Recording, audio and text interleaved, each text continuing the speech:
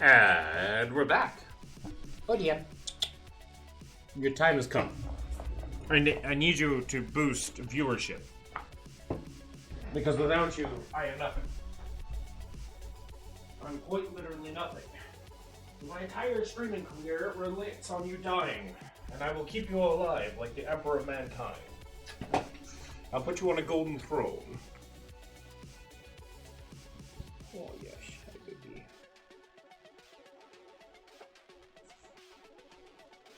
You're still here. You're still here.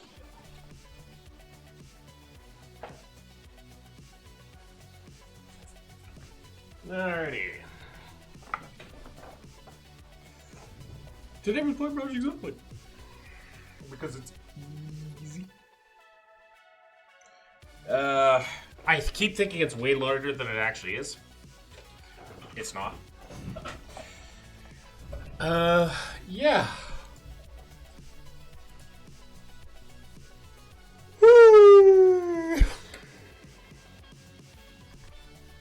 Black Friday savings. Black Friday everywhere. I got a game from Black Friday sale. I got this game called Old World. And everybody's comparing it to Civ 5, so it might become a thing that I play religiously. Who knows? I have no idea.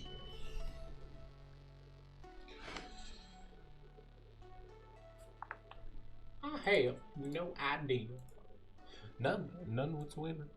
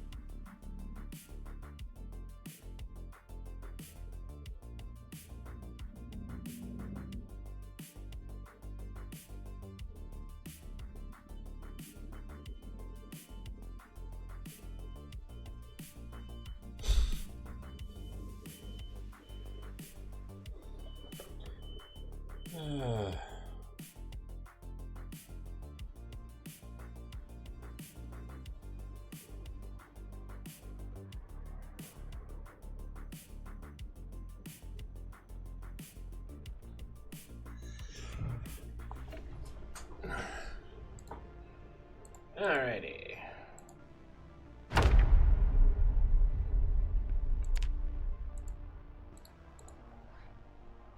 Oh! Thanks, Project Zomboid. Thanks for crashing. I love you. Thank you so much.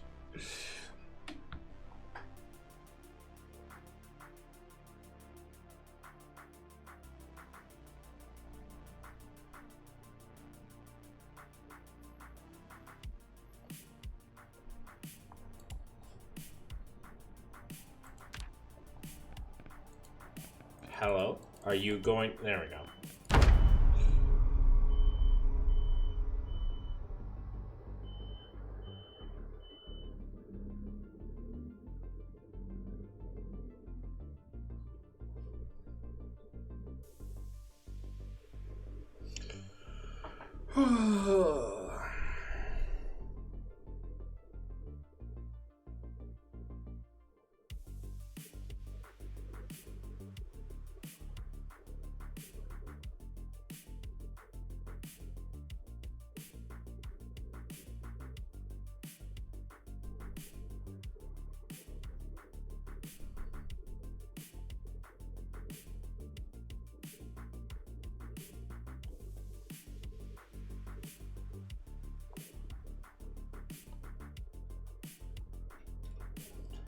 Uh,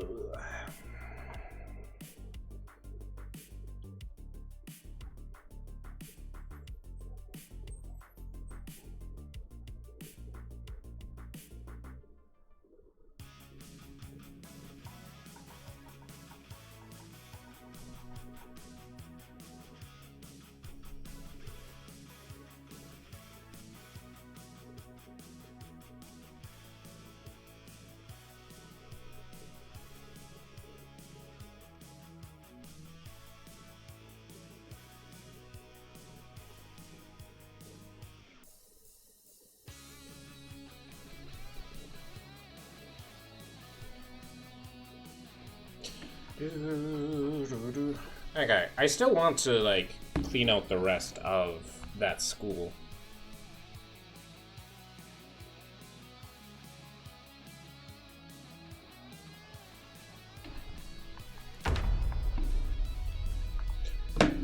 Let's do this.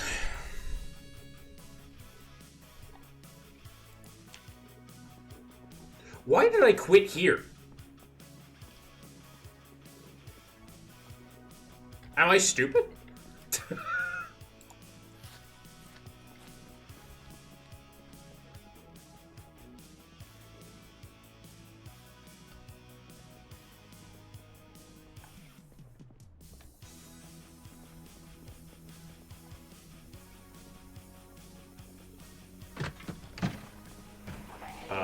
I made a mistake. I made a mistake.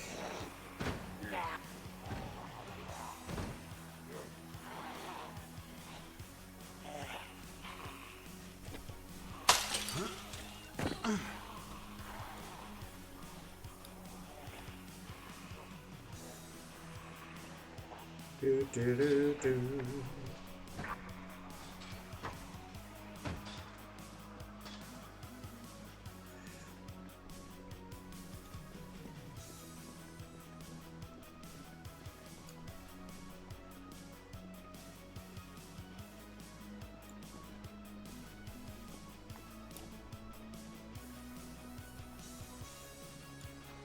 There's my truck.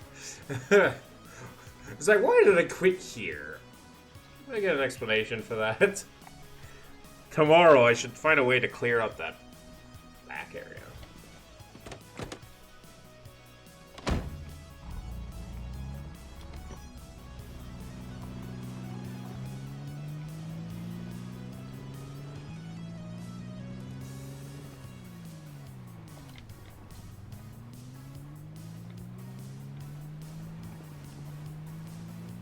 Also go like a different route.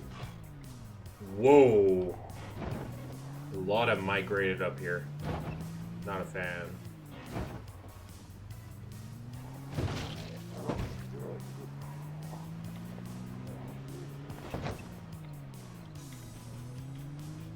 Some migrating into my personal home too. Not a fan of that either.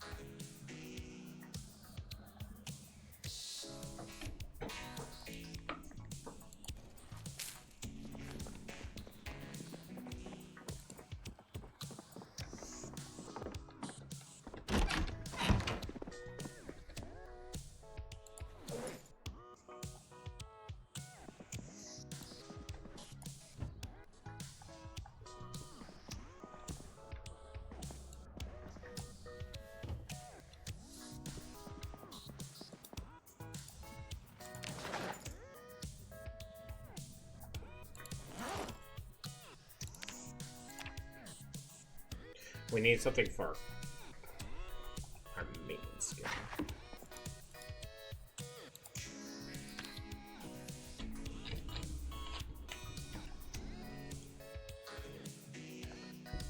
Oh, and we need a new gun. Because the M36 sucks.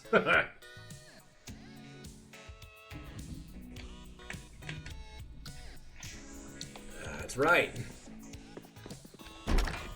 Not a fan of the M36 anymore. Used to, but anyway.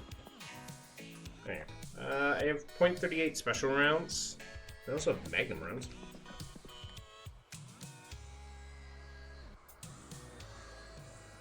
Which the DE pistol takes, and it's like one of my favorites. I prefer it over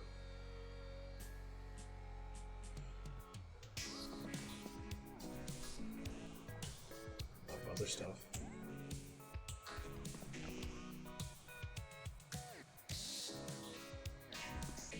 I have a lot of bullets for the M38 special though, so I might as well just use them up. I'm not a fan of it, but it's like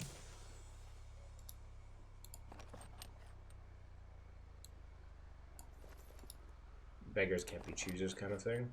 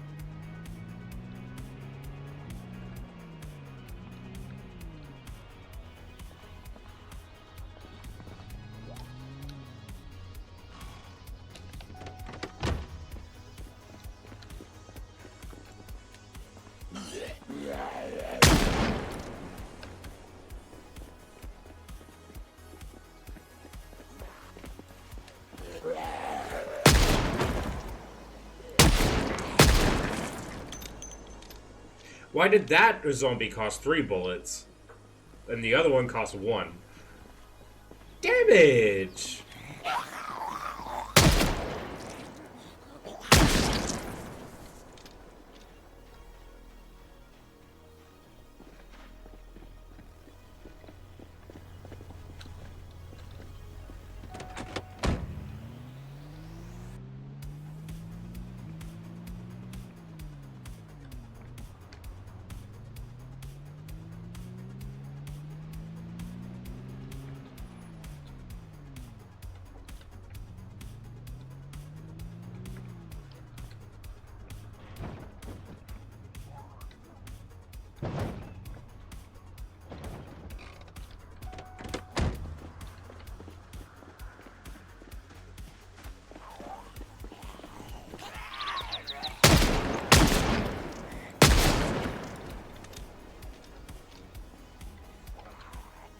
Boy, that went fast.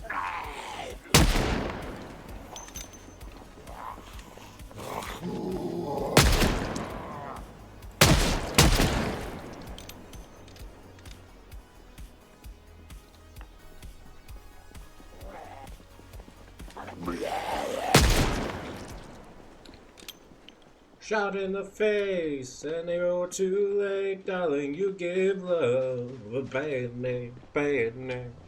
I played my part, and you played your game, darling. You give love a bad name.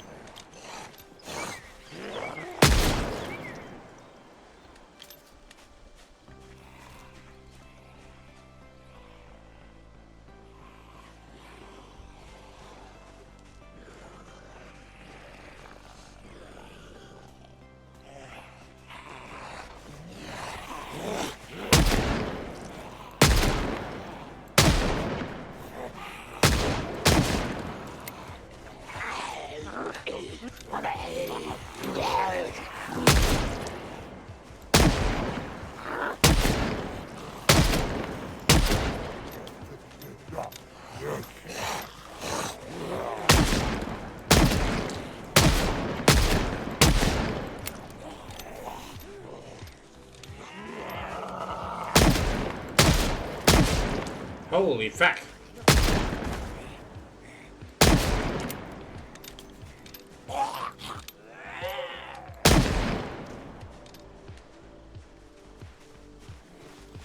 I will defend this school with a gun.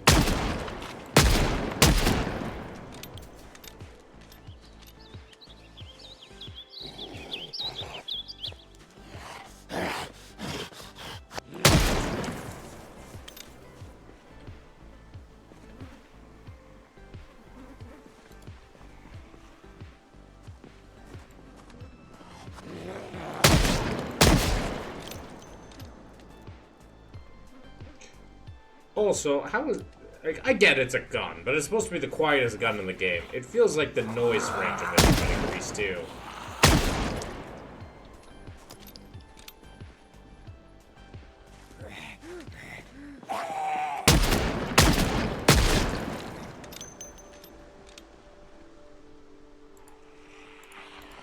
I still have a few hundred. I have like...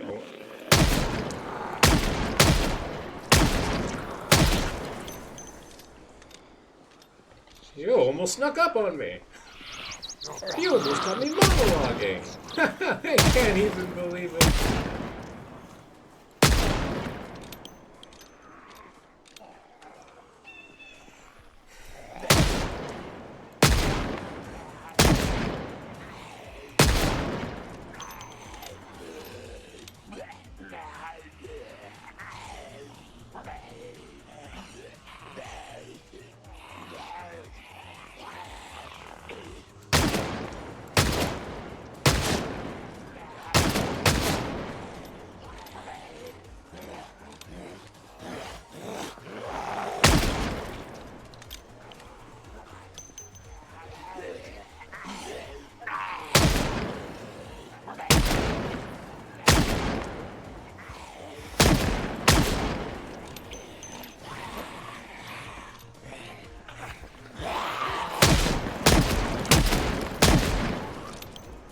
Okay, that felt a little bit like John Wick. That felt nice. Like, that was some kung fu gunplay.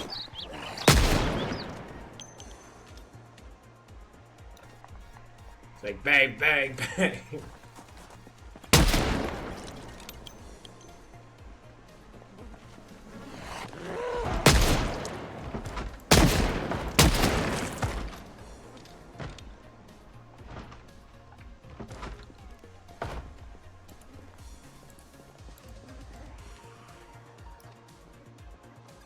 Okay, from inside the school itself.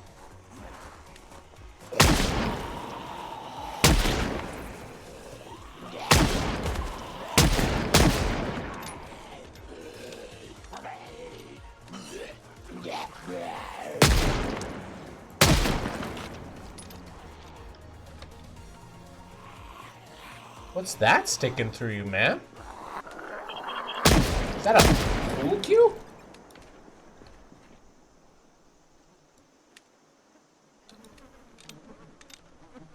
You got a pole cue just rammed right through you. That sounds like a less than stellar time.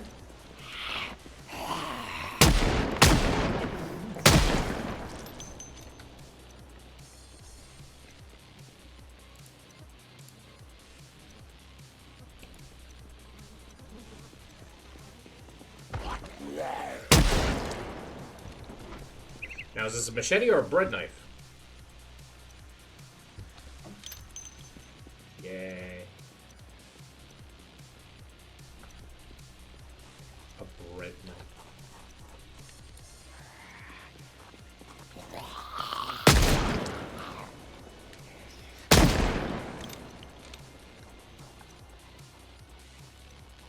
Oh. Whole mobs of people over here.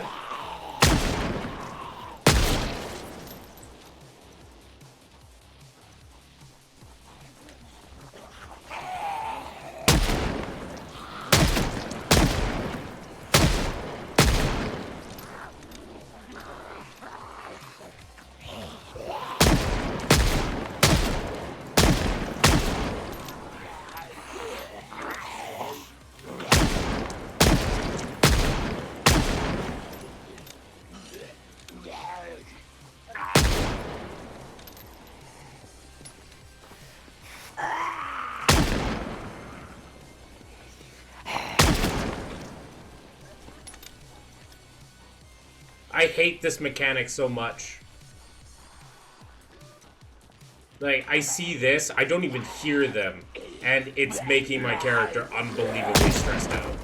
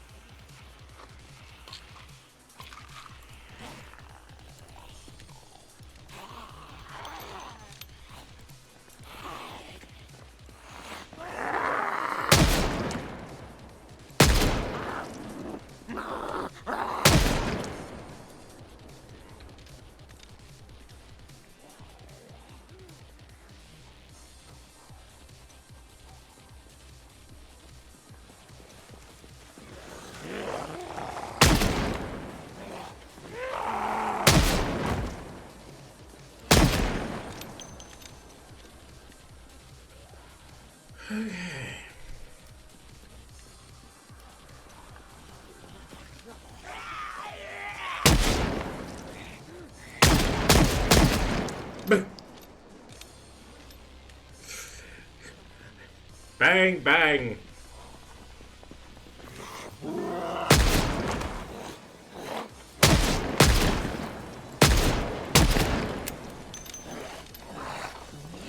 Okay, how many bullets we got? 2.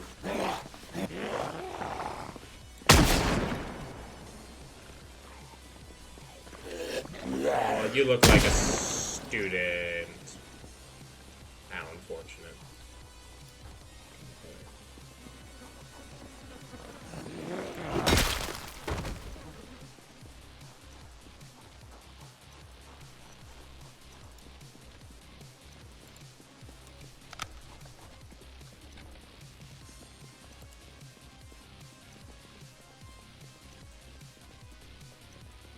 Let's clear out the fenced area, shall we?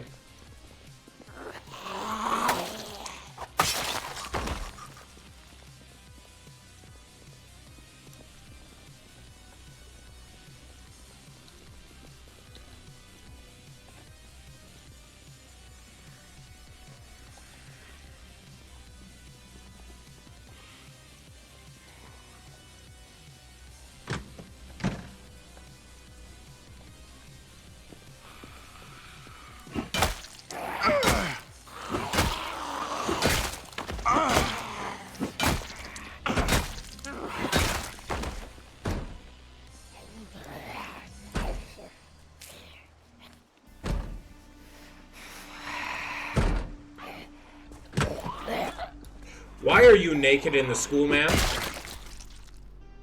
Oh no, you weren't. You just your pants and your shirt was like skin toned. I feel like that breaks, you know, a few dress code violations. Just a few.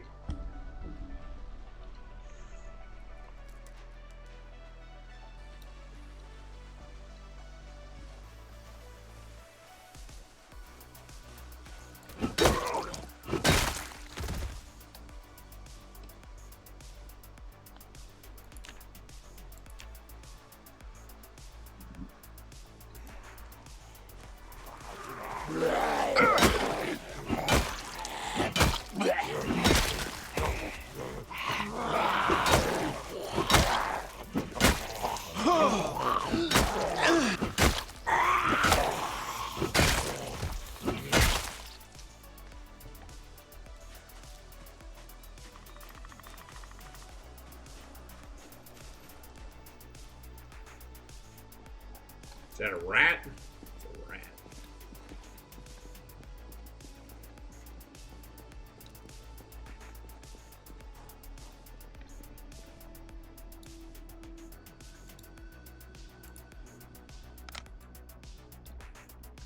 Hey! Hey!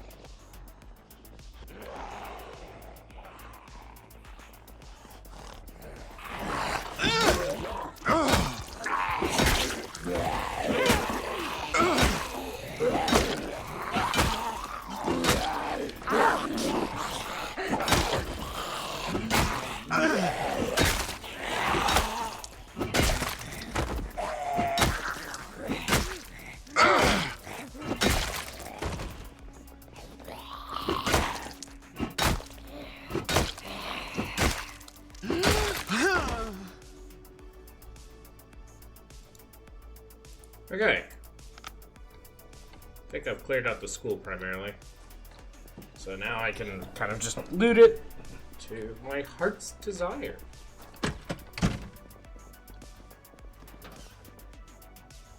Pencil case.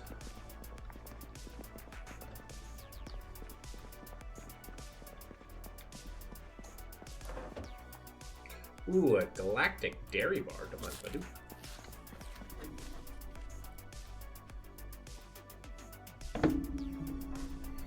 This is actually as important. This is for my job.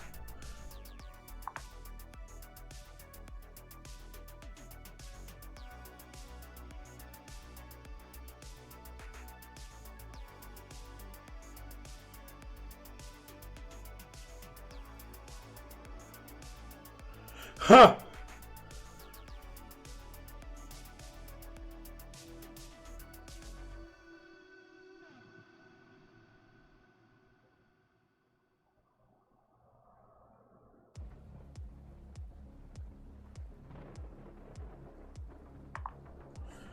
Huh. It's a Smirker bar. All the... I was literally stealing candy from children's desks.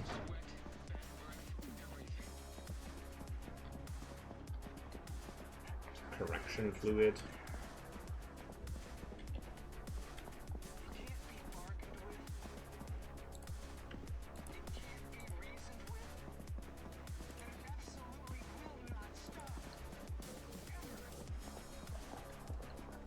The battery on this thing lasts so long.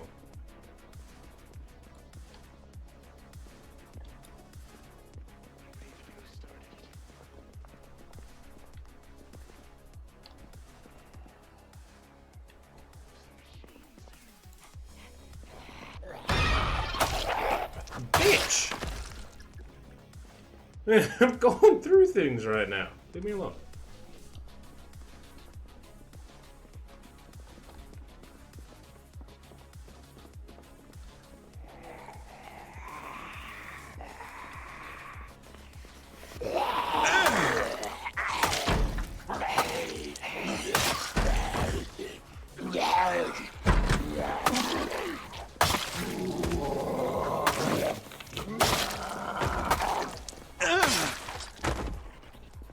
How many was in that classroom?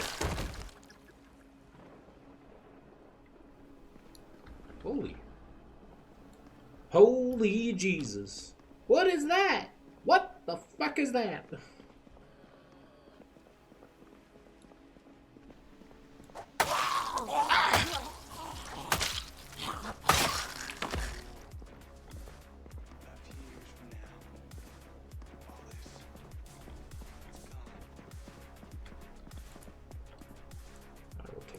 Tape.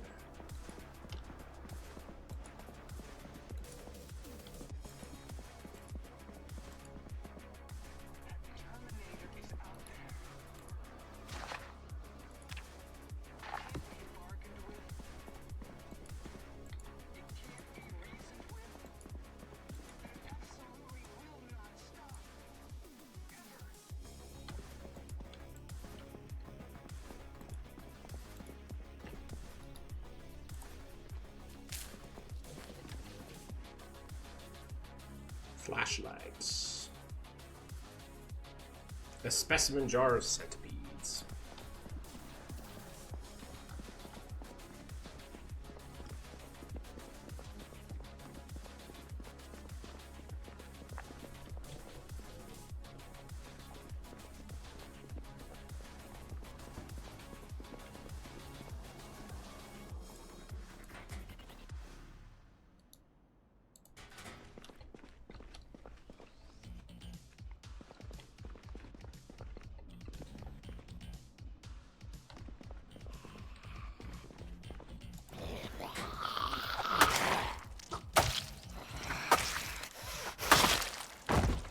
Good night.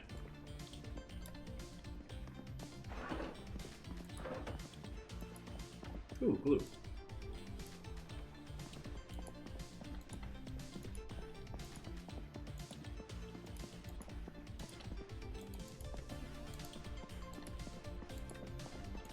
Can you light firecrackers?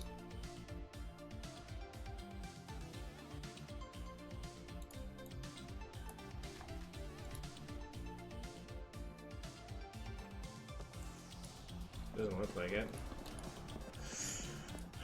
I would like that. It'd be like another like noise cracker thing.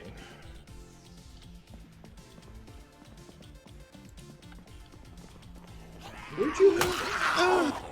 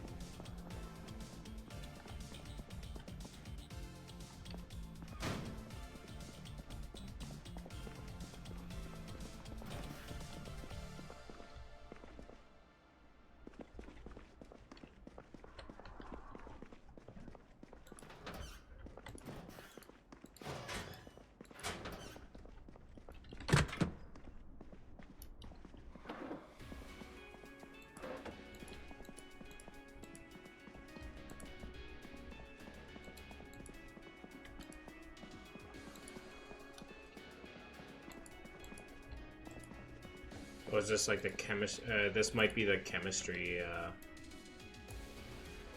thing. There's a sink and stuff. Ooh, a mobile.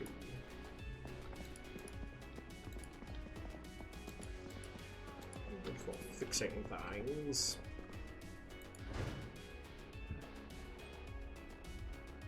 Have I not read the first aid one? I'm gonna take it.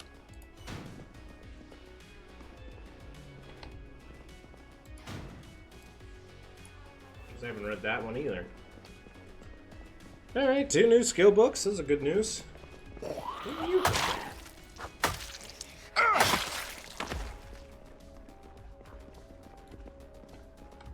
That's the stairs.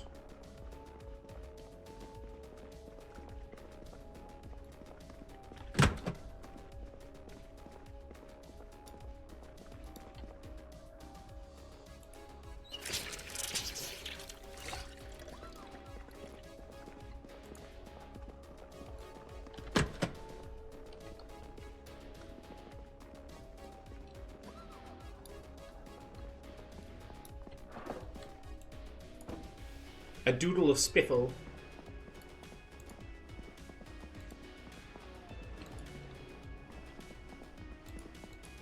Doodle of a nice teacher.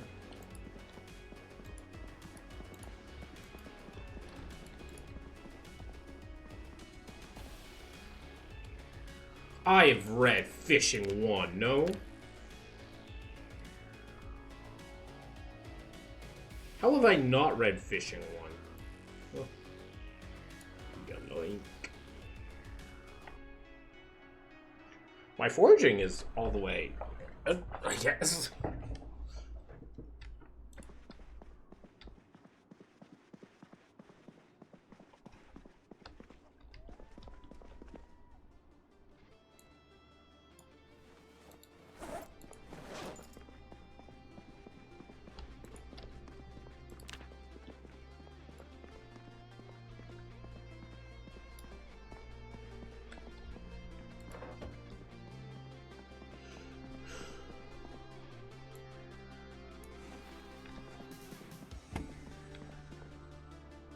Carpentry 3. I think I want that one, don't I? I do want that one. Because I do have the skill boost. And that's the next one after this, so nice. Finding the books. Too bad I can't find a generator.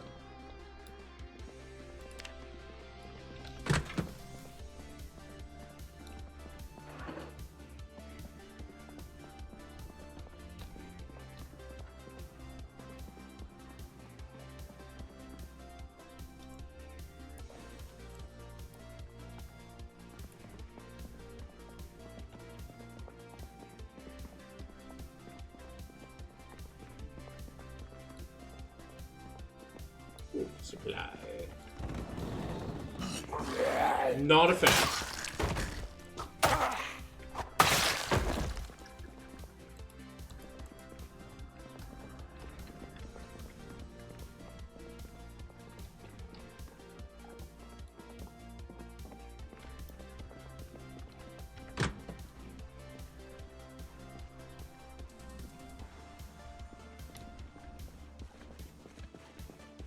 Neat. I could easily see, like, a base with your friends, like, if you have enough of them. For me, I like tight-knit. Like, everybody says, oh, I want space for, like, a big base. And I'm like, in a post-apocalyptic scenario, I like things a bit tighter. Like, everybody a little bit more close by. Like, everybody gets a room in a house idea.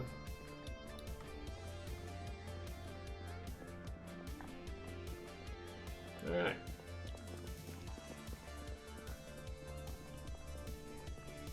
And how much did I use on my flashlight? Like nothing. Oh. What in the devil are you?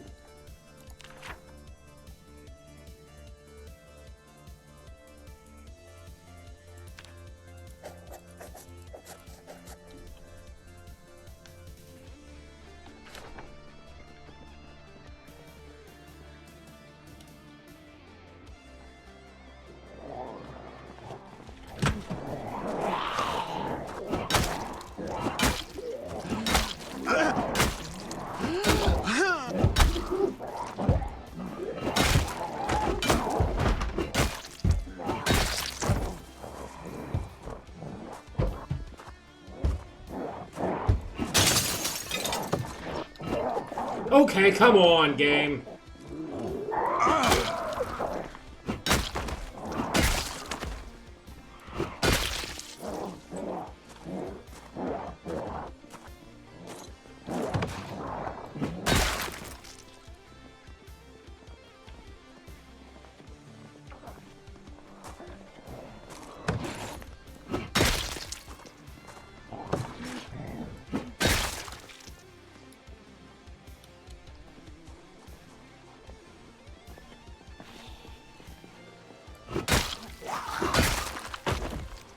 And good night.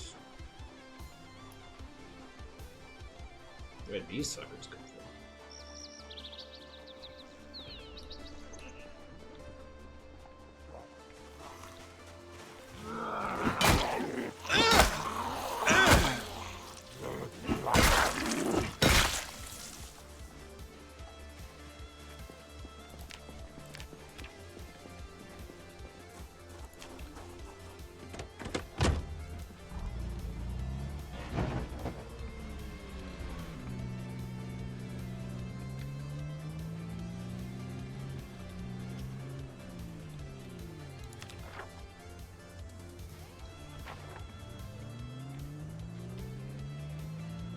So it's these two houses here that I haven't looted.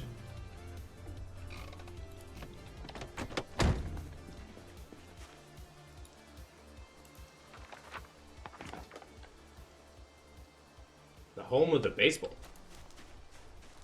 Will I find an infinite amount of baseball bats in that place? That'd be nice. I'd like an infinite amount of baseball bats.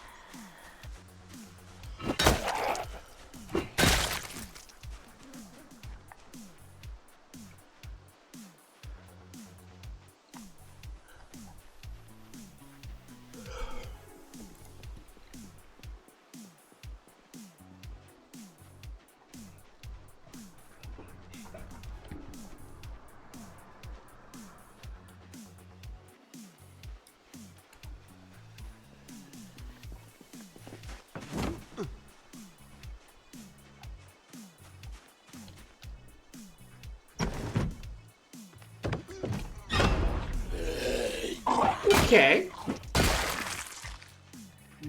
That didn't feel very neighborly, but you know.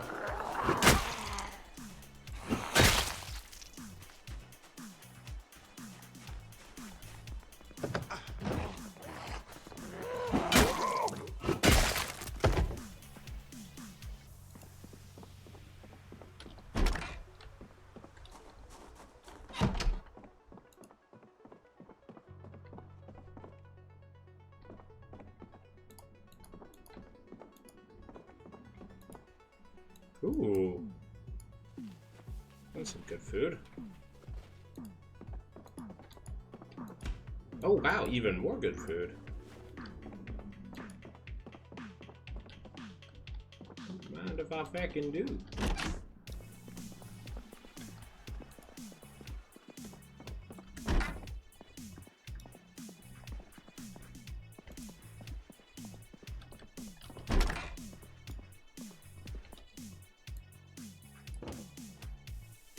Civil Rights and Discrimination by Benoit Grover.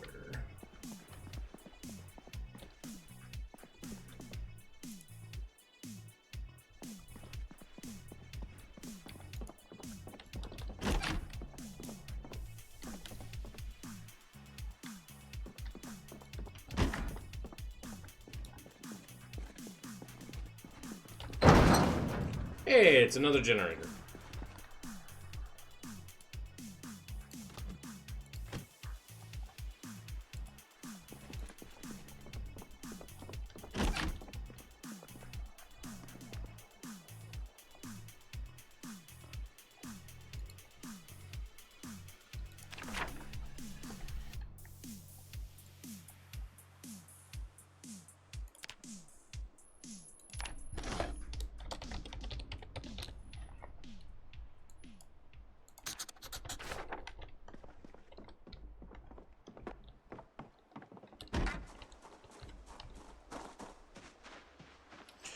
I'm finding all these generators. Just too bad I don't know how to turn them fucking on. Hey! Come here. Come here, you're a fake and fraud.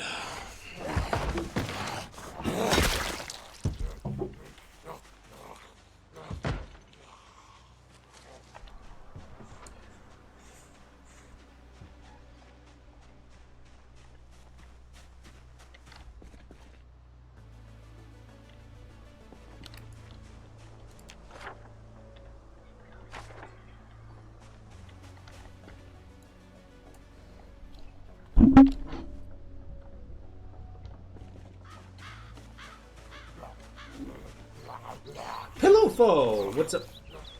Pillowfo! I just looked at the thing. What's a man gotta do to get some...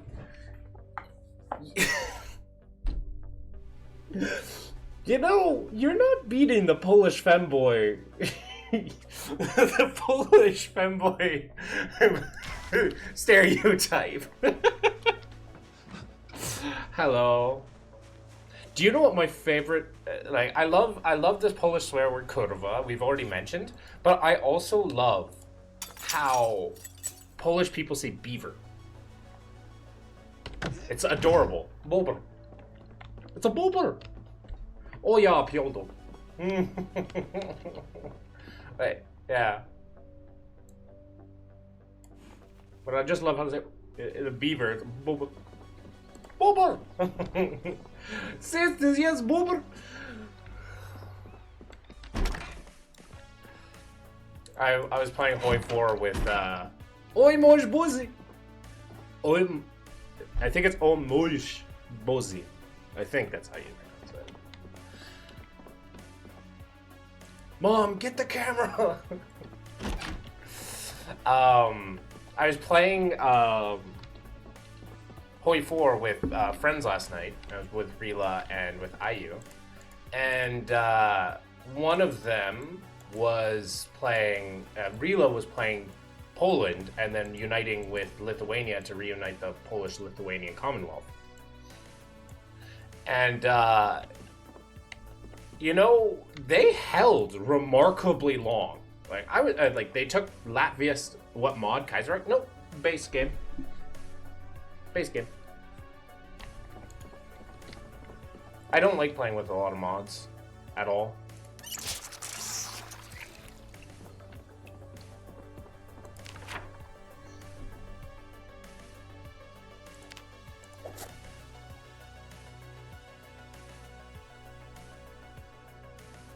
Why would you play vanilla?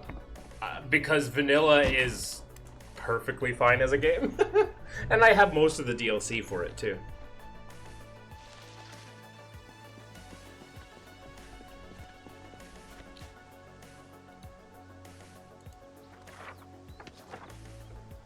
And I don't like a lot of the mods. Because of, like, a ton of mods. I'm a Paradox hoe. I'm sorry. I jerk off. I jerk off for Paradox, and I would gladly be sponsored by them. I gladly be sponsored by them, bro. Kaiserreich is peak, and you know it. A lot of it is like it.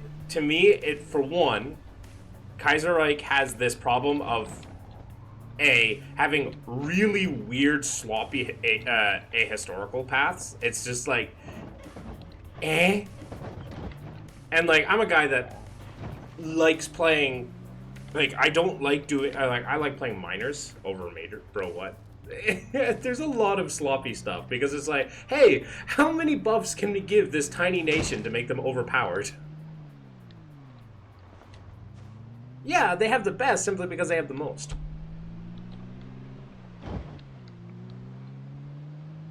I don't know. Not a fan of modded Hoi.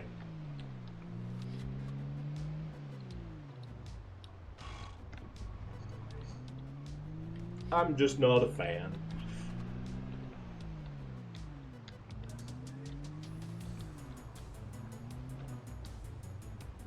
There is one better mod. What's that?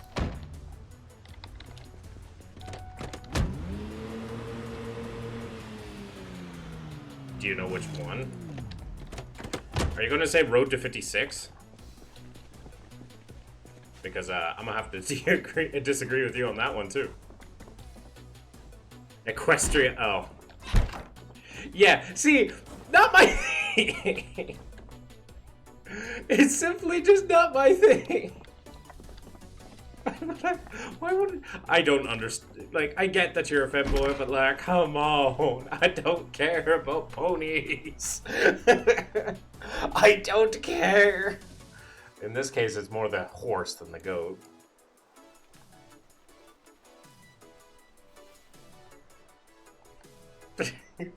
Yeah. Just because it has the most content doesn't make it good. Great lore. It's fucking My Little Pony. Too much gooners. Mm-hmm.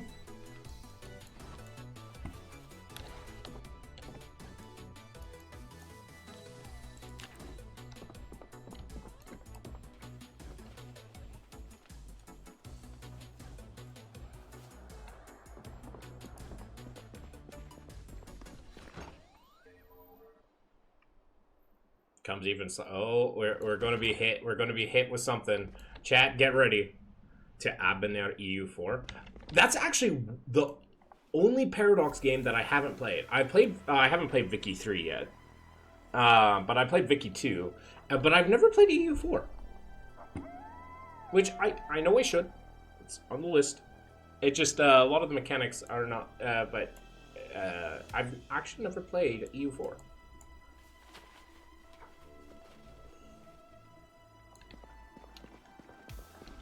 Listen, I have Crusader Kings, I have Hoi, I have Stellaris, I do have EU4 downloaded. I have Vicky 2. Like I have the I have the stuff.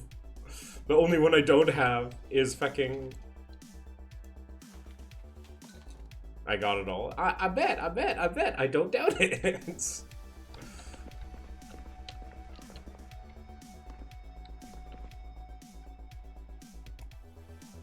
You need to try Adbenner. We'll see. Once again, I'm also like a vanilla purist in like most games I play. So like if I played EU4, you could try it on Vicky 3. But like the games that I'm best at is Hoi and well, I'm out of practice on Hoi, but obviously my best at I'm at Stellaris.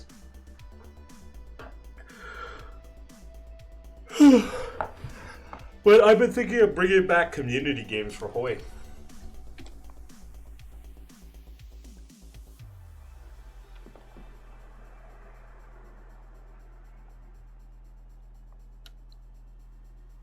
God tier. Fair enough. Only mod this high. Fair enough.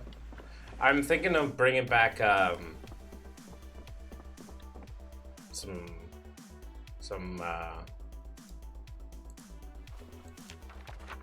yeah, I'm planning to bring back Hoi 4 community games. Last time I played them, I was having a difficulty with some players because some players only wanted to play majors.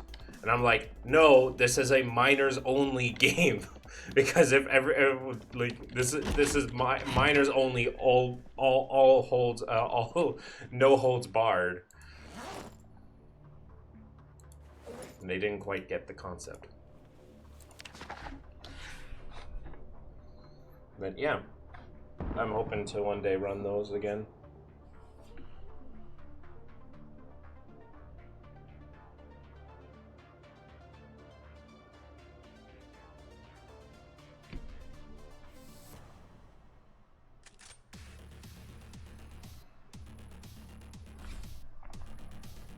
Oh, we got very hungry.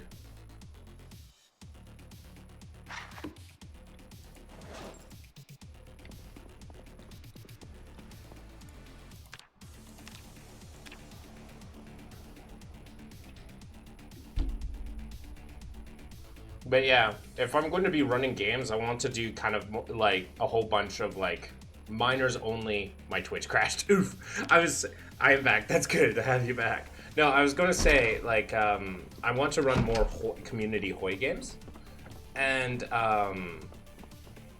what I want to do is a lot of minors only, no rules, except like pure exploits. Like you can do whatever you want as any minor that you get to play, just no exploits.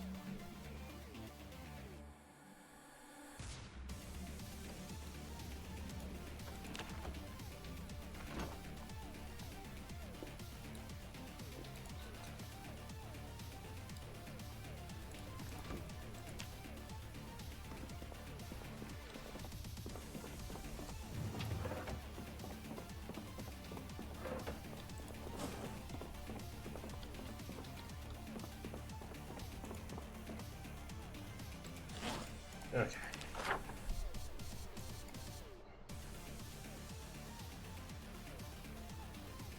Do you think it's time to do the massive food run at the Gigamart? Or just do everything at the Gigamart? Could be time.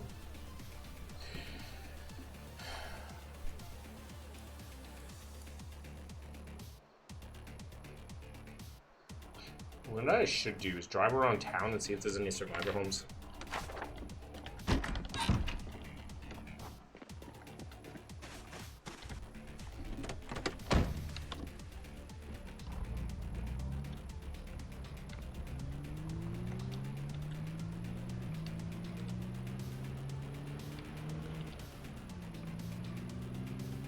What's a dude gotta do? But yeah, would you be interested in that, Pillow Foe? Playing some minors only, no rules, to get some quality salmon? I mean, I live in Canada, we get that all the time here.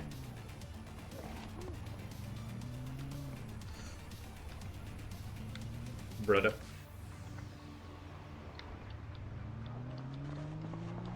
There's one of my players that I know would, like, I bet you anything. You asked me to play with you? Like, not like right now. But I'm saying, like, I'm saying just in general, anybody. Because I wanted a community game that anybody can join, as long as you're part of the Discord.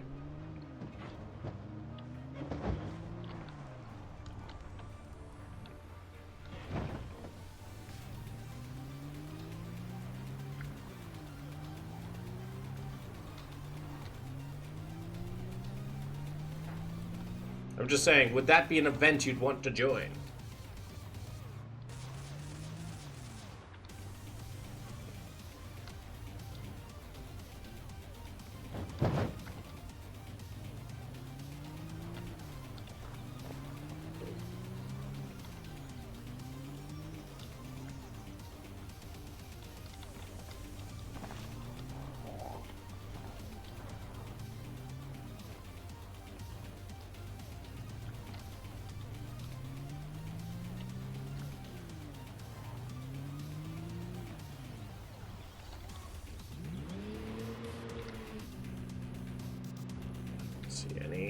don't see any survivor homes. Did I only get 2 survivor homes in all of Riverside? That'd be kind of sad if that's the case. But are you noticing how I'm barely here? Yes? I am still overworked, maybe. Hey, we'll see what happens.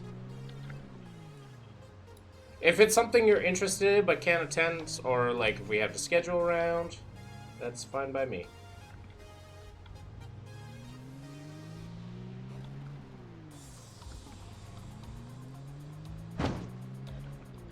Did I hit something? I also have D&D on Wednesdays. That's fair. I have D&Ds on every other Saturday, and then, yeah.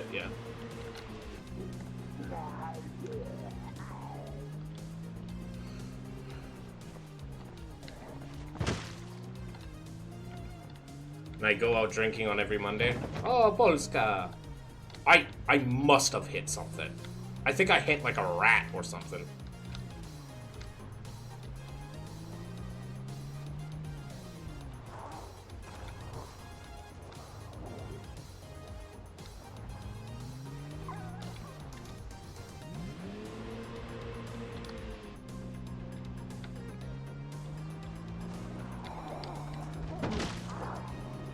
You are a busy person. I appreciate the fact that you watch me when you can.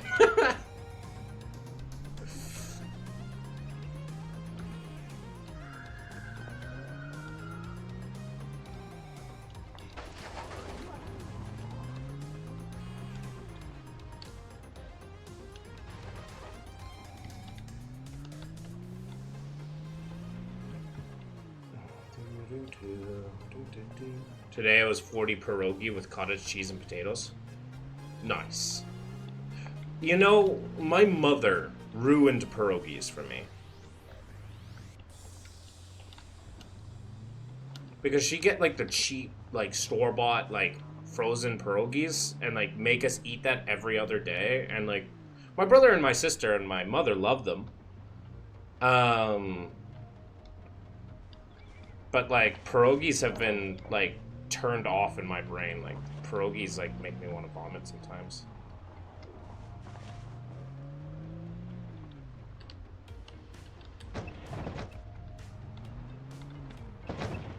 And I've had like some real traditional pierogies. But I'm still turned off because of like the memory of like the bad pierogies.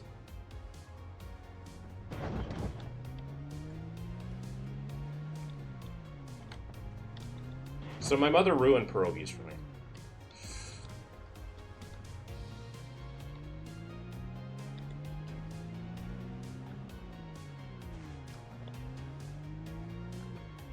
Spinach pierogi or death.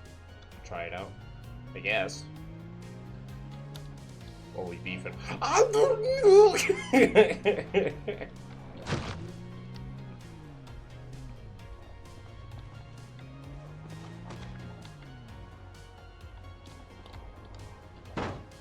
Oops.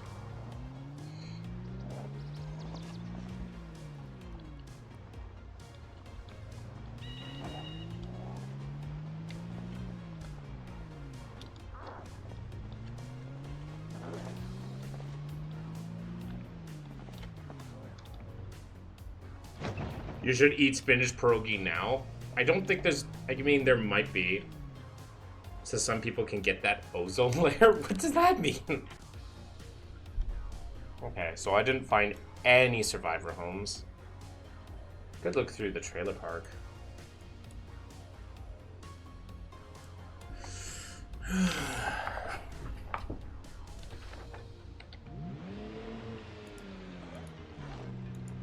Well, let's go back to looting. We're looking for a generator manual.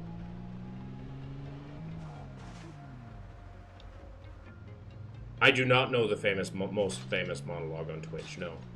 I am in fact not privy to that information. Especially if it's in another language. I am sorry, but Anglophone supremacy. I'm just kidding. Post it in the Discord. As long as it's, you know, Oh. Yeah, then don't do that. Don't do that.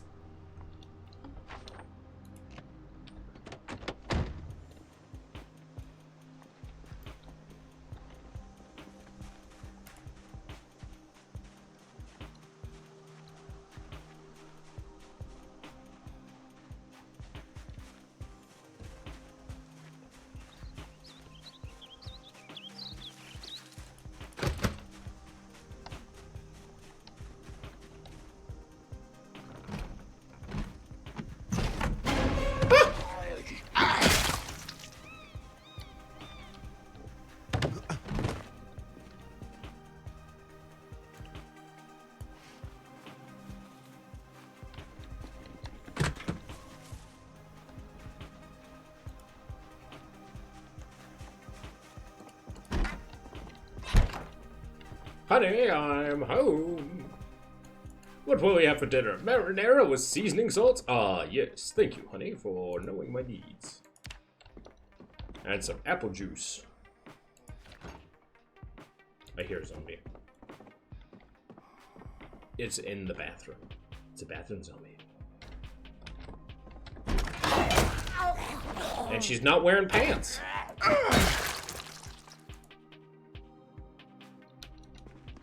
Okay. Ma'am, you're not allowed to see. Respect your privacy.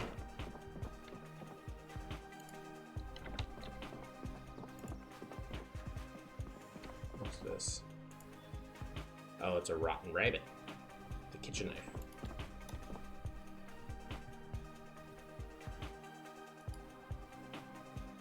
Okay, I censored it. What do you mean you censored it?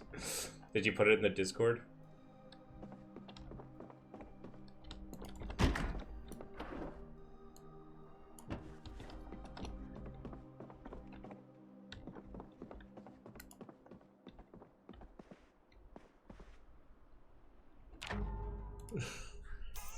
Where'd you put it? Remember, you can't put links in my channel. You have to put them into Discord.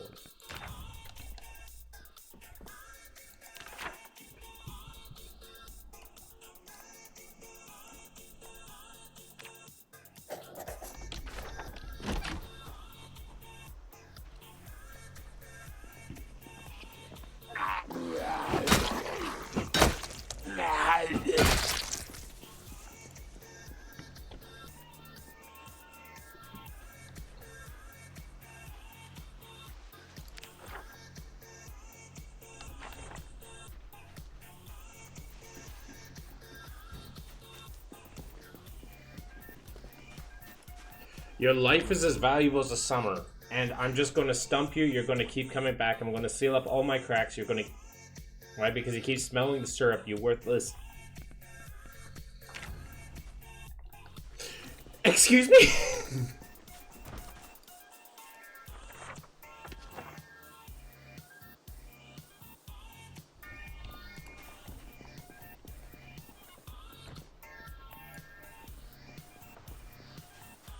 What did I just have to watch? Where's lock?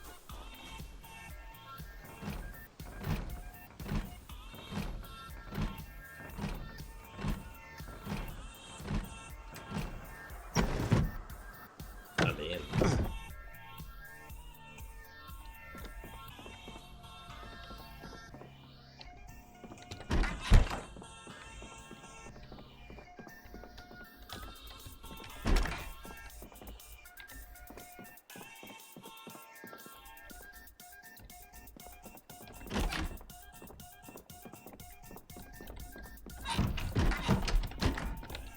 Let me in. Cornmeal.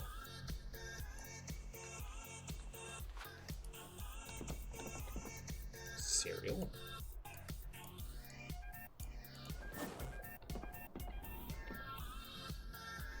Mustard. Gotta go.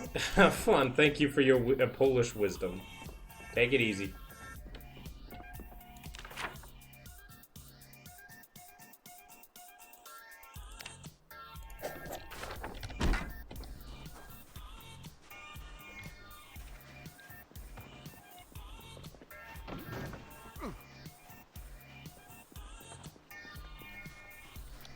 Hi, Phylan.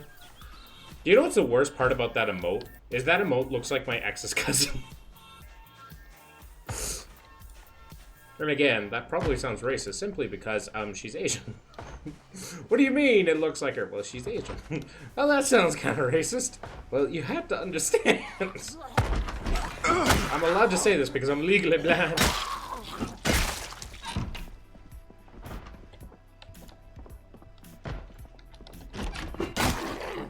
Stop overthinking it. I will never stop. A bread knife. Okay.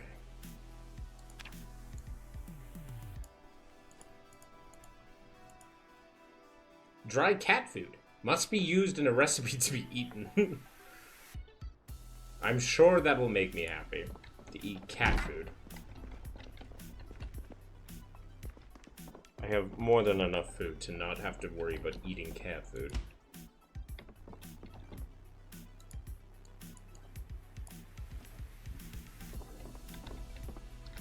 Butter. You know what? It's time. Eat a stick of a whole stick of butter. Why does eating a stick of butter make us depressed?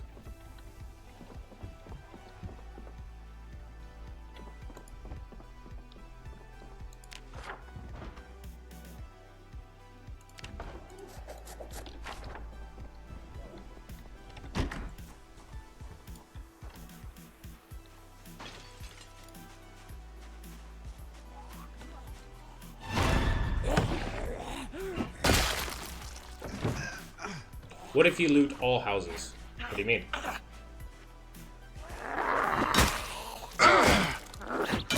Wait, that's Jason!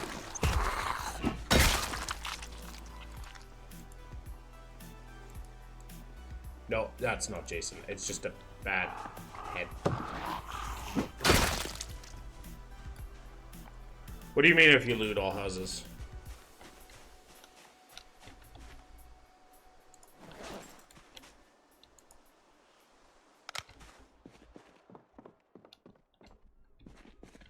This is like a depressing basement. What the fuck? Some tools? It's useless.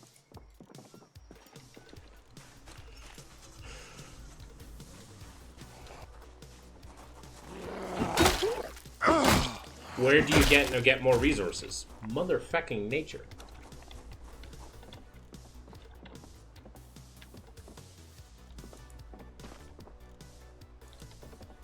I mean, there is like a Fallout mod.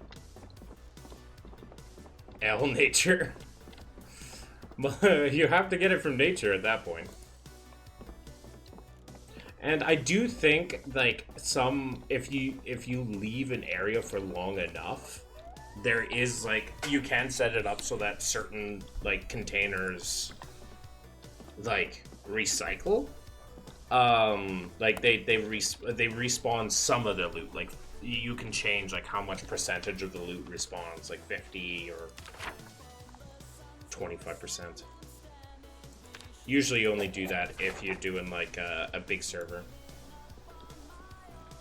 God save me from tetanus, rabies, and tropical diseases. Unfortunately.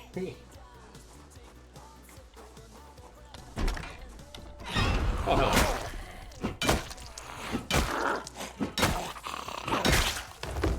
Goodbye.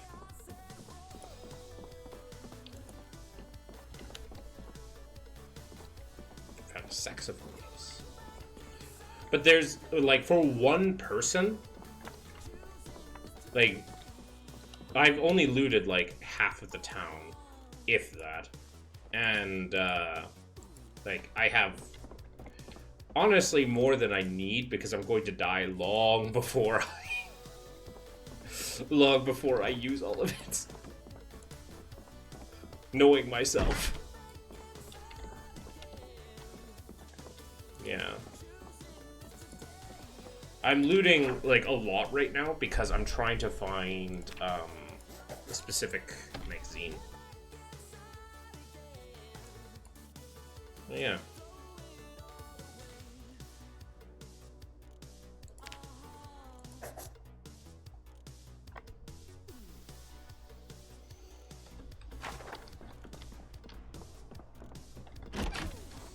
But yeah, like nature will take care of your needs at that point, right? Like you'd need.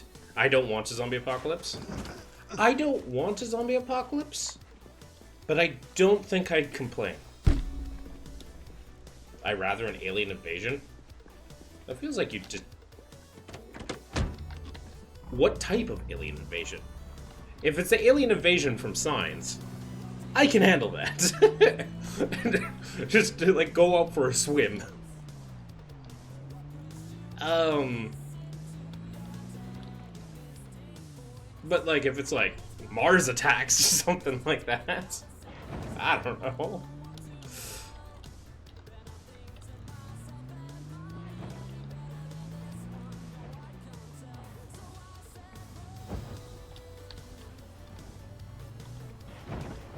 Militarist alien warfare, not like Zerg invasion. But if it's a militarist alien warfare, then we get to like the 3-body problem where they've already fired the bullet. We're dead. Like, we're just dead.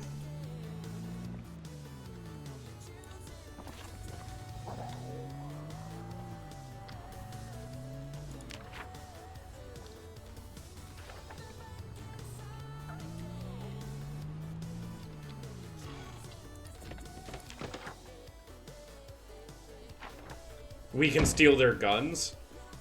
Like I said, have you ever seen the 3rd-body problem?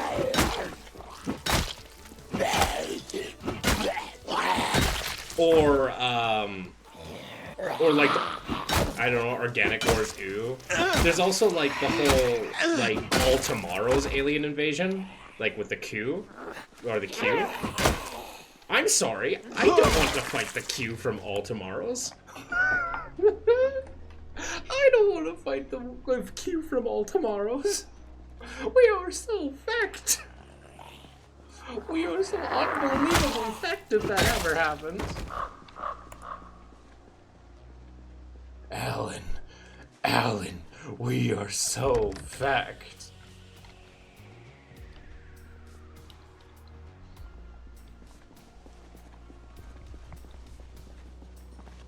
It was like me and my pet descendants get turned into like a tropical waste bin.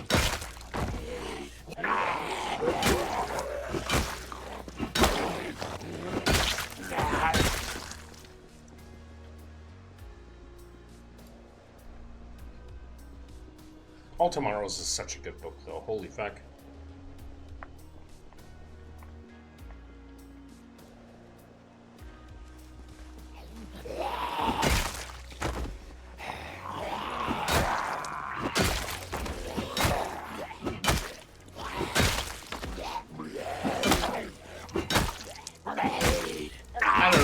An alien invasion is only fun if the aliens are stupid.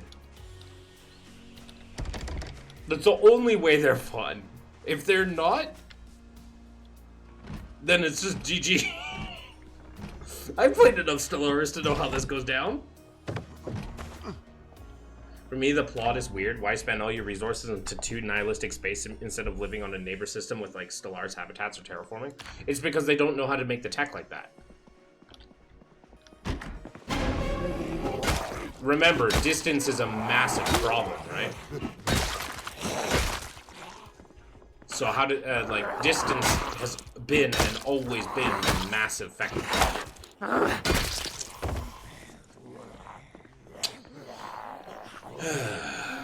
Almost.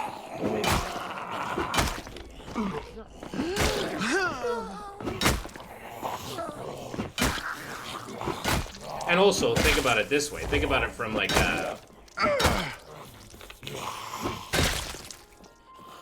we are stupid with the tech we have? Yeah, but imagine, but I mean, like, you'd have to be, like, really stupid. The aliens are smart, they just have the AI kill us.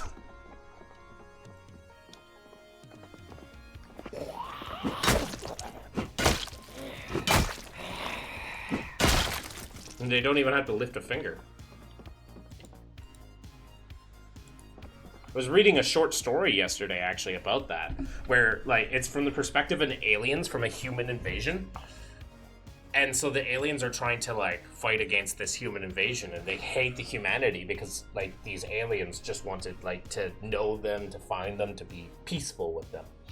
And they finally are able to board a ship. Like they finally go to a battle, and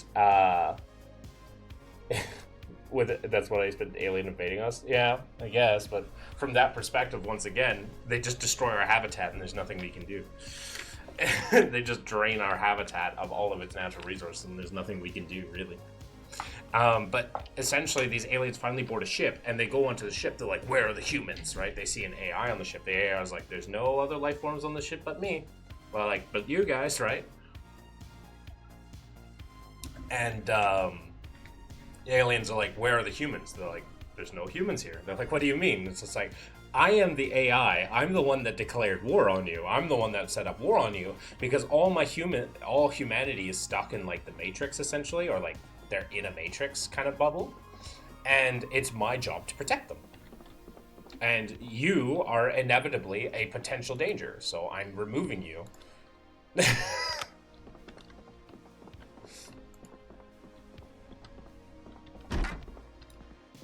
And then the alien's like, what the fuck? And they're just fighting this AI. And it's just like terrifying. I found it fun. I want to see postmodern nihilist crazy advances. I mean, at that point, just isn't the fantasy just like build a time machine rather than, you know, be attacked by aliens? Wouldn't that be a better fantasy?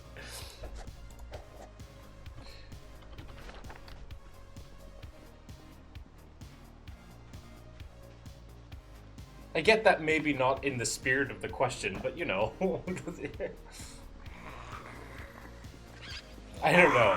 An alien invasion to me is like, it's not scary to me in the sense that I'm not as afraid of just like it's scary to me, but it's scary to me in more of an existential threat, in an existential way. It's just like, you are going to die one day, right?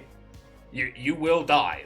You can't stop it. That is coming, right? And you will die. There's nothing you can really do about it. With an alien invasion, that's kind of how I view that. Like, if an alien technology has advanced to the point where they have the ability for intergalactic travel, there is nothing that we humans can functionally do to stop it. At least not yet. There's nothing we can functionally do. We just die. Whereas a zombie apocalypse, it's like, my strength and my intelligence matters. And like, at that point, it's not like an existential thing. It's like a survival thing. It's just with added layers, right? Yeah, that'd be nice. Necron tech is nuts to catch the gods with Pokeballs. They don't catch gods with Pokeballs. No. What they did is they took Arceus, shattered it into 1,000,000 pieces, and then took those little pieces and used them to power their flashlights. They use them as AA batteries, which I find far more disrespectful.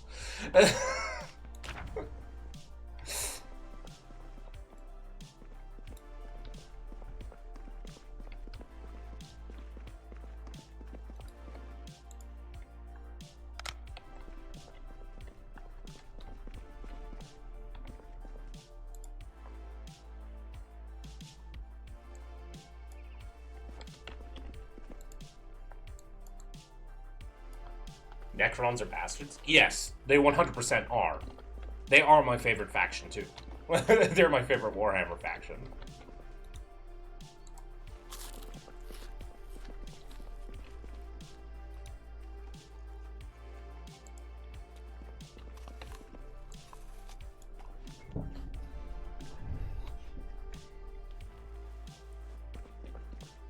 I don't know if you heard of Xenos called Umbra there.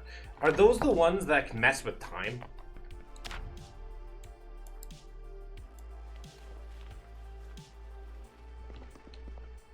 But, you know, that's the name of my ex, so, like, well, not exactly, but, you know. So I'm like, what do you mean, Umbra? Well, one of the names he has.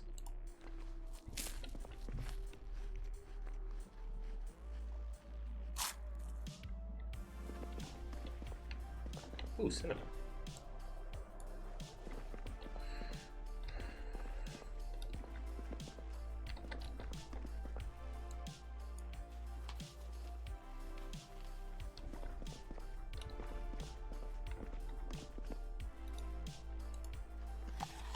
There was a confession of as a fragment of an old one that is inhabiting the warp. Oh, interesting.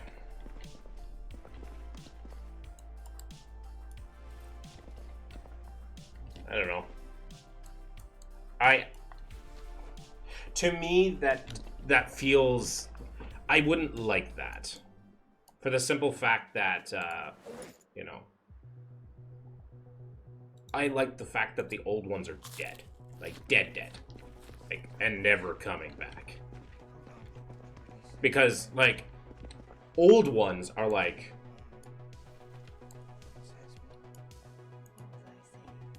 Like, old ones are basically just emperor levels, right, of power, right? Like Big E, like every old one is as powerful as Big E was.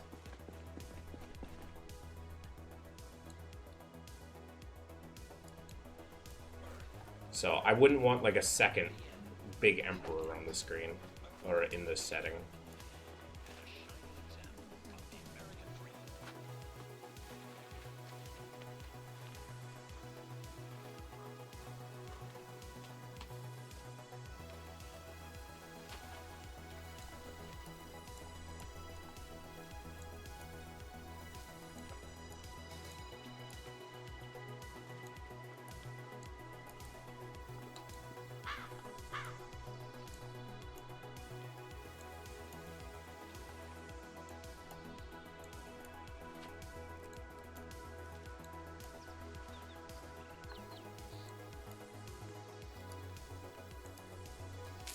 I want God Emperor to become a Chaos God.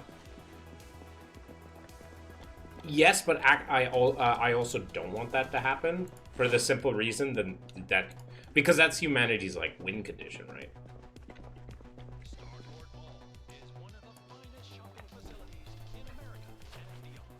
Well, not necessarily win condition, but at the same time, it's like the whole point of Warhammer 40k is the fact that, you know, war all the time, right?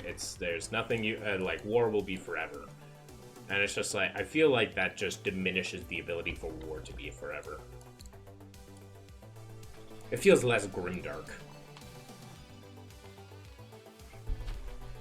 I guess if they wrote like an end times for Warhammer 40k and like wrote in every way that every faction could win, then maybe.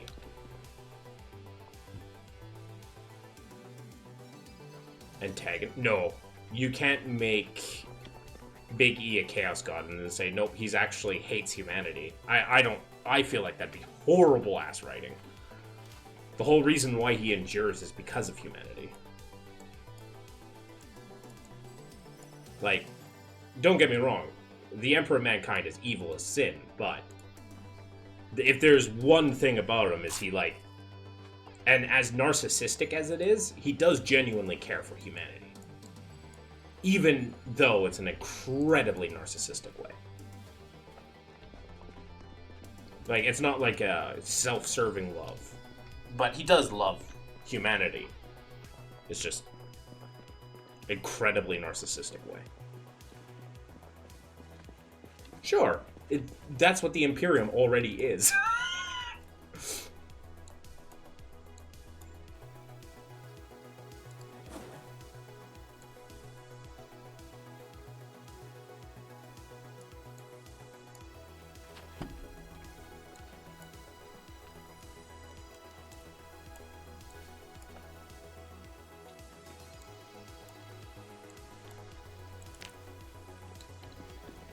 Living Saints or pseudo demon princes? Yeah. 100%. I agree with that.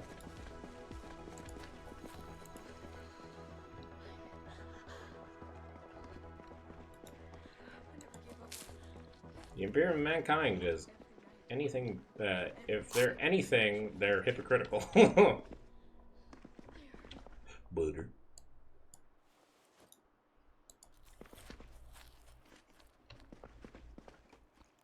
Lard.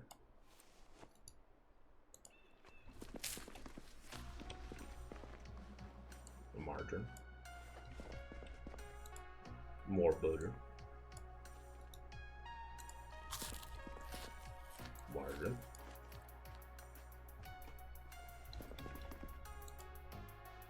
I found a crush on... What do you mean I found a crush? Do you have a crush? Or do you know someone who has a crush? What do you mean by you found a crush on Saint Celestine?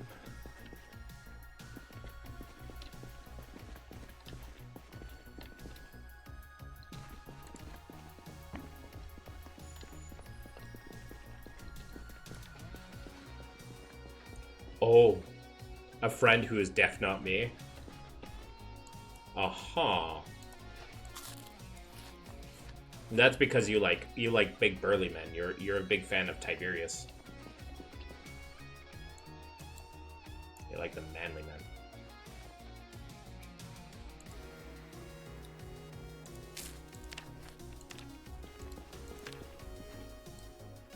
And I don't mean that in a disrespectful way. That's just, I feel like that's just who you are. I don't know. For me, who's my favorite Warhammer 40k character in terms of like attraction to? I don't know.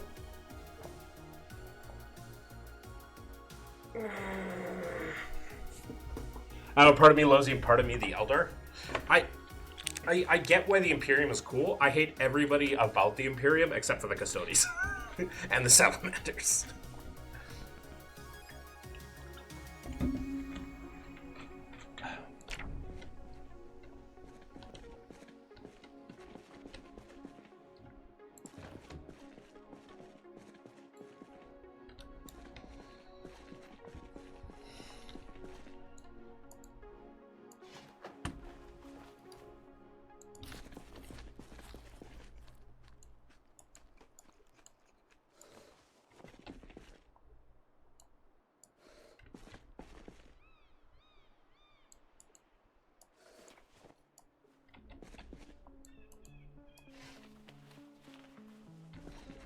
But if I had to choose where to live in the Imperium, yeah, I'm picking Craft World. Heck yeah. Every single fucking day of the week, I'm picking a Craft World. Holy fuck. Lionel Johnson? Oh yeah, he's pretty cool. I gained a lot of respect after reading his book about him waking up. Like, I didn't like Lionel until after I read his book of, like, him coming back into the Imperium.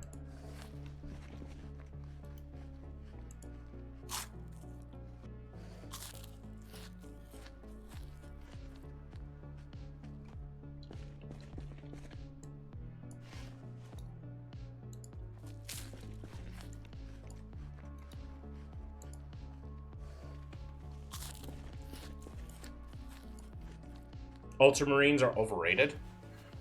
You know what's funny? I don't think they are. I think they're just... The way they're written is they're just the main characters, that's all.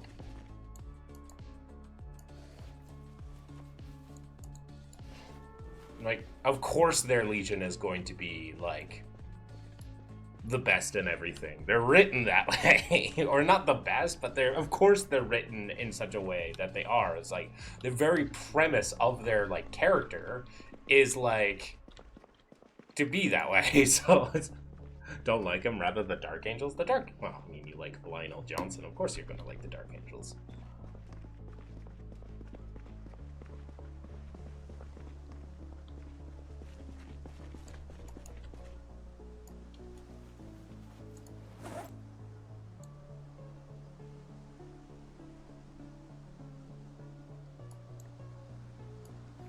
Blood Angels, but they're disgusting.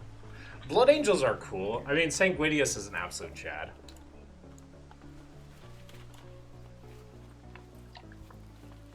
My favorite Primarch, though, is Magnus. I do like Rabute Gilliman, but, like, Magnus is my favorite. They are despots. Everyone are despots. The entire... But like you'd think that since the salamanders are my favorite Space Marine Legion, that I'd like Vulcan the most, but I don't know. I find him a little bland.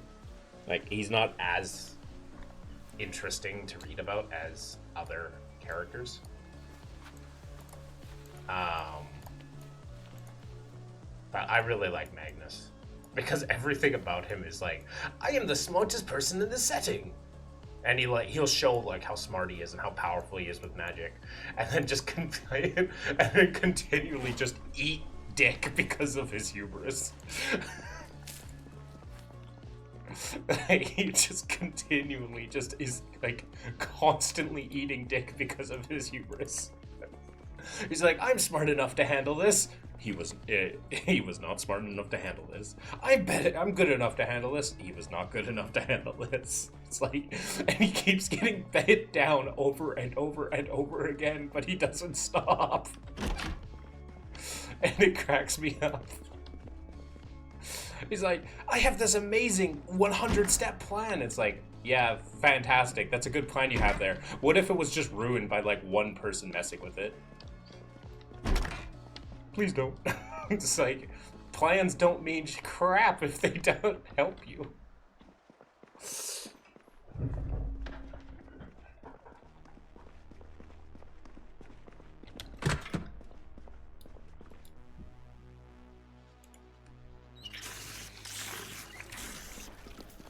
But yeah, Magnus the Red, he's just like, he is Tragedy the character, and I love it. I mean, the Blood Angels recruit mutated mutants, humans as Space Marines that technically praise them as gods and keep them in misery. Yeah, well, look at what every other chapter does to, like, a lot of their stuff. Like, it's like half the Space Marine chapters, besides, like, the Ultramarines, like, they have, like, something crazy, like a 95% death rate for their training. I don't know.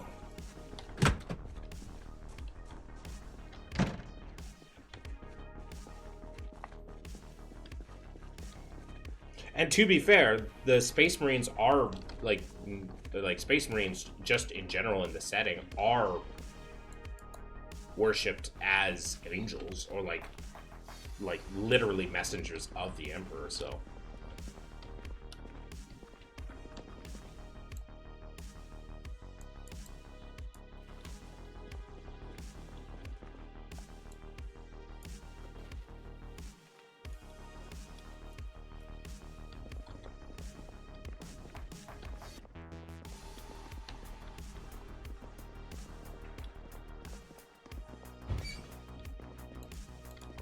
Okay. Well, that's actually the Gigamart.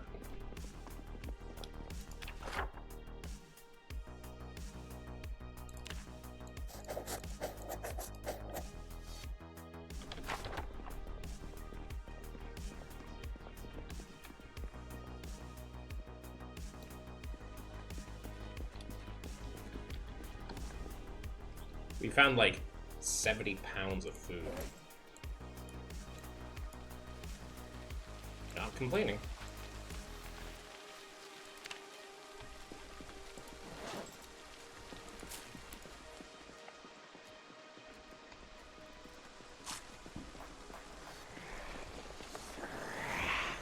Probably the Black Templars are the least evil because they don't give a shit. Black Templars are 100% evil. They kill. They're very similar to the Grey Knights, where they will kill you if you get in, like Grey Knights will kill you regardless. But Grey Knights kill civilians all the time. The least evil are the Salamanders.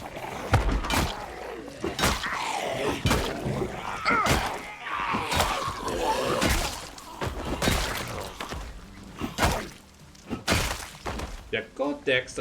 No, young German boy, do not read the Codex Astartes. Don't read the Black Templar propaganda. The Codex Astartes is a bunch of bullshizer. No, they don't follow it. I know that one. That Codex Astartes is a bunch of bullshizer.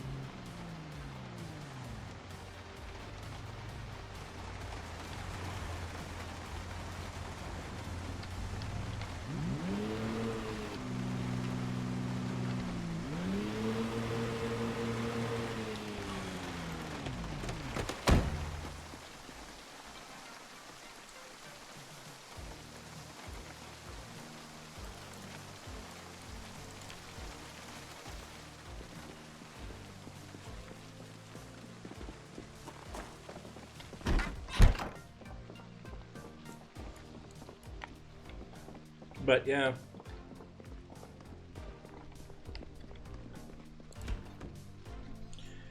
But do you know what's funny? Is like I've been seeing like this thing online where it's like if you like you don't have to agree with the Imperium of Man, but if you would rather join a Xenos than mankind, you are literally a traitor to mankind.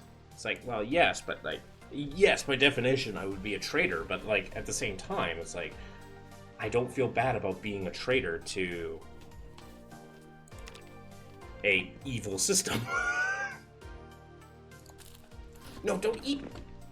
Don't need you to eat the fucking cocoa powder. What the fuck?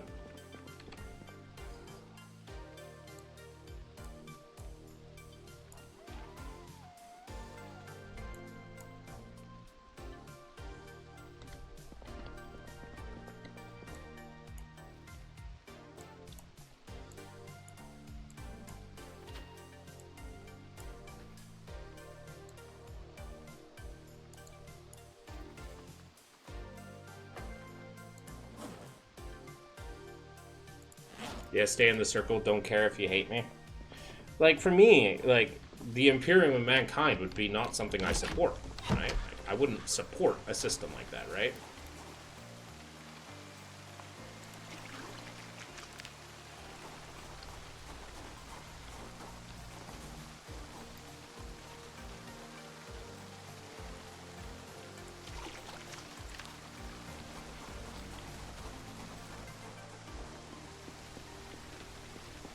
It's just this weird, like pro, like, human supremacy thing, which I'm just like, what the fuck is happening?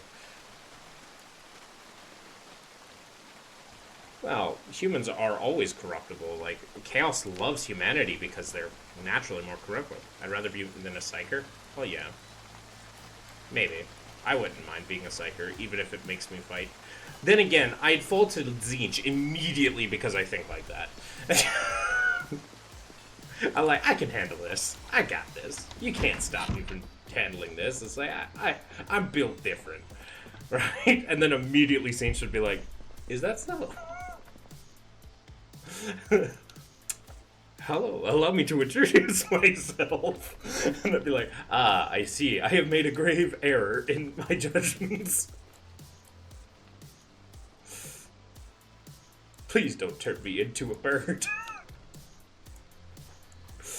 He's like, oh, I won't turn you into a bird. You know what? I will give you, like, all the power you want. I'm like, I don't want a lot of power. That's fine. You'll have all of it. But what if I say no? You can't say no. I want a pariah. Get a pariah nexus. I have a pariah gene. Those have been kind of phased out. Pariah genes don't really exist anymore. They're just called blanks now.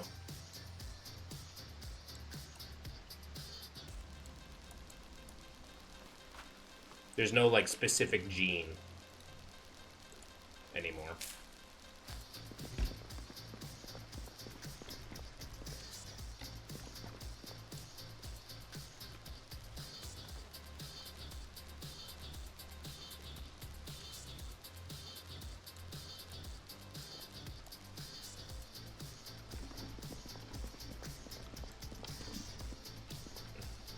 It's, pariah genes kind of got phased out when the Necron were updated as well.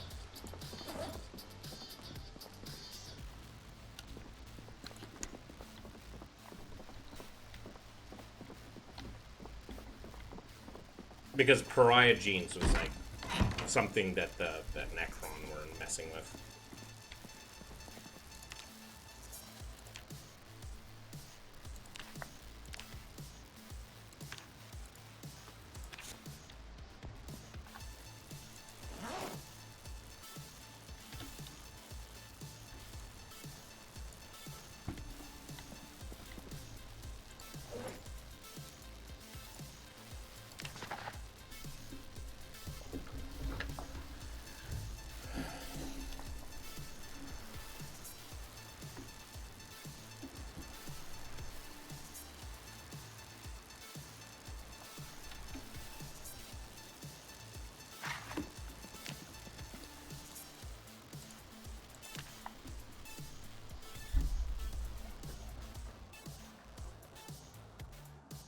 You know what I should do? I should order food. Tau are cute? They can be. I don't know. I mean, when it comes to the Tau, I feel like a lot of what we find cute is simply because, like, the way, like, fan art of them has been drawn, rather than the actual, like, official artwork. I don't know. I find Eldar can be quite cute, but then again, they're just elves. So.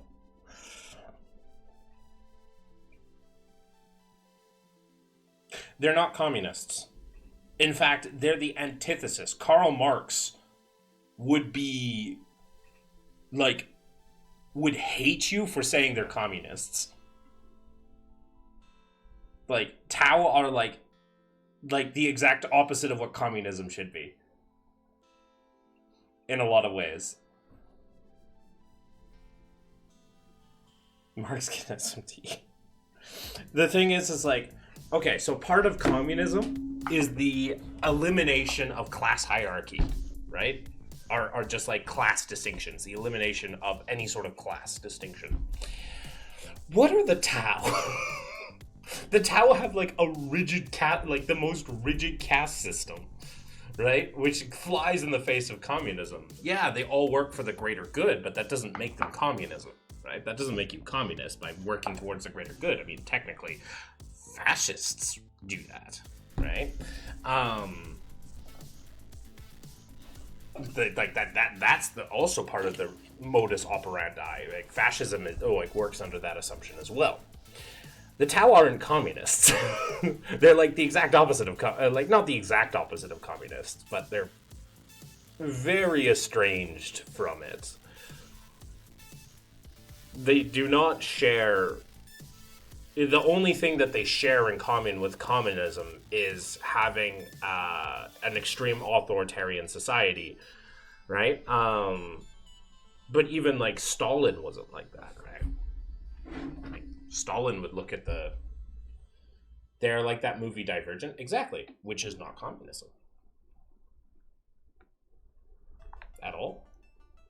Ironically enough, it has actually, the Tau actually share more similar structure to fascism. Funnily enough, the Tau are closer to fascists, far closer to fascists than they are to communists, which I find endlessly funny.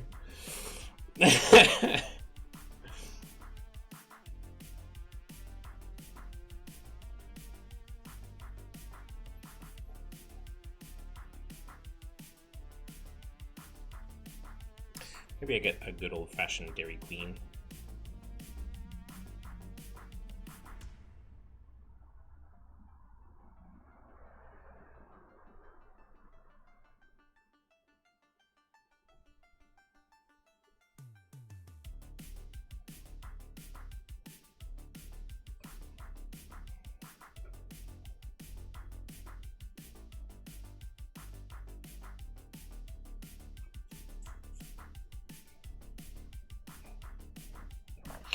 Ironically, the Eldar are actually the closest to being communist, especially their late stage communism, which I also find to be endlessly hilarious.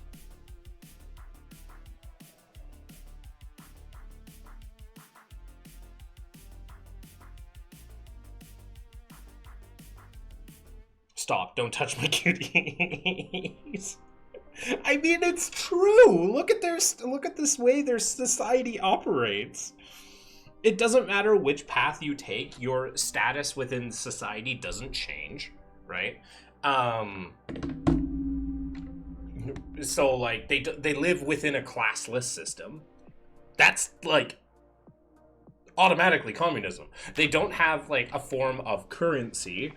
And everybody kind of like works to what they obviously it doesn't work within, like, I'm not saying like communism works or like it's a paradise that we need to be working towards, because the Eldar have a few things that we don't have. For example, there's a path of the wanderers that are like outcasts, True, but at the same time, they're still respected. And usually, Path of the Wanderer is used as a punishment. Sometimes.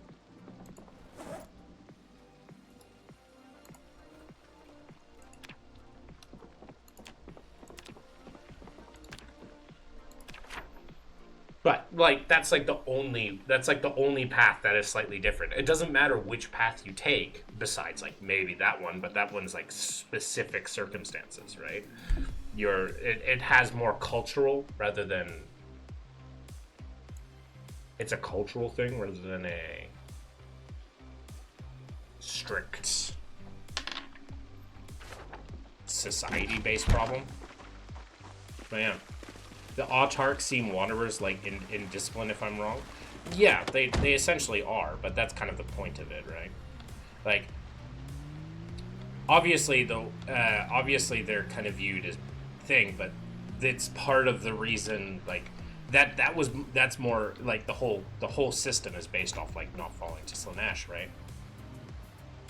They're wanderers, right? They don't have the same rules. It's not like the Eldar necessarily hate the Drukhari.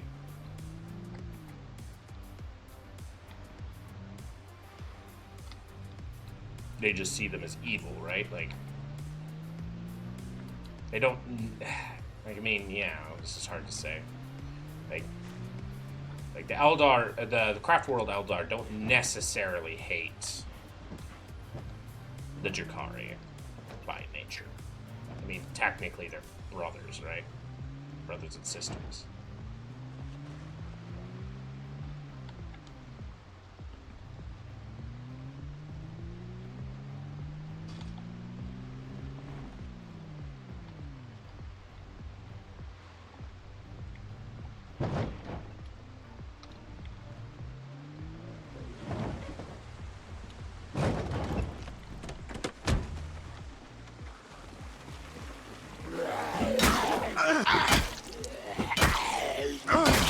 Elder hotties want me to commit heresy. I don't think they do. The Eldar literally view you as monkeys. It'd be like if you were talking to a chimp. They don't care what you do, necessarily. Like, they do care, but at the same time, they don't think you have the brain capacity to, like, be able to make a good decision.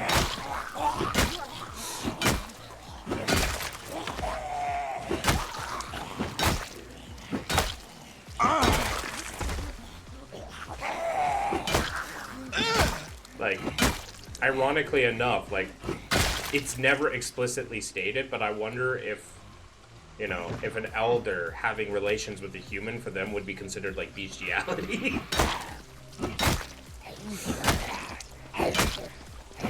They're full of idiocy, and I like them, but, I mean, every single faction is full of idiocy.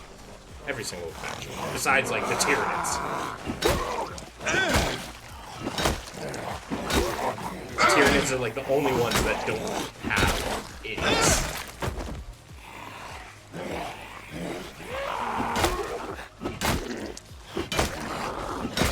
Yeah. To be fair, almost everyone is racist in this area. Even the tower. Even the tower racist. They're just a little bit, they're more accepting of...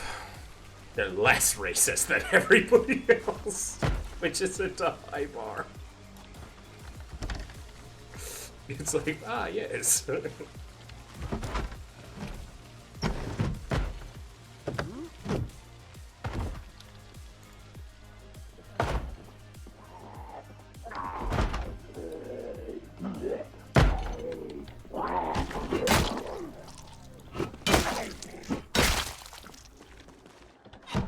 Orcs aren't racist, they just like to fight with anything that moves. Oh, they're racist. Because if you don't fight good, they don't like to fight you. Right? They'll still fight you, but they're not going to have as much fun, and they'll make fun of you. They'll judge you based on how well... if you don't fight well, then... If they run into others of your kind, they won't view you. For example, like, orcs have, like, a currency system which is based on teeth, right? And humans, human teeth are worth nothing. So naturally, when an orc fights a human, they naturally just view them as like weak little things. Like sometimes they're fun to fight. Like the Space Marines are fun to fight. But yeah, they're 100% racist. They'll judge you entirely based on how you look. Because of like times they have fought other of your kind.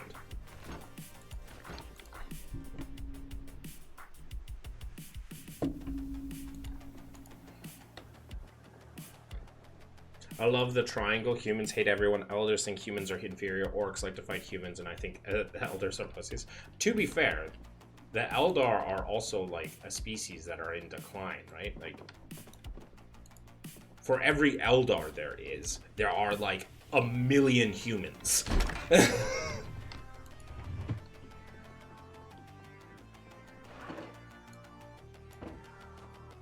And that's like legitimately like the ratio. For every Eldar there's a million humans, if not 2 million or more.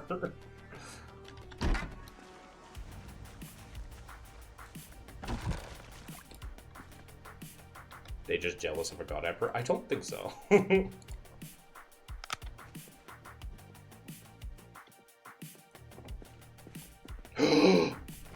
Guns? Guns? Question mark? Guns? Guns, guns, guns, guns, guns, guns? Bullets? Bullets? Bullets?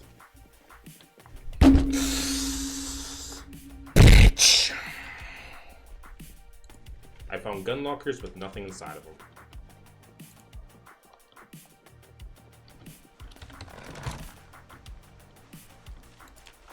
I am perturbed.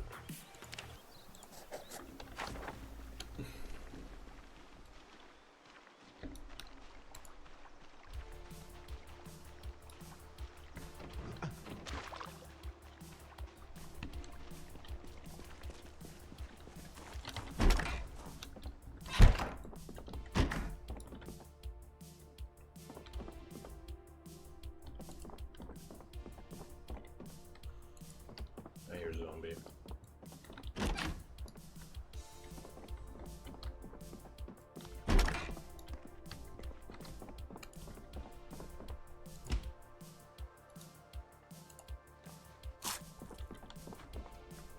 Ooh.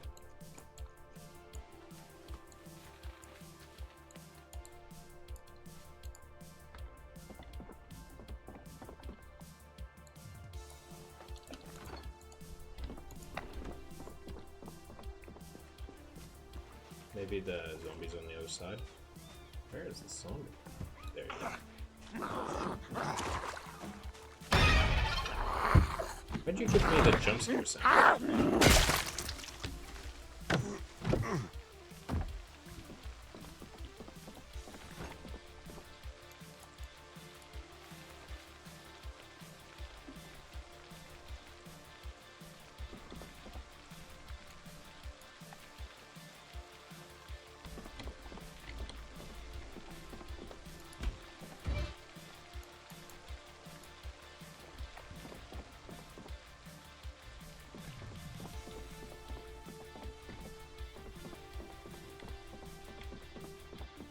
Are those hard boxers? We wearing them. I don't care.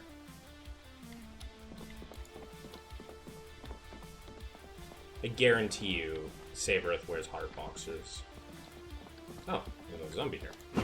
You are very quiet.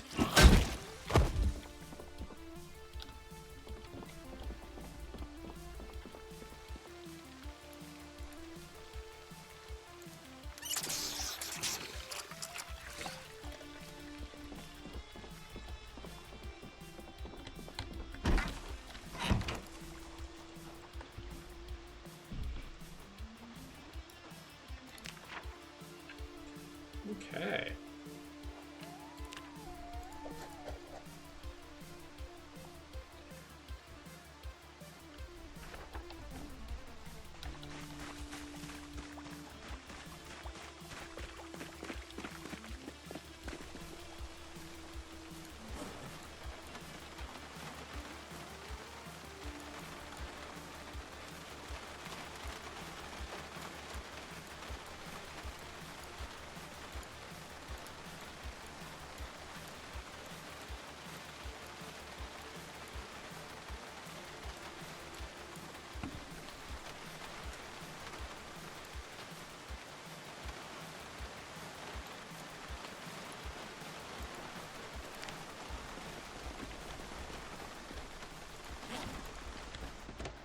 Whoa, where did you guys come from? Hey!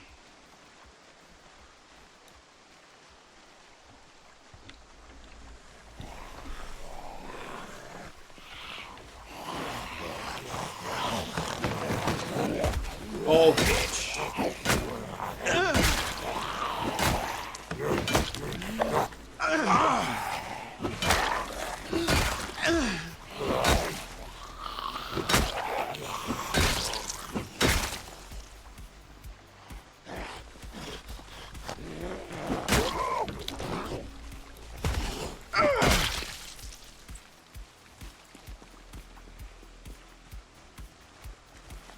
Remember where we first started? We have traveled so fucking far.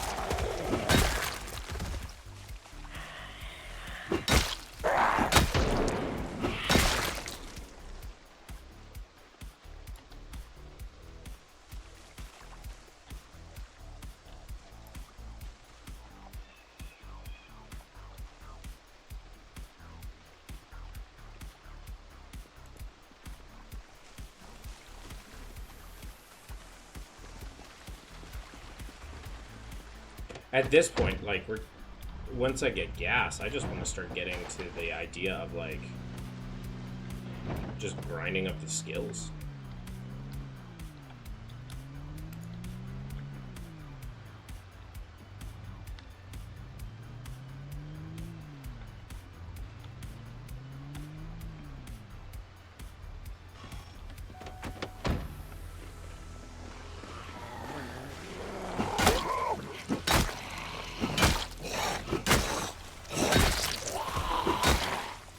Lovely place. I'm making it more and more lovely. Lovely jubbly.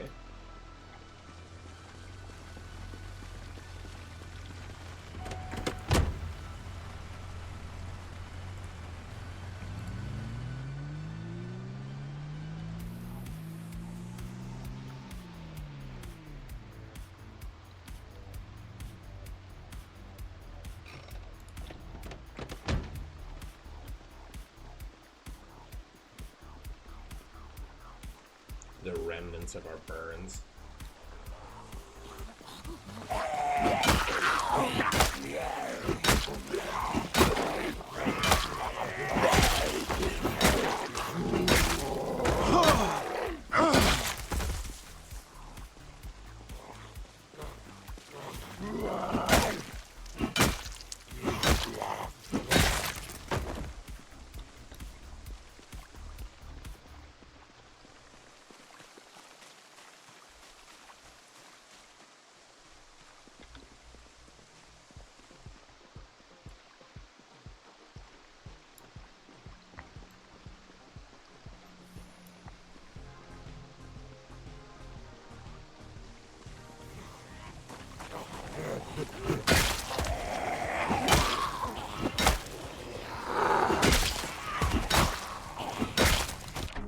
What the heck? My courier's about to arrive. How close is this courier?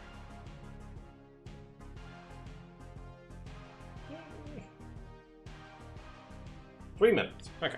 Hello there, Aqua. Chaotic chemistry. Hello. I am going to get my food.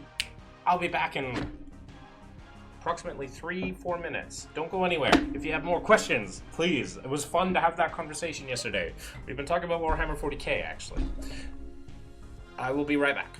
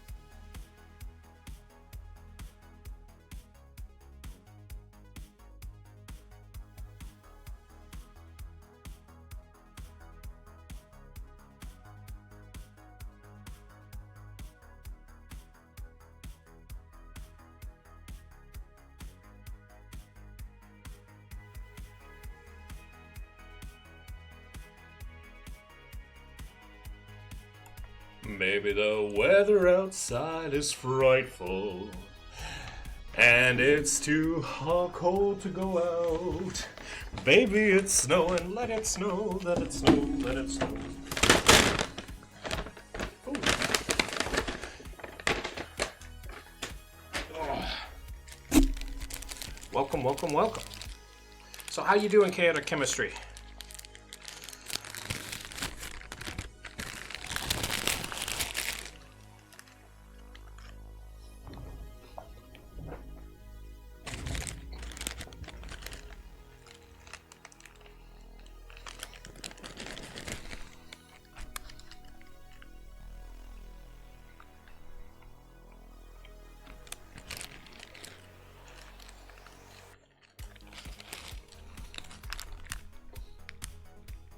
Holy fuck, that's so good. It's cheap crap, but holy fuck, it's so good.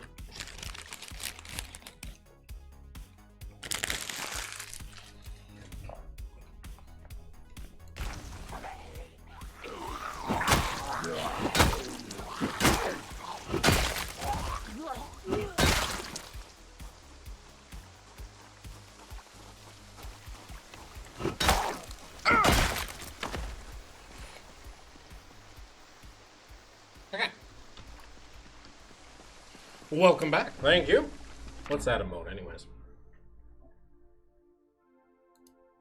No, well, I get this is now pinned, I guess.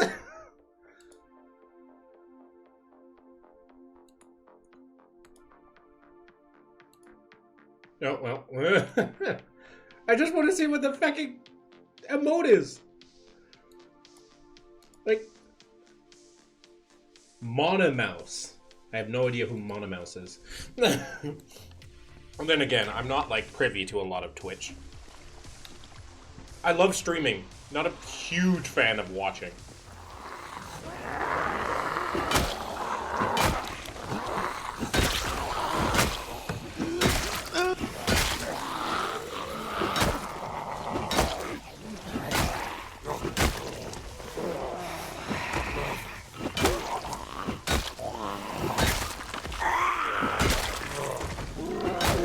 Meaty slap.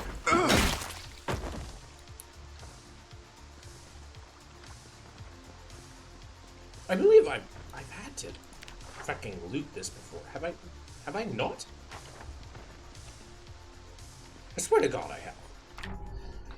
My non-existent god. Mona is nice. She's a South African streamer. Really loud and... Oh, that's nice. South Africa. Has an interesting, like, I find it funny that South Africa was the first country to willingly give up its nukes. To me, I find that fascinating. Like, I'm not sure if that's good to do, but it's nice to think about.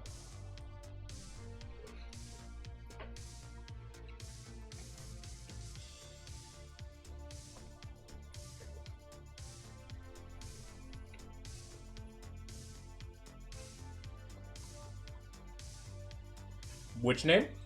Mona Mouse.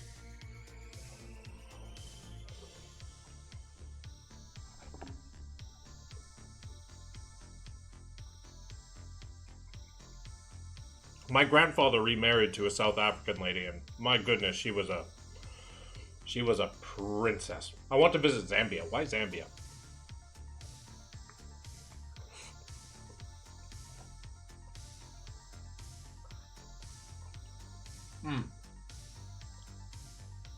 Because if I'm going to Africa, I'm going to Egypt.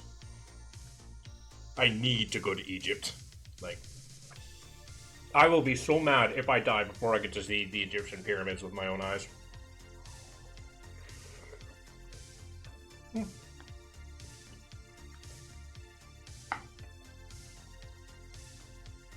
Fair enough.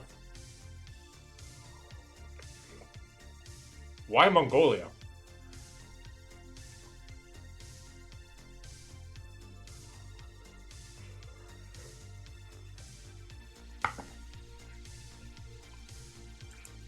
Grass slides? If you want rolling. I live in Saskatchewan, so it's like, I'm not really... The only reason why I go to Mongolia is for the culture.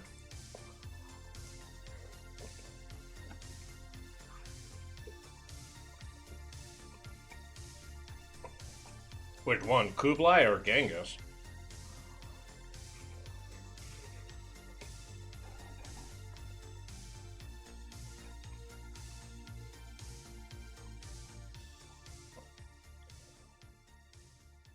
Because I find Kublai to be the real Giga Chad.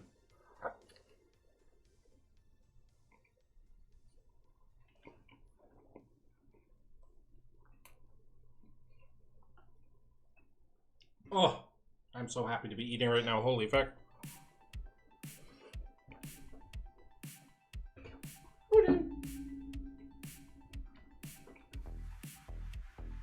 Genghis Khan? Why do you like Genghis Khan so much?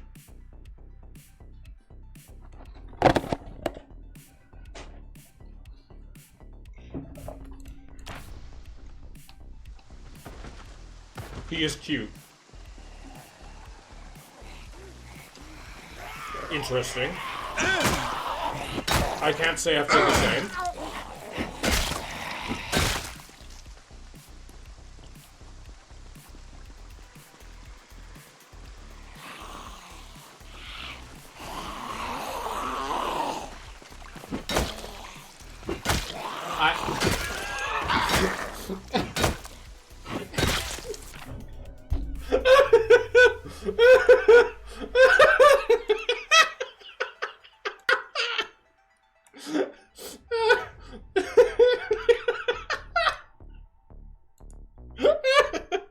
I'm putting that in the Discord right the fact now.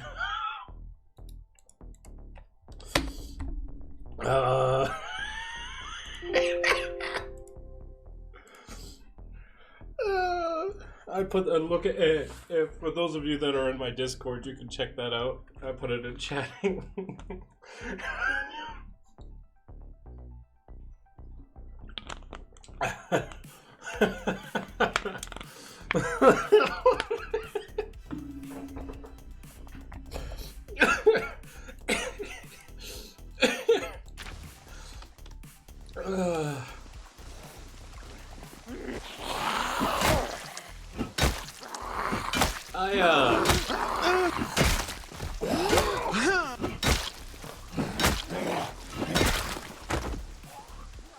I can't say I have the same opinion.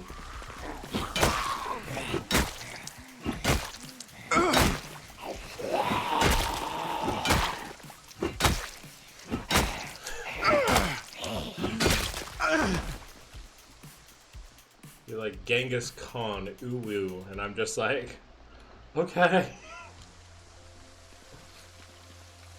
I liked how he treated it. I liked the 2 million IQ plays he did with his daughters. That was funny.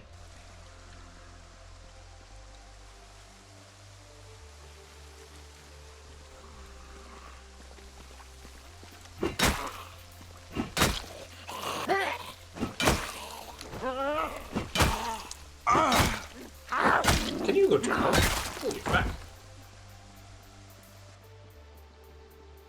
I need to sit in my cuck chair. I play a game called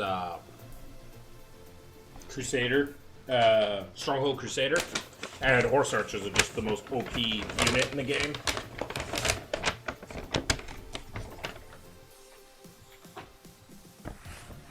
Just mass Horse Archers and win the video game.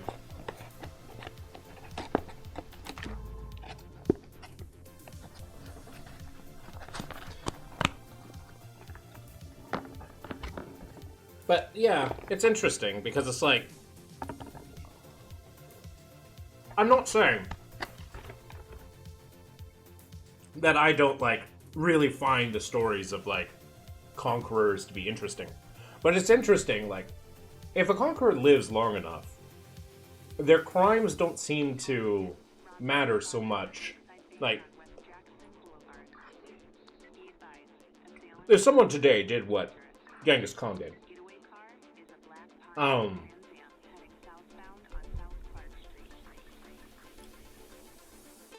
If your name is Twitch in Aqua, and I assume you're a man, that means you're Aquaman. I can't screw fish. So, no.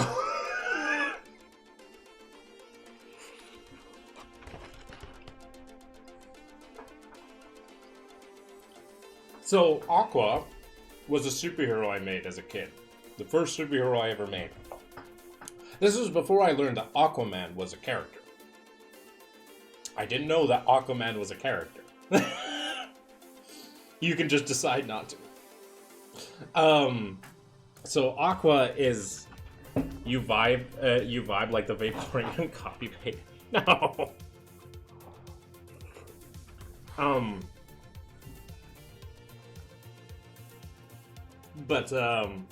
Yeah, so this was before I learned that Aquaman was a thing, and I just like the name Aqua. I don't know. It works super well, it's very simple, and it's like, for a time I went as Abner Jinx for a while, but that was because it was the username of my friend that got into a really bad accident that essentially left him brain dead. You like water? I don't mind water. I'm 70% water. I kinda need it.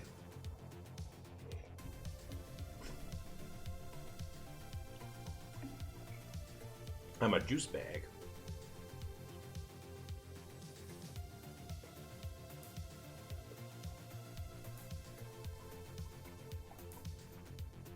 But in every Pokemon game, I always pick the water starter. If you were an Element Master and Avatar, would you like to control water? I'd probably be more comfortable controlling Earth, but I don't know. Water is great too. The water would be definitely second. I don't care about fire or wind, even though wind is like broken as fuck.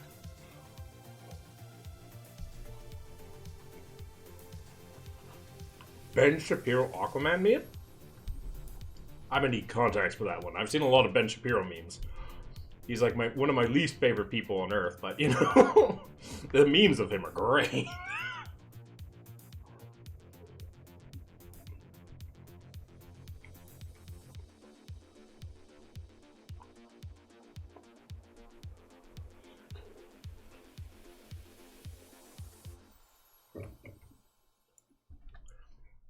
But yeah. I prefer, like, Earth. I don't know. I don't like the open ocean. I have, like, severe thalassophobia.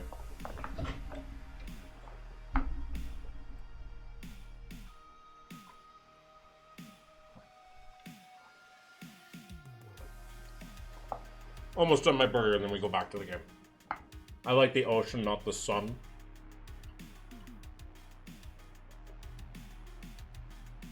I guess the difference being is that you can, like, travel through the ocean, not the sun. At least currently. I don't allow my links in my chat, but you can always join my Discord.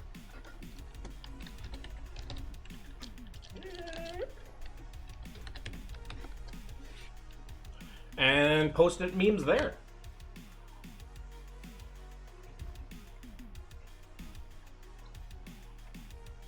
Only at certain points of the day.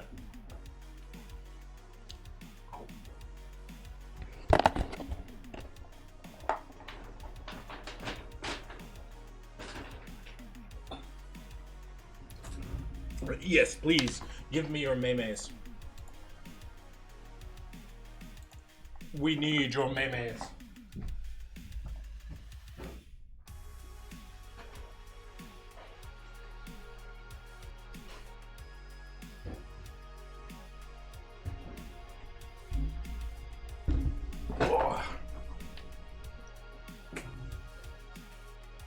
And now I have Aqua.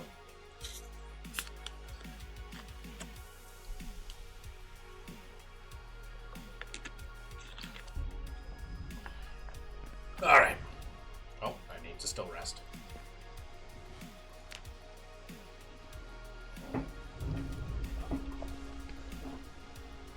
Yeah, I'm positive I've looted this area.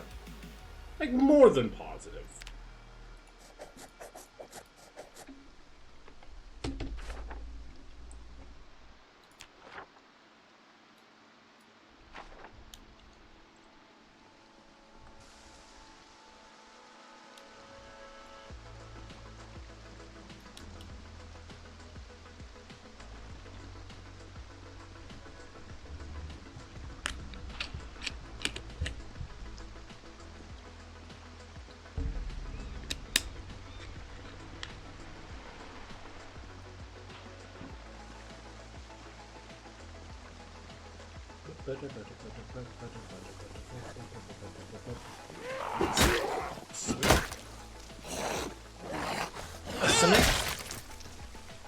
Oh, what's his name?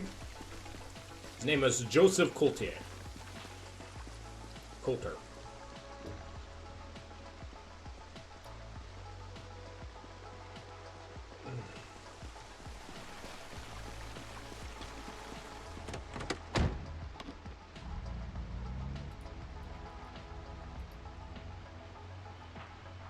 There we go. It has been done. I had to make sure I was watching when you joined the server. My server's a little bit fecked. I had to redo some of the moderator things, and I still haven't gotten around to fixing some of it, because my ex used to be my moderator. And yeah, I didn't want that anymore. I'm pretty sure you'll understand. Okay, let me see this meme. I want to see this meme. Give meme. Oh, I think I know what this meme is now. Oh yeah, I'm pretty sure I know what this meme is. Let's see, bottom right gang. There we go. So let's say, for the sake of argument, that all of the water levels around the world rise by let's say 5 feet over the next 100 years, say 10 feet by the next 100 years, and it puts all the low-lying areas on the coast underwater, right? Which, let's say all of that happens. You think that people aren't going to just sell their homes and move?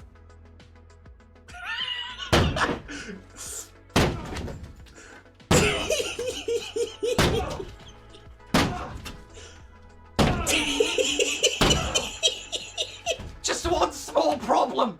Sell their houses to who, Ben? Fucking Aquaman!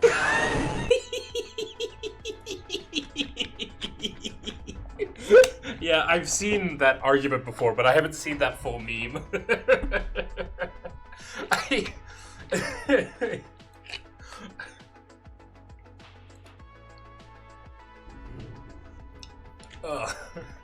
Hey, Phylan, you're famous. Why is there coal everywhere? That is because I used a Molotov and probably burned 1,000 zombies. And that is the remnants of them. Sell them to who, Ben? Fucking Aquaman. God, he is, in my eyes, a very despicable human being.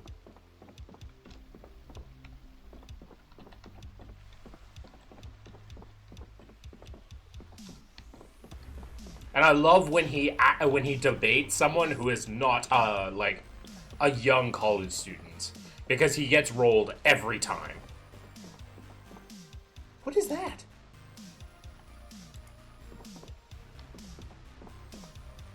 Wait, what is that?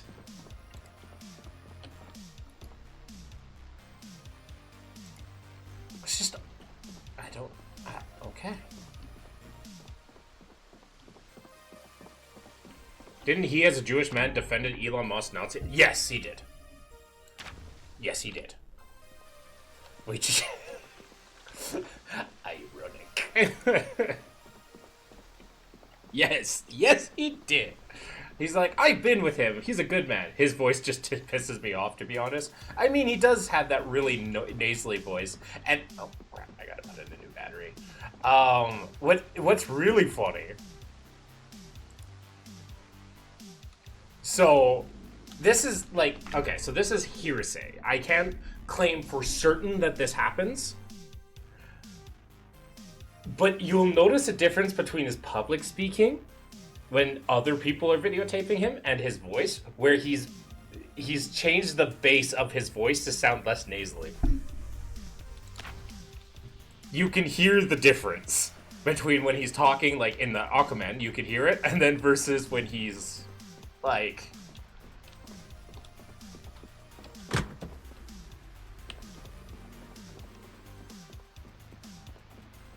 yeah, you can hear the difference. Let's say, for sake of argument. Oh, it's a trash can. fancy ass trash can. Oh, there's a library in here. I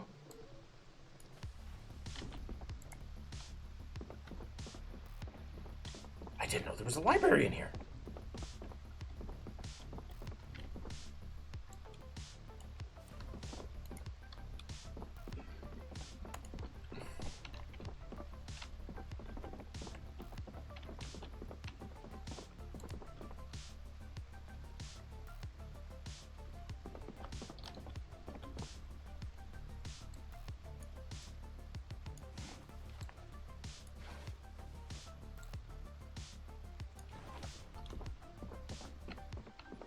But yeah, to me, like, his arguments are just really crappy because they rely on entirely, like, I already heard of Shapiro some years ago, but I saw him when he debated Alex O'Connor on religion on YouTube, and he got smoked.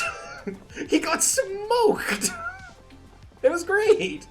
Once again, debates aren't, like, you know, the way to find truth, but still, that debate, he got smoked. To be fair, Alex O'Connor, I find the one he struggled the most with was, who's that street preacher guy?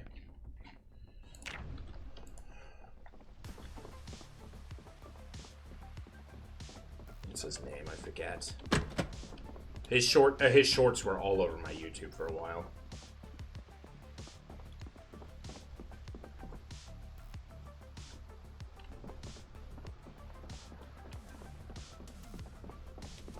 But I heard of Shapiro long before I saw him with Alex O'Connor. A gold butter knife. Debates are looking have been dragged in the deep netherworld. Fair. Bathroom. This is way down. Yeah. But either way, I just find the arguments that Ben Shapiro makes are really, really, really, really crappy.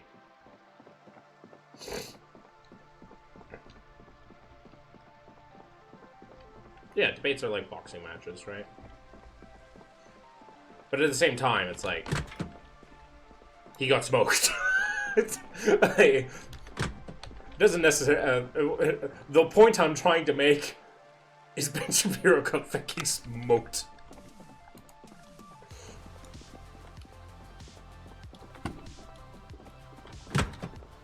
I think part of the reason why was that Shapiro thought he was fighting another college student.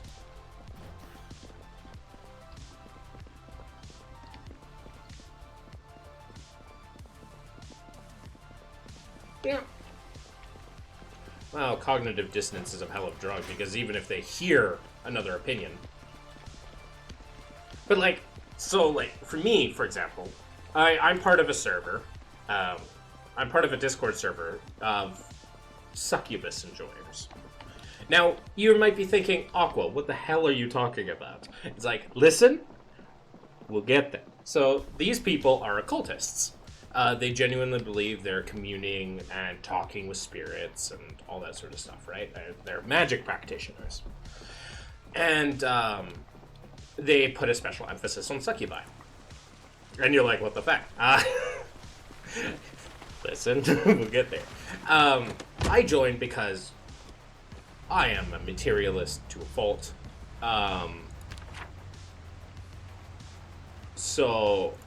But it is, I find, like, esotericism and magic to be an interesting thing to look at, research, and all that stuff, right? I find it fun, right? It's interesting to learn, and especially, like, the history. Like, one of my favorite YouTube channels is Esotericism. Fantastic guy. But I don't really talk in that server because, like, it would be rude of me to go into their area and say, you're all full of shit, right? It's not my place. And it would defeat the purpose of me going there to learn what they're thinking, right? So I don't really talk much. However, in that channel, There's a politics part. That is where I can talk. And some of the arguments I've seen there kind of hurt my brain a lot. The one that hurt, the guy that hurt my mind the most was this guy who was like unironically for Machiavellianistic autocracy.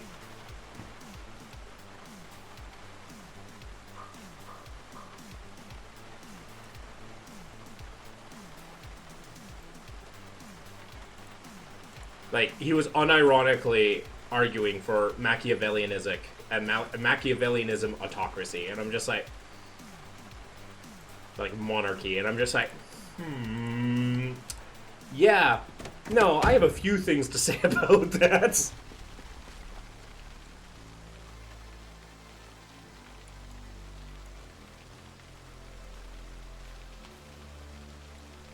And they were like, oh, if you have bad things to say about Machiavelli, then you obviously didn't read his works. I'm like, bitch, I have!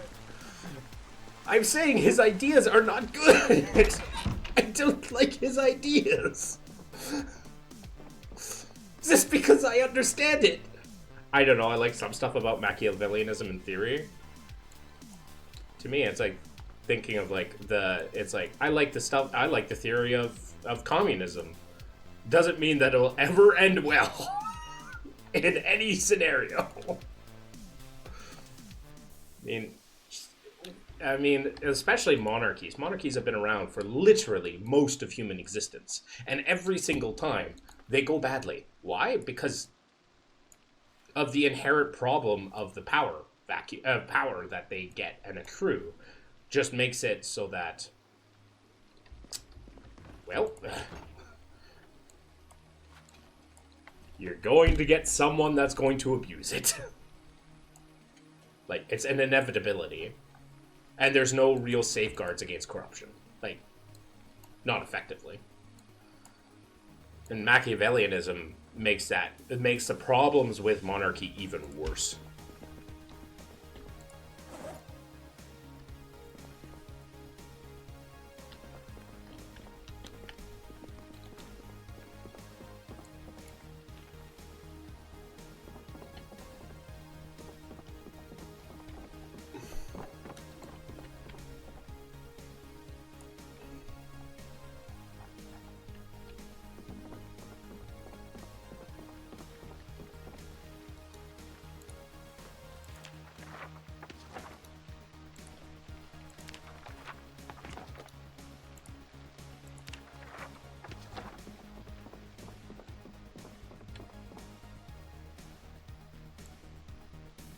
I think Machiavelli as chauvinism more than monarchy.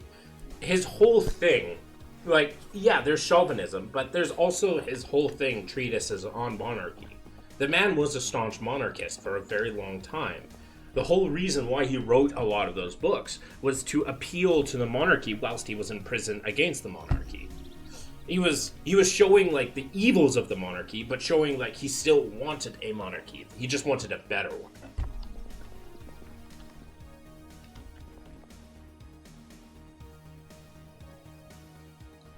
Which, you know, I don't think that's a good idea. We can make shortbread cookies.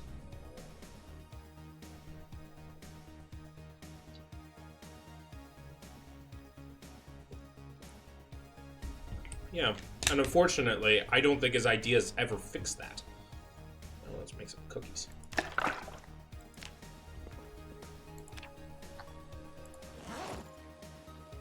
Hell yeah, we got cookies!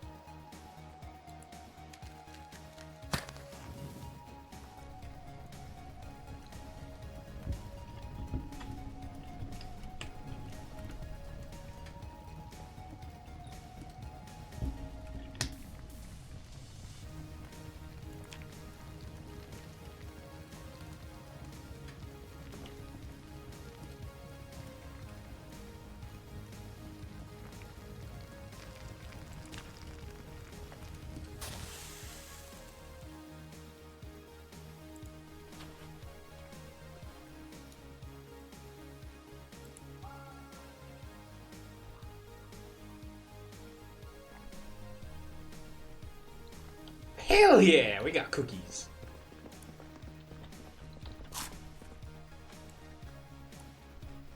Those little things that make you happy.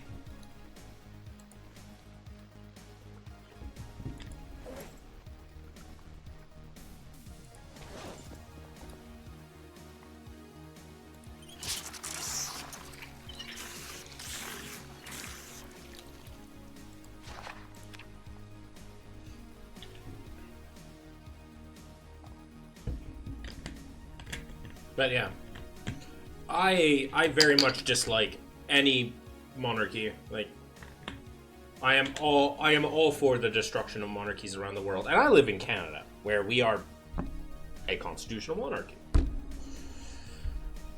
I wished Canada took the route the States did, which basically said we don't want kings, which is weird because lately I don't want my country to do anything the States does. But back in the day, America had like an idea that was incredibly revolutionary. I fully respect back in the day. In primitive societies, it did work. It worked the same way. Like, for me, I don't like that argument because it's like, it worked the same way that, warfare works. Or it works in the way that, malnutrition works. Like certain theories, it's like it only worked because like nobody could fight effectively the status quo. There was less people. There was a lot more.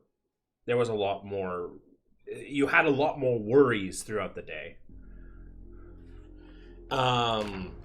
Like, it wasn't, you didn't just have to worry about the government coming for you, right? You had, like, literally, like, bandits. You had all these other, like, worries.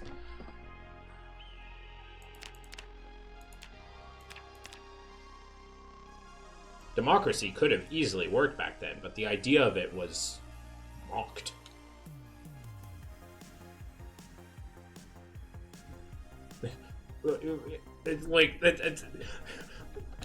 If you look at every monarchy, it ends that same way. You could put any other empire in there. The Roman Empire had strong cohesion through monarchs until it failed by a son of half royal blood. Or just like, that sort of thing. Like, it failed because you had a king that was bad. Or a monarch that was bad, right? You could put the Egyptian Empire had strong cohesion through monarchs until it failed, right? Because it had a corruption. It's like, well, yeah, it's kind of its nature. Oh, I didn't read Cooking 2. What the fuck?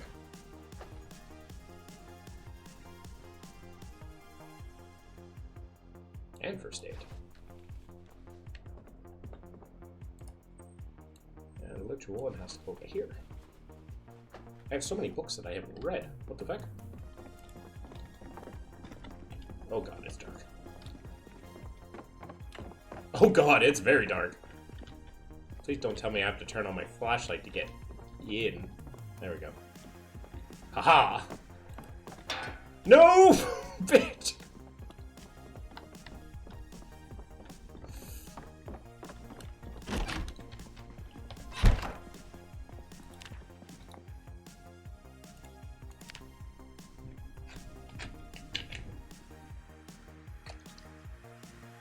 Aqua, do you believe in objective morality? No. No, I do not. So, objective, like, I think about things, so objective, right? So objective, you have something that works regardless of your purpose and thought into it, right? And I'm going to go a little bit of a tangent, but one of the things I like to talk about is when it comes to objective morality, is imagine if a spider evolved with the same way a human thinks, right? So with the same brain capacity. Spiders are solitary predators. They very, very rarely work with each other, take care of their young. More often than not, they're cannibalistic. Now, you could argue that maybe a society wouldn't evolve from that, but imagine if a strong species with that mindset evolved. Could they... and imagine what they could do.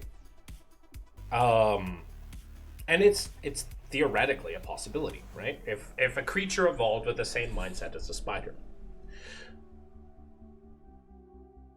and if they were the only ones there, would they be evil?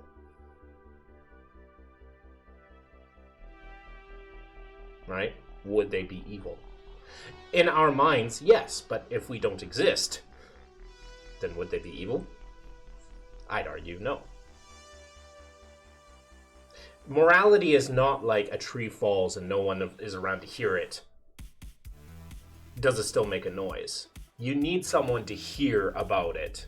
You need something to be able to look at it, to be able to come to an understanding that something is good or something is bad.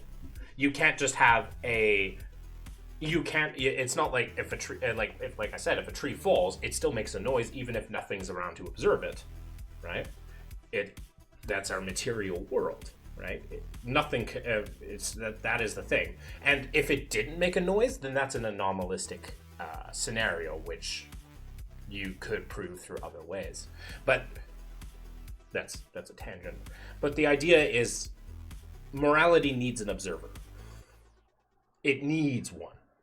And the ideas of an observer will always change the outlook of a morality. Heck, even like in our modern day with modern morals,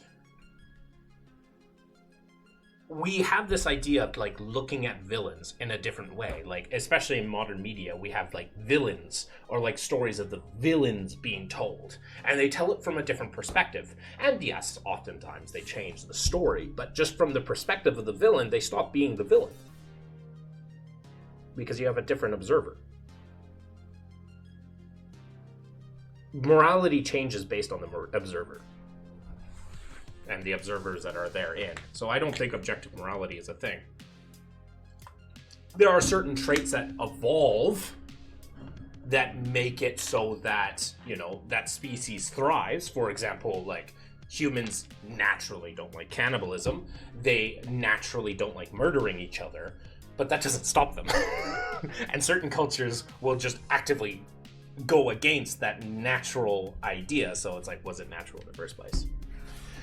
Someone can argue something like, we as humans also develop some cultural morals that are completely natural. Many people think it's bad anyway. Vegans are an example. It's natural to kill meat for us humans, but for them it's wrong even though it's natural. So it's possible that, yes, spiders may develop in a way that they do all the crap you mentioned, but some individuals disagree and think it's a horrible culture.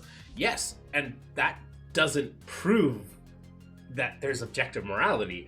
For me, that proves that morality is subjective. Like, that, to me, that shows that morality is subjective, because what the spiders are doing, they're just what they were. It's their evolutionary biology, which influences their culture.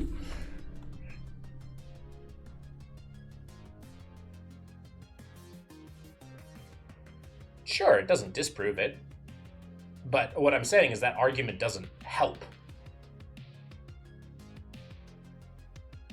Right? It doesn't help. Right? Morality, my idea, at the end of the day, my argument is morality needs an observer, and that observer needs to have an understanding of morality, regardless, and that understanding of morality is fluid.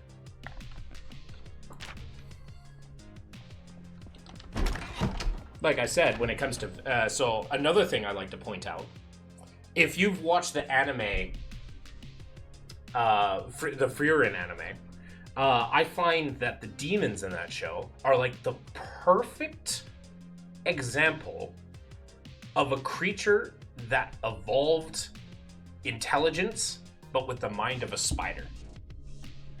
Like, they're the perfect creature to kind of show that idea. It's like, they're a creature that has evolved with intelligence, but with the mind or like the ideas of a spider, right? They're usually solitary hunters, although sometimes they work in packs, and occasionally they'll work in very super packs. But generally, they're solitary or they're solitary predators. They're solitary predators.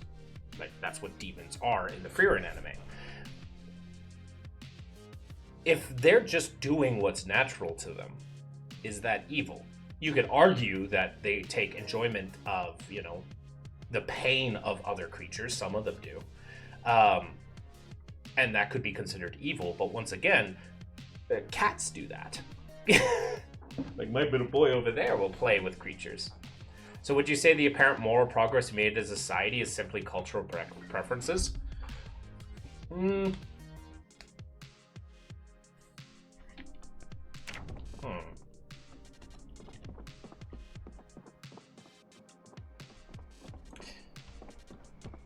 That's an interesting question.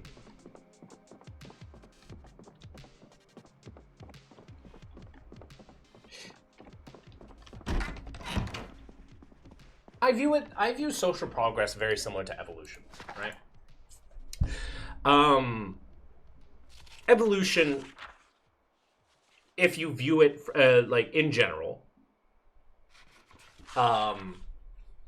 there's a very big misconception with evolution, right? Like biological evolution, that it's always trying to make something better, which is not true.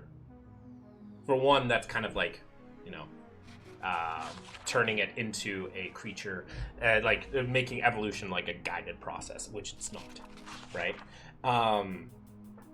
It's trying, all it does is make something good enough, typically, right?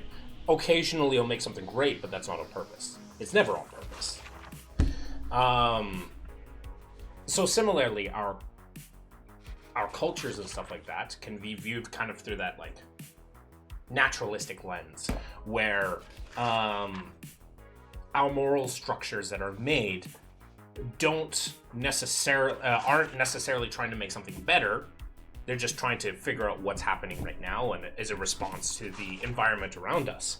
But over successive generations, and if you look at it from point A to point B from a long enough period of time, you can see a progression. Even though it's not necessarily a progression, it's just a change. So I'd say in a more naturalistic lens, it's a mix of both, right? You could say cultural preferences are like natural selection. They live and die. But then there's also the chance of like a mutation happening, an idea of being born, and that catches on, a meme that gets propagated forth.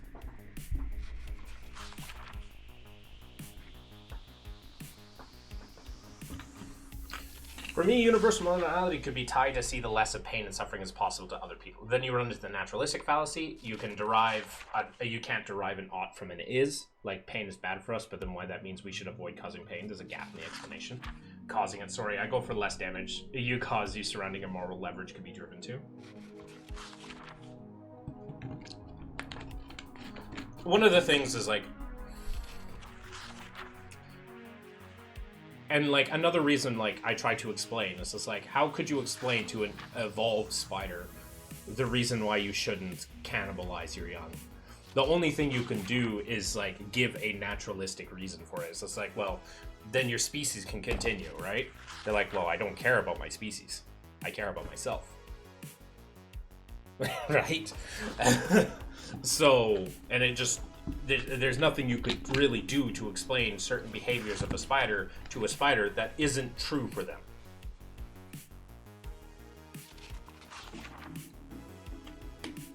If they don't really have the same understanding, the same potential for empathy, and I'm not saying like empathy is like an evolved trait, it makes you better, it's just, it is something that we have evolved as a species that makes us that definitely makes us act the way we do.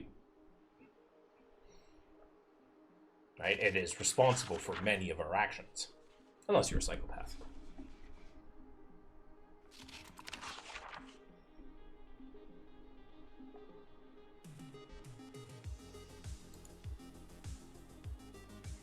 So yeah, I don't think there's objective morality. Same as how I don't think there is an objective best creature. Like, there's no creature that has evolved in our time that is the best or the top, right? I do recognize that there are some creatures that survive better than others and do better overall, right? For example, I think humans do better than amphibians currently in our current meta. Now, does that mean we do better in every single environment better? No. But I'd say that humans overall do better than frogs. Right? So I will go the way of the human. Right? Or, you can infer a lot of other animals, right? Which is still a subjective thing at the end of the day. I think it's this is a choice. It's a big issue with subjective morality in my POV. If you say ethics is purely in essence just preferences, you can't really objectively say to someone, don't do this. What you can say is, I don't like this, but don't do it, or there's going to be consequences. To be fair, that's been a thing that's been always around. I think that's... I don't think it's a bug, it's a feature. Like, people have always had the capacity to kind of just do what they want. Now, you could argue that there's no such thing as free will, and then we get into a much bigger topic, but if there's no such thing as free will, then there's really no objective morality either, because things just happen because they happen. Yeah, like, it's not so much a bug, it's so much as it's a feature, I find, of subjective morality. Like, yeah, you can't convince a spider that eating its young is wrong. You can't. It's impossible.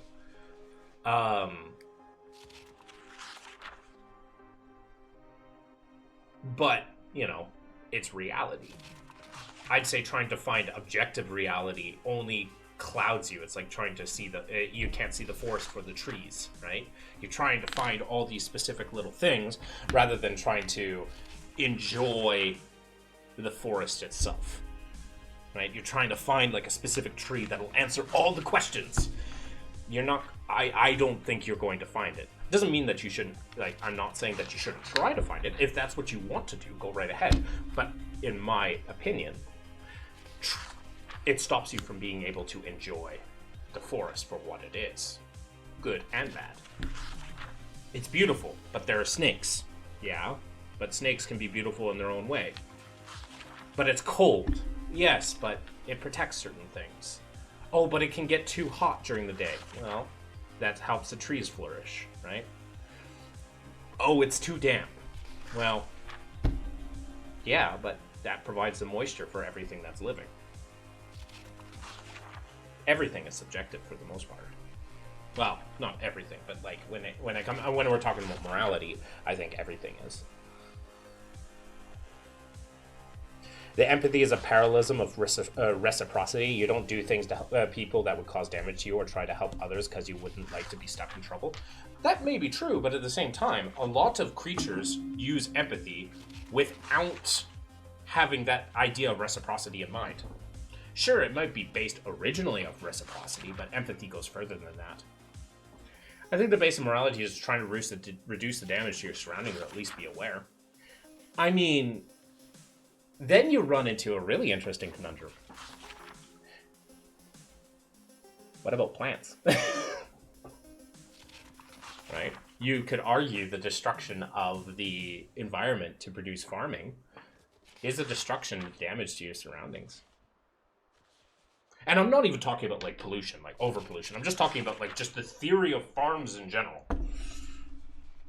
Like when we're talking about objective morality, people always forget that other life exists sometimes. Like they think about like things that can feel pain, right?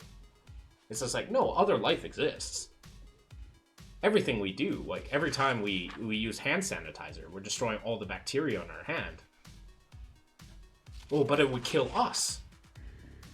Okay, but the bacteria also wants to live. Or is trying to live. Right? Like, it's like, you can't just focus on, like, a human, like, a lot of people view it on, like, when people talk about morality, they inevitably always go to a pain-centric model. They view things from less pain to greater pain. That's kind of how they view a lot of morality. But it's like, it completely ignores tons of other life. All the time. All the life around us. So that means if you are incapable of reason, that means we're allowed to do whatever we want to you.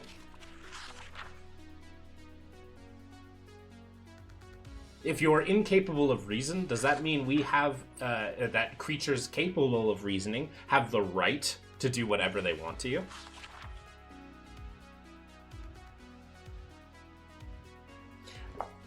Yeah, sure, but the thing is once again, I'm talking about a lot of these people talk about these models, and they try to argue for like a morality, an objective morality, without having built the model that sentience is the thing that matters first. Right? It's like, why do sentient creatures get to do whatever they want?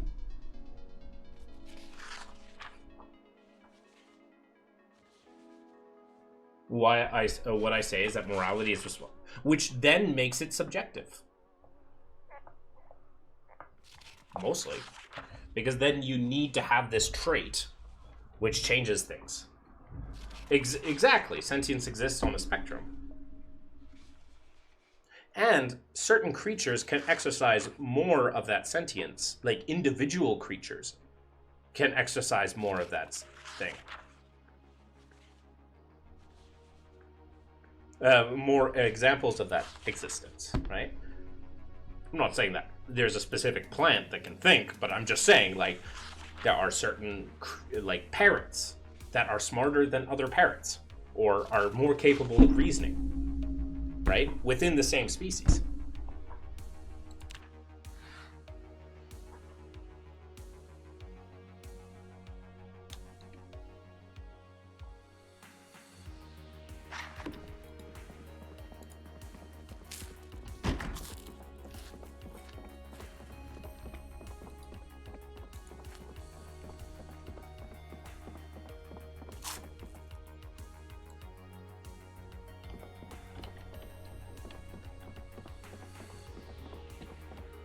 If you argue what matters gives more value, then that does mean babies matter less than adults. Exactly, right? That's the point I make, is that a lot of people that automatically start to argue this idea of objective versus subjective morality, especially people that are like, believe in objective reality. Those that believe in objective reality, they completely miss the arguments that you need to build up to before you can even get to that argument.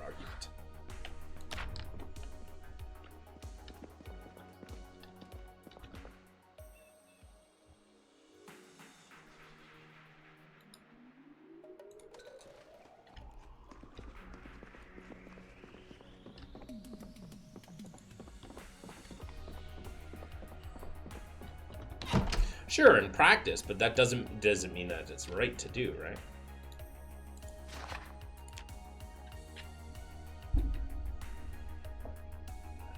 Once again, we get to the idea of like a spider. How could you explain to a spider that is intelligent that eating its babies is wrong?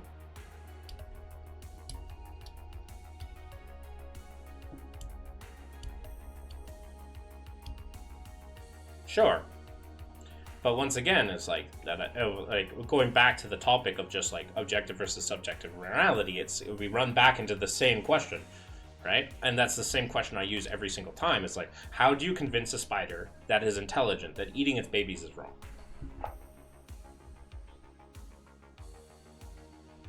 You functionally cannot. You might be able to do it on an individual basis. Well, the spider can have more babies. Exactly.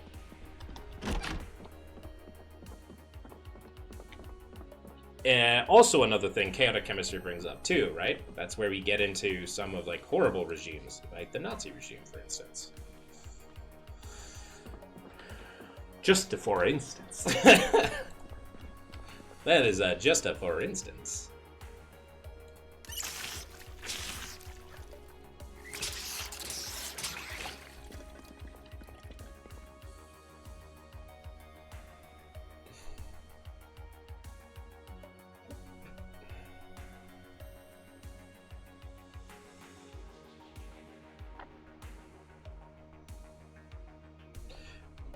And yeah, it's turtles all the way down.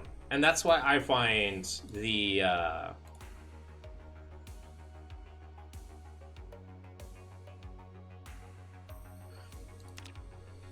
That's why I find the argument that people make to... When people try to make an argument for objective morality, is there are... Just to end this conversation, kind of... It's there is so much more questions that they have to answer before they can even get to the fact that there's morality, and it's like an objective morality, which goes to me at least to show the subjective nature of morality.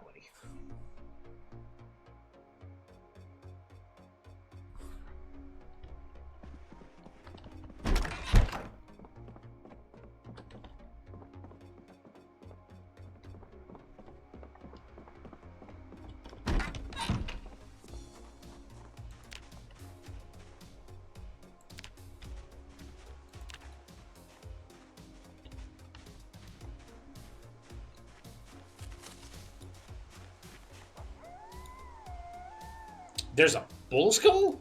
Where did I find that? In someone's yard. What the heck?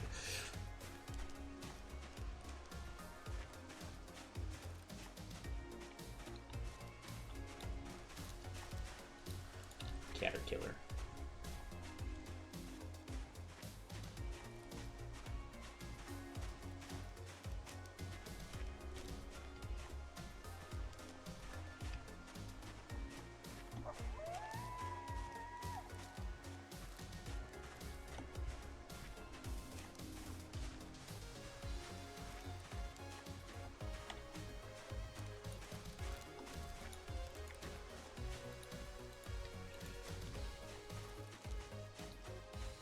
What situation?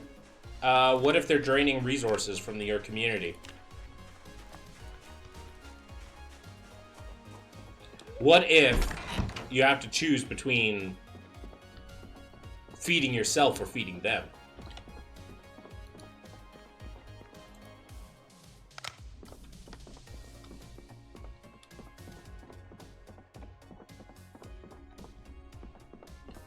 But even though you don't believe in objective morality, would you say we should treat morality as if it was objective and our moral beliefs should be coherent between each other? I don't think it's necessarily. Many species can cooperate with each other whilst being natural enemies. I know I'm taking a very naturalistic lens to this, but I'm using this to because this is kind of how I view morality as an extension of nature. I'm under the impression that morality is an extension of nature itself, right? It's just how it works. So apologies for always using naturalistic examples, but this is how I view it. A lot of creatures can work together that would be natural enemies: frogs, spiders, and woodpecker, oxes. There are plenty of symbiotic relationships in nature. There's plenty of parasitic ones in nature as well. But so long as both creatures recognize that they are willing to work together, most morality can work together. For example, I live in Canada. It's a very multicultural society. We have Hindus, we have Jews, we've got Islams, we've got Christian, and they all work together functionally. Very functionally. Because at the end of the day, they just tack on a belief at the end of the day that, the working together is more important than not working together, right? And that's not an objective thing. They still have all their beliefs. They don't do this, they don't do that. They say that but at the end of the day, they recognize the other person's right to freedoms. And their freedom of religion and freedoms of this and freedoms to live a happy and prosperous life. And most religions, and you got people from Quebec, but it doesn't work always so well. To be fair, they're Catholics, they don't care. I'm just kidding. But, the idea at the end of the day is that they can have their own beliefs and a completely different moral structure. Oh, my character had a nightmare.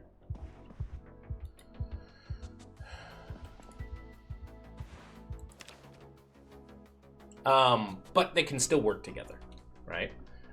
So I don't think it needs to be objective, so long as people recognize that this fanatical view of, well, just religion in general, is more harmful than not, right? If you're going to claim that your moral system is automatically better and you deserve to punish people because of that, we have found that that doesn't work to create a better society. Or at least what I think we've found. Right? Because then you have like parasitoid creatures or apex predators that just devour everything in their path. Whereas we try to do a symbiotic thing. Now, ironically enough, that doesn't mean, like, I don't believe that automatically means that the parasitic belief systems are inherently worse. Like, no, that doesn't make sense. I think they're worse, yes. But that doesn't mean that it's objectively worse. That's the better way to put it.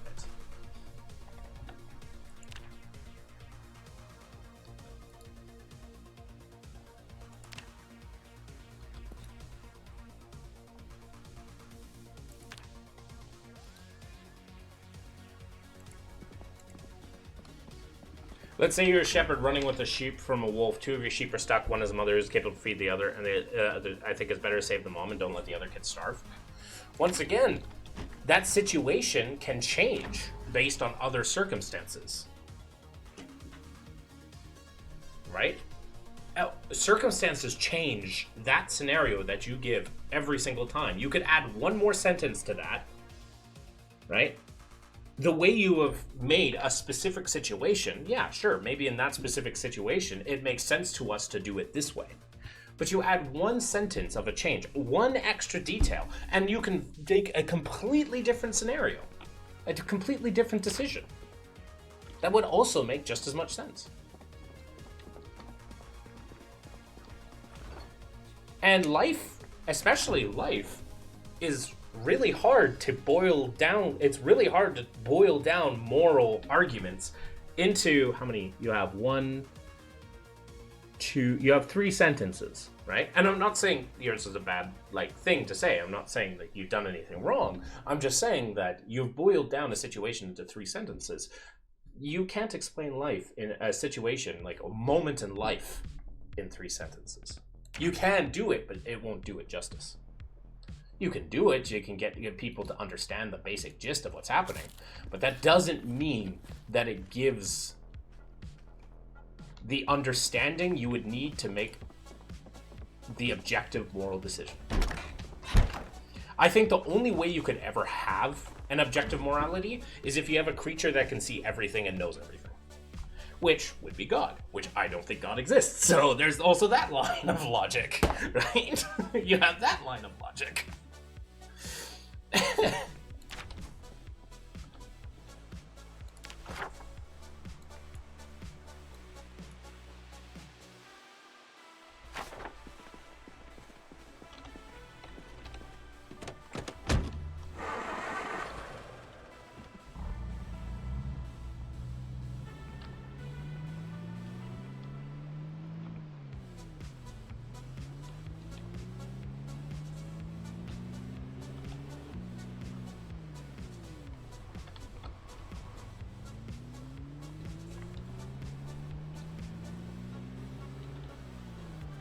Probably the problem is the way we analyze, keep it with the zoom out, keep it zoom in, focus it in thing, or yeah.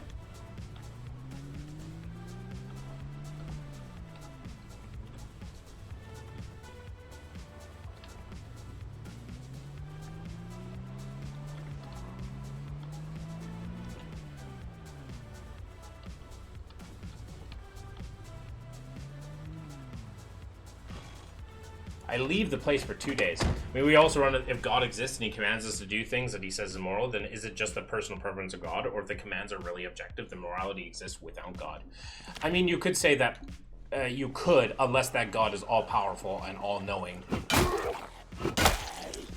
Because then you could say that they're the ones who created morality. And if they created morality and they created all the objective rules of the universe, then their desires of how you should run your life is objective morality. But I'm talking about a specific God. And I'm talking about a very specific, like, all-powerful and all-knowing individual.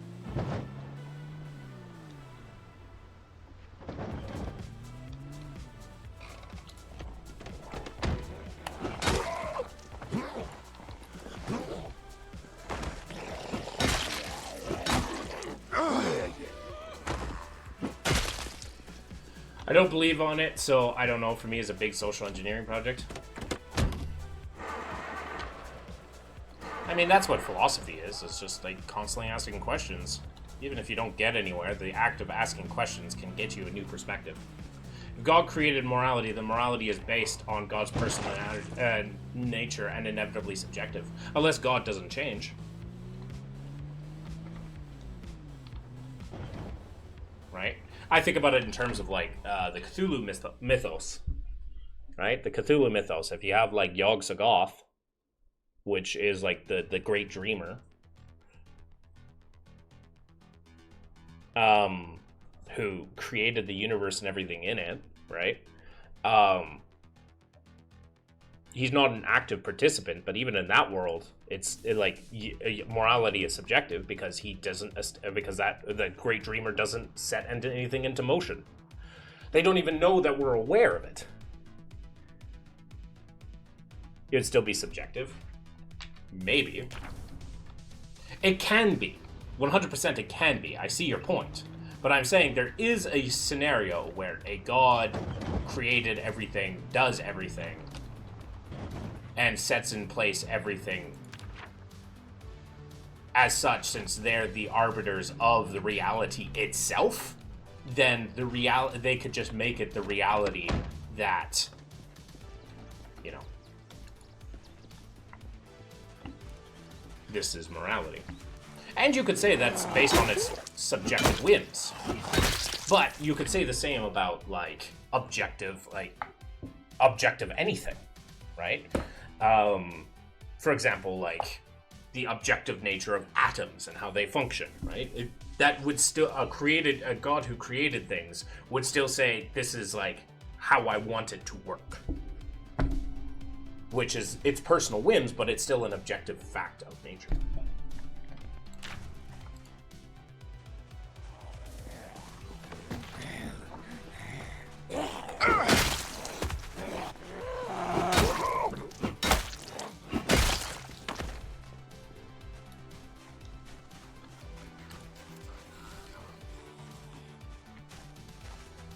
Come here. Come here, you're a bacon frog. Come here. Come here. What the fuck? I've seen Vexgal use it a few times. Come here.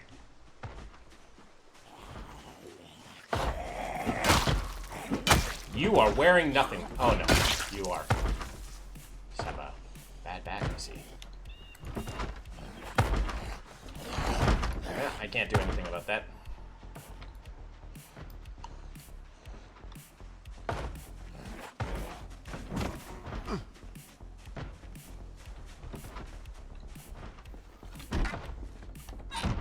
Hello.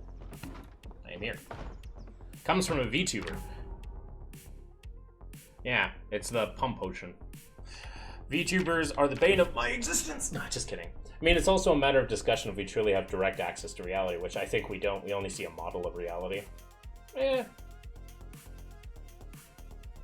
Yeah, pumpkin. But then again, once again, that answers the question of, can we even answer the fact there's an objective, or, like, at the end of the day, the best answer to that is there objective reality versus subjective reality? Is, I don't know. But here's the arguments for and for against. Because there are so many questions that we can't answer that you need to answer before you can answer that question. Welcome to philosophy. We don't know. It's like, what do you mean you don't know? I don't know. I just don't know.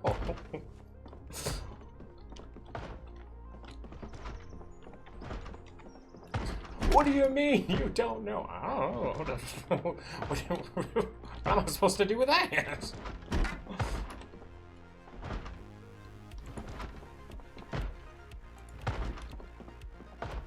We could be in a painting within a painting. My least favorite class. I like it. Once again, it gets me to think. And I like thinking. I am the thinker.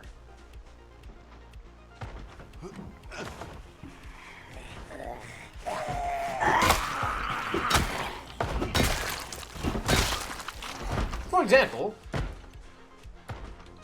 is it moral to kill zombies?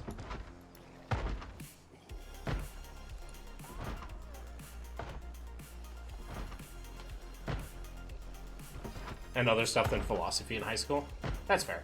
I didn't really get to do a lot of stuff for high school. Like, I didn't really do much. Bitch! I'm working here.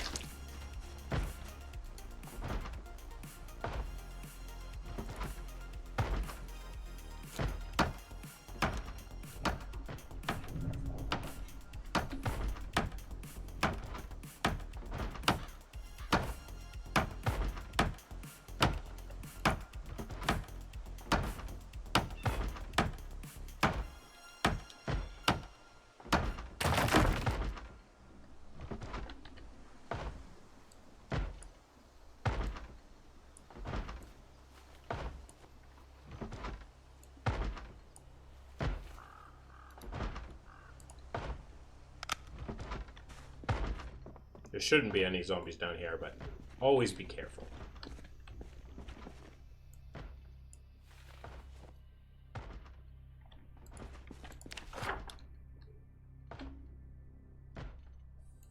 It's like hardcore Minecraft. Like, yes, there shouldn't be something that exists, but just in case. Just in bloody case. You do it the proper way.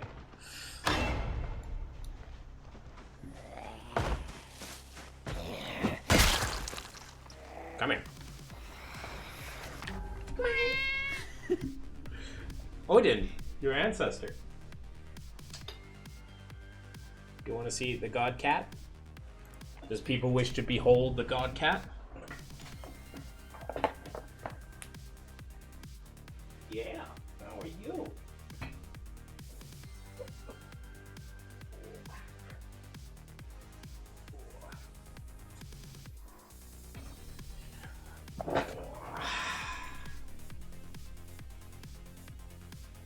This is Odin. He is the god cat. You may bow down to him. You have anything to say, Odin?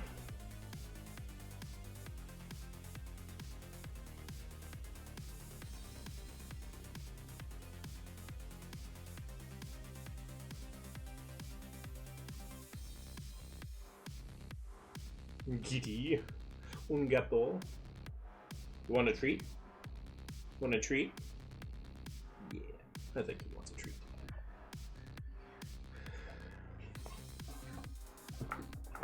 Ugh. Treat, treat, treat.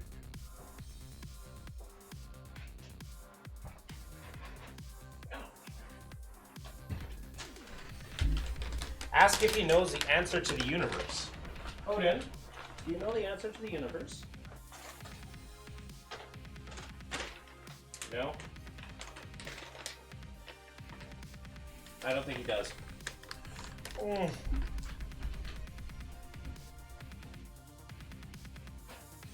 The weather outside is frightful.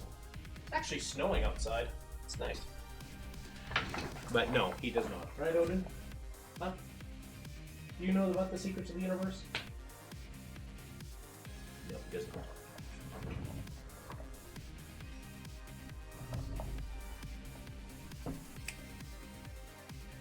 Okay. Back to the grind.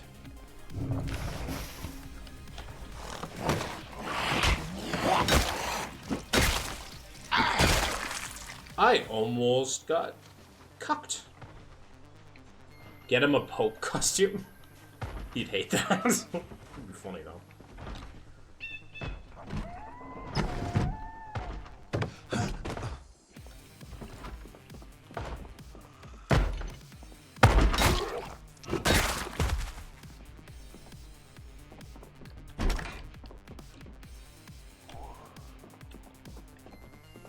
I hear a zombie.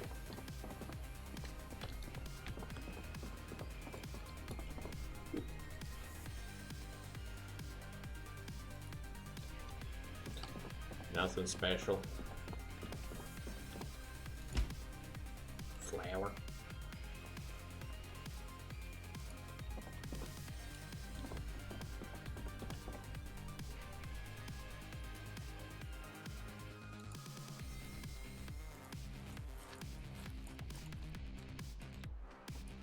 Weather outside is frightful.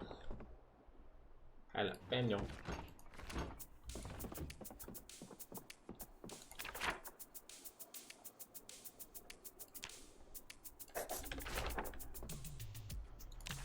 Did I accidentally? Yeah, I accidentally did that. So I guess I have to go loot the other house now so I don't get lost.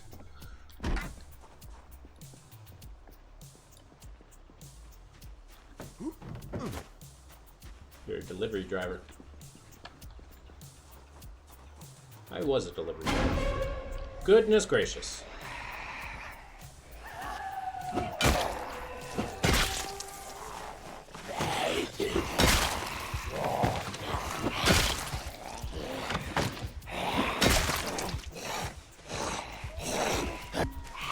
Come here. Come here. You're taking a brawl.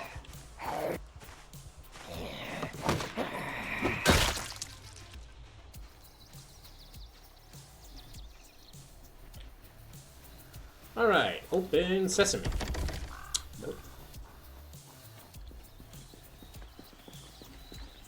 Open sesame. Nice. I'm in.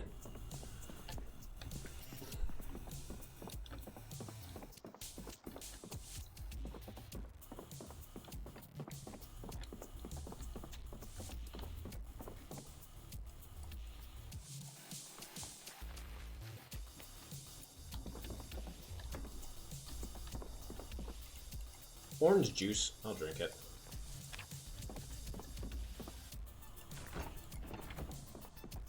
Orange juice. Okay.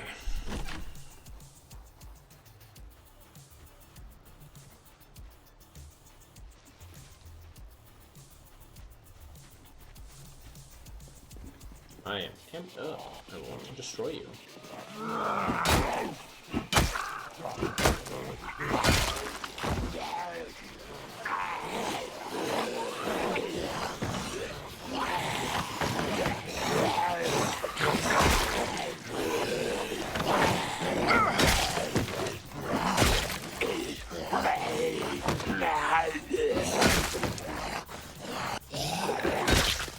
Fence Jesus.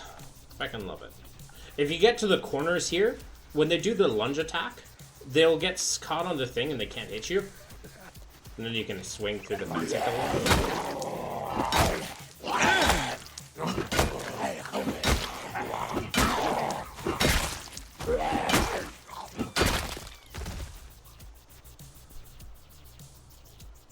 Weather outside is frightful.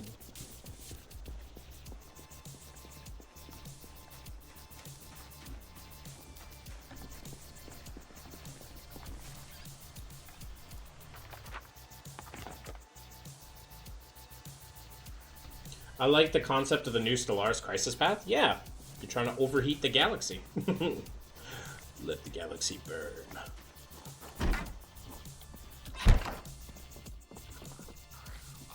I hear a zombie. We must stay focused. I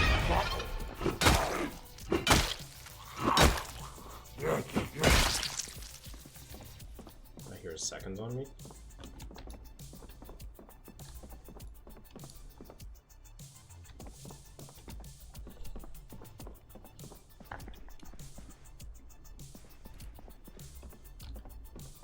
Well, technically, you don't like entropy. That's why you want to do that that quest line. You actually want the opposite of entropy. Well, you don't want the opposite of entropy. You just don't want entropy to get so out of hand that it causes the heat death of the universe. So you just flood the universe with energy to keep that so that it can't. Yeah. So it's not that you love entropy.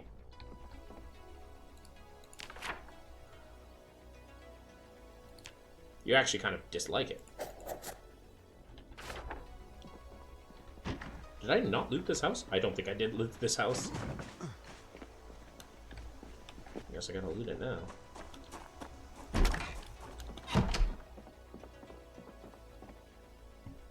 Grandma's kitchen. I mean, and every entropy gonna increase? Yeah, 100%. But you're trying to, like, overcome the natural heat death of the universe, which is due to entropy.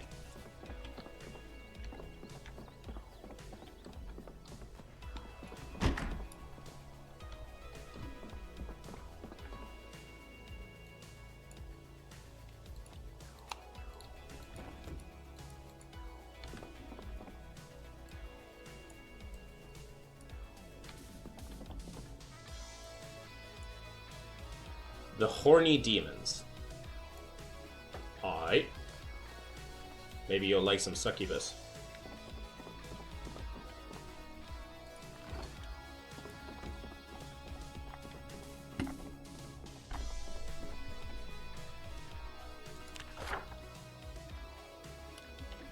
They are spicy. Like I said, I'm looking for another mentally ill woman in my life. I can't escape them, so I'm going to just, like... I want that spicy mental health.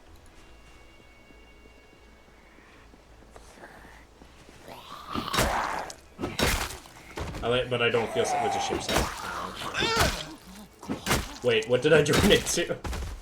He was talking about horny demons, and then he said they're very spicy, right? And I said, you know what? I like, you know, spicy, especially like mentally ill kind of spicy women.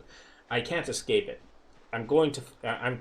Like, every single woman that I have ever had a romantic relationship with has had several spicy moments. My latest one being probably the most spiciest, or at least tied.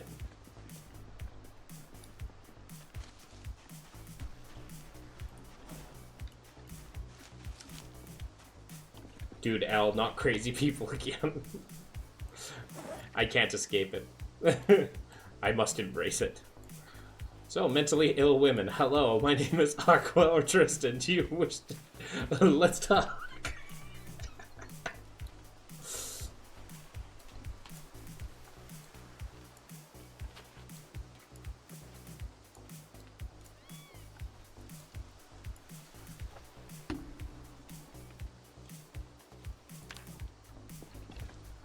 Most quiet person for romantic thing? Oh, that's nice. The person that I have a current crush on, I have no idea. They're super sweet, though. Like, ridiculously sweet. I like slow waves, not tsunamis.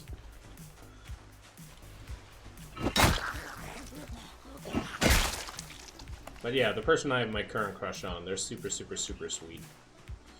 But I just don't know enough about them yet, so...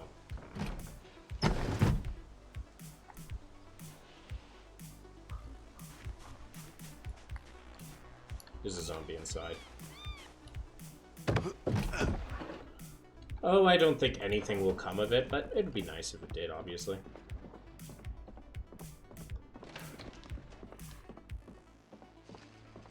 Okay, so it's a zombie in the closet. Want to do a welcoming out the closet party? It's a woman! Or are they them? Well, they was now.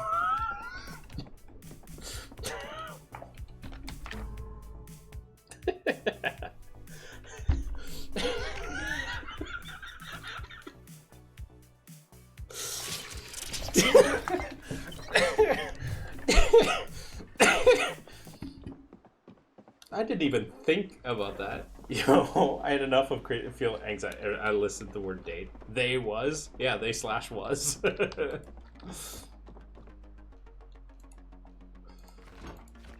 Oh, marmalade.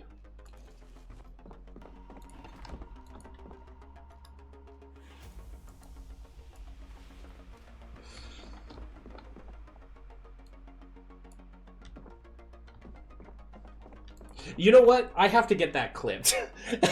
I need that clipped. They slash was.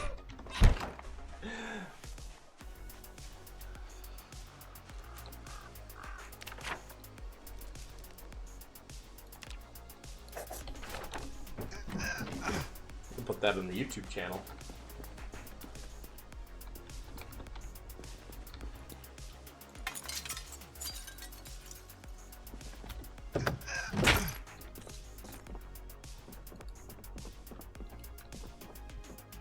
You are a very quiet one.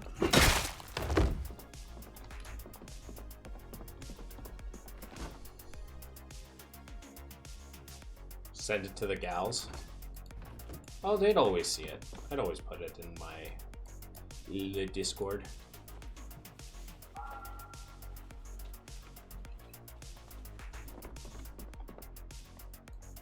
finding like a lot of flour, which is nice to make bread.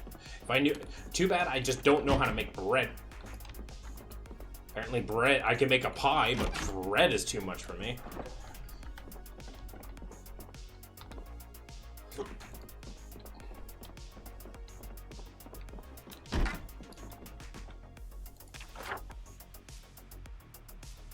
About the same fridge. Yeah, it's 1973. They all have the exact same fridge.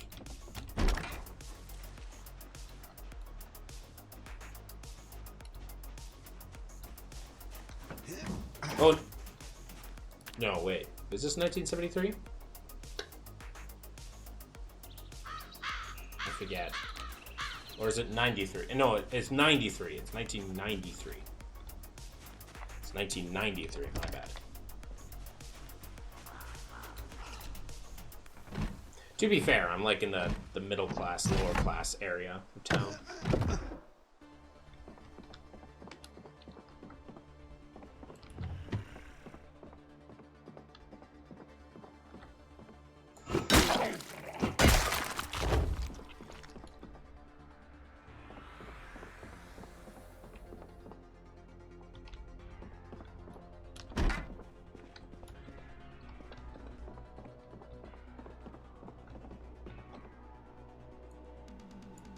Can anybody explain to me what Bongo Cat is?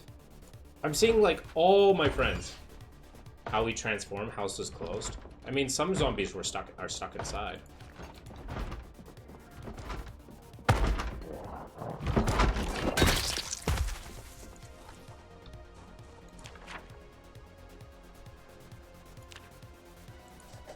Is a cat that pats bongos. Okay. But, like, why is everybody playing it? Oh,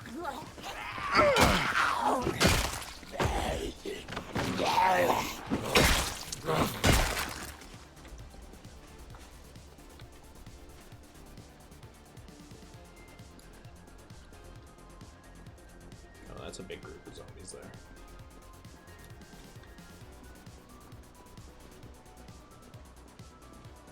Yeah, no, I know what Bongo Cat is, but it's an application that I see. Okay, you know what? I'm looking this up myself.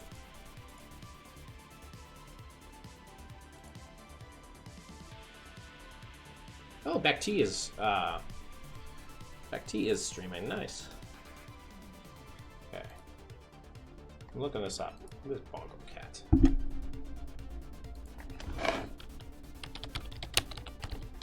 It's a free game. Every time you press a key, Bongo Cat will punch your taskbar. Type, click, play, work to collect more points. Oh! I found out what it is. It's this.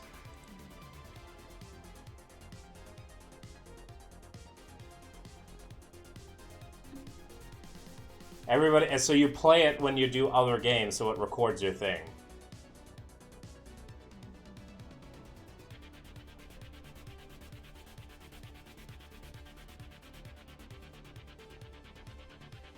Yeah, I see it. Yeah, I get it now.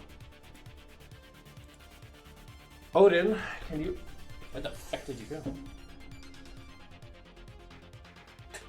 I have no idea where Odin went. But yeah. I was trying to figure out what that was about.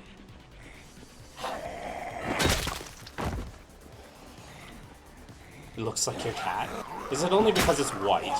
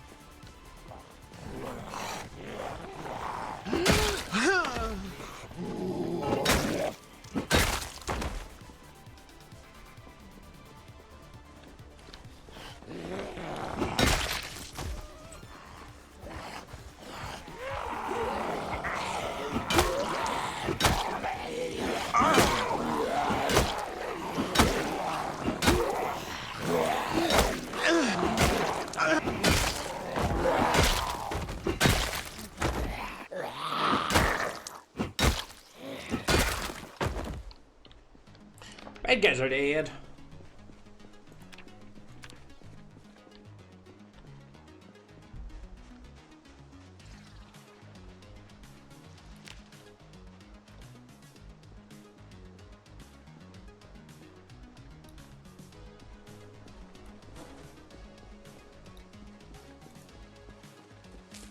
How bad do you have to be to get that massive contagion? What?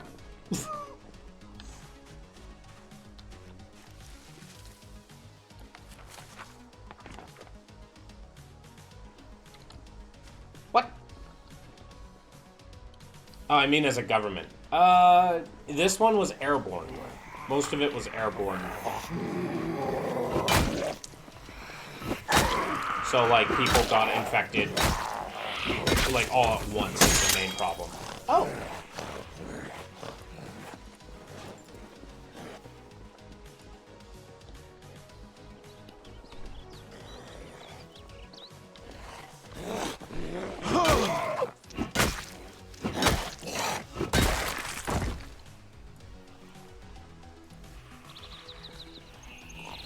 Yeah. Basically, by the time the government realized what was happening, it was like all the civilians were down, and so they were just... The real question is like, how far did the Nox event escape? Because there's two different kind of theories that kind of have been expanded upon that we don't necessarily know. We don't know if the virus has gone outside of Kentucky. So we don't know if it's traveled across the entire world, or if it's entirely contained within Kentucky, and the government is basically just letting this die by itself.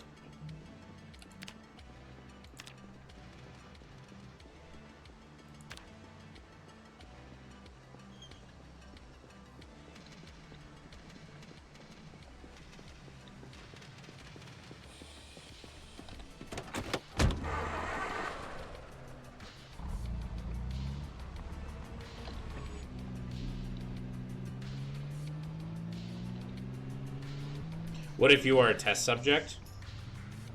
I mean, you could make it that way. The lore is not like, we don't know 100%. And the lore also got updated for Build 42, so when the official release of Build 42 comes out, then we'll probably know a bit more.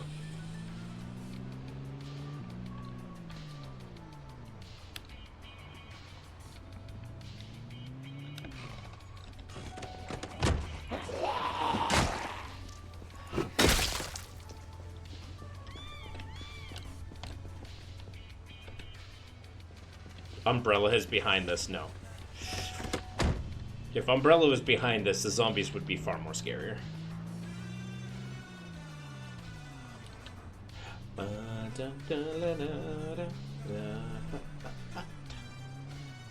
Just for the night.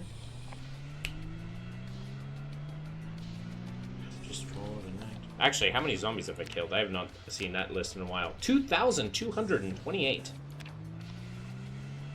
Divided by how many days? Divided by about 40 days. So 2,200.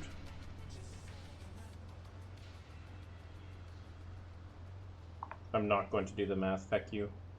No, just kidding. Is about 55 to 56 zombies a day. This doesn't include all the zombies that we have burned, which is probably, you can easily tack on a few more thousand.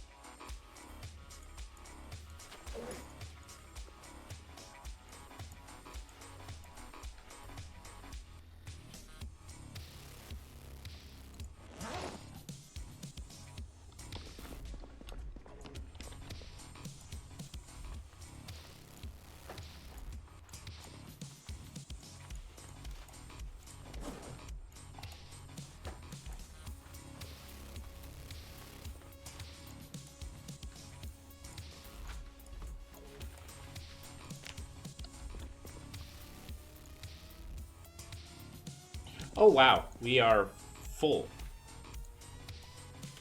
We're running out of space to hold all this food. Which isn't a problem. Like, I'm not complaining. At all. Like, I have enough food in here probably to easily last me, I don't know, a year maybe? Maybe half a year. Like, I can guarantee half a year of food at this point.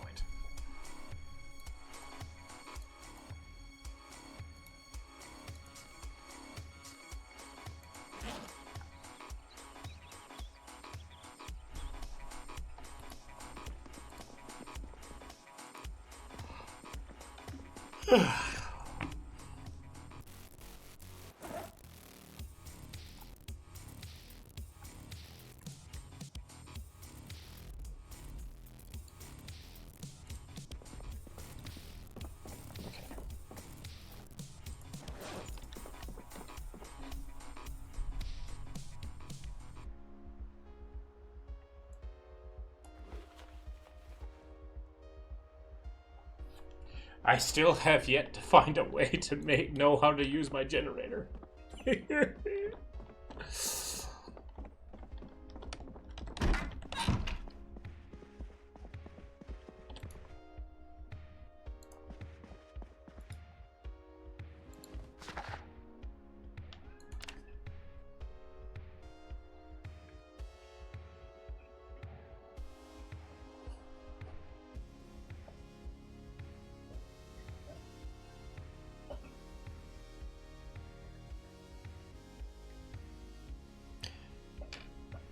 Oh yeah, I keep forgetting I need a different gun. I don't have any bullets for this gun.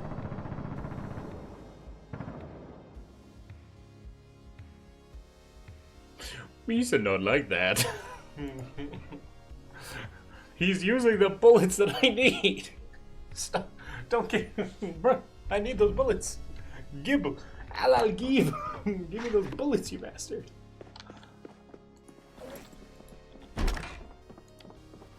Me reading before the exam.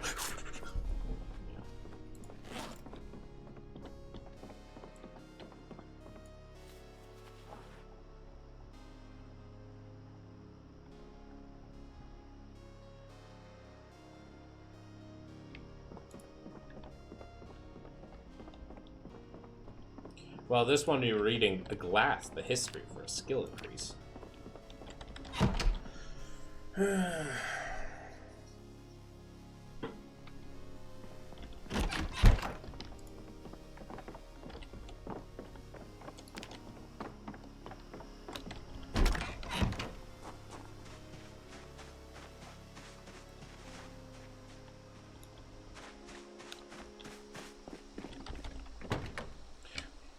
I know this vehicle is dead, but I'm just curious how dead.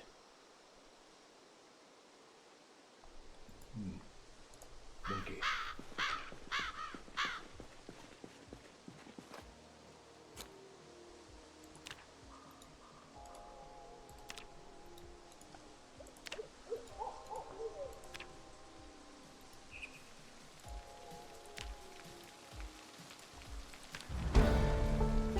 Bow, bow. Bow, bow, bow. Bow, down, down. Level 2 mechanics.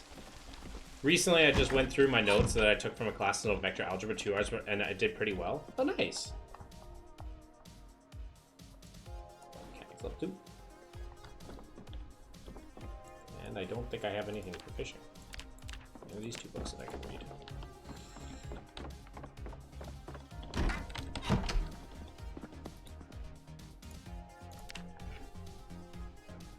Odin, where are you? Odin. Yeah, he wants to be hidden.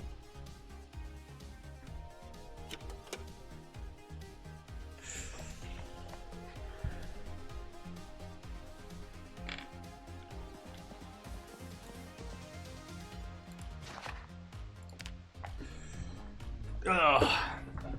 We're at the point now with Project Zomboid that unless I'm at the point now where I don't have to like find action. Oh hi, there's where you are. Yeah.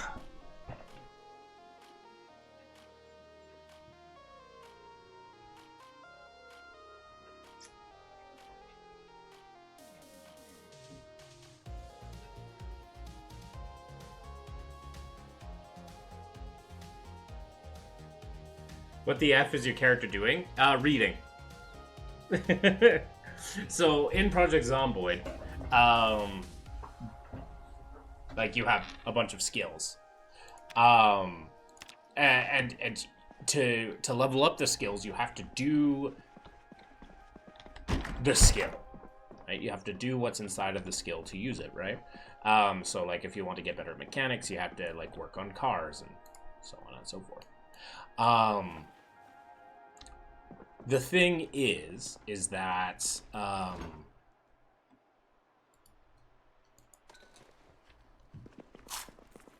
you with skill books don't give you direct experience. What they do is they give you a multiplier to your experience, a 3 times one at that. So they turn a grind that is like if you need like 250 experience and you get 1.5 from its specific action. Instead of having to do that 200 times, you only have to do that 100 times. Right? Meteorology. Very nice. Very neat.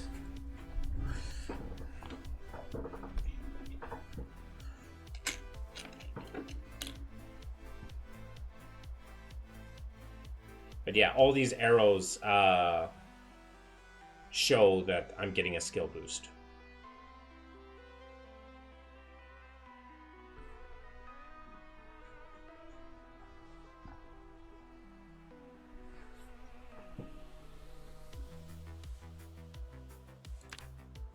That is entirely up to you. Also, I am gaining weight. Ruh-roh, Reggie, I don't need to gain weight. I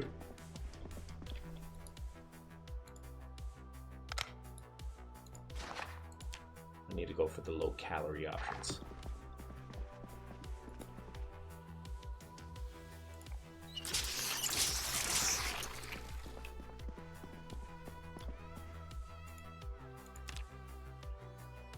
What I need to do is I need to kill a bunch more zombies.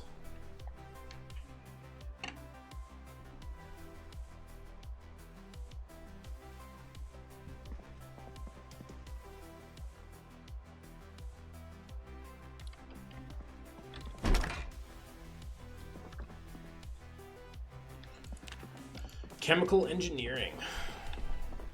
That sounds fun. Sometimes, I'm assuming.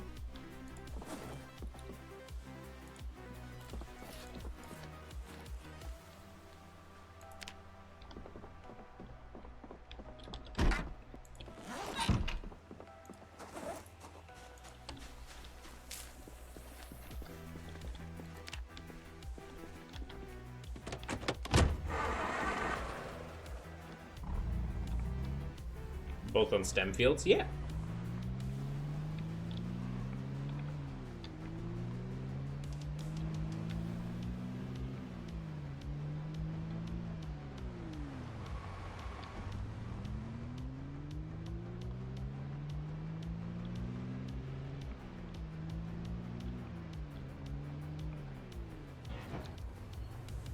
Uh.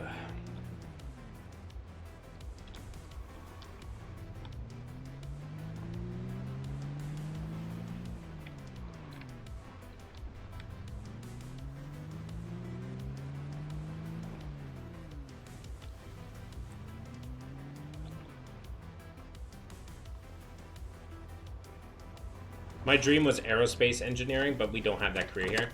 Most like math and physics, although I prefer math most of the time. I like history. History is my favorite subject. Calculus.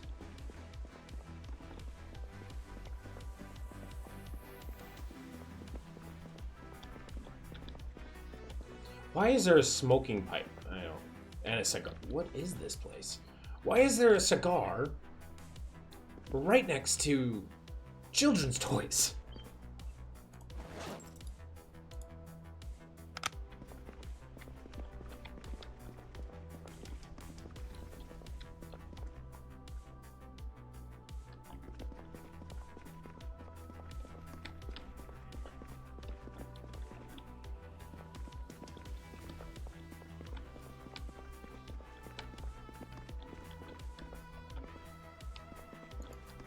Calc 2 at the moment in uni, and I'm so happy to hear about people doing their schooling, especially growing up the way I did.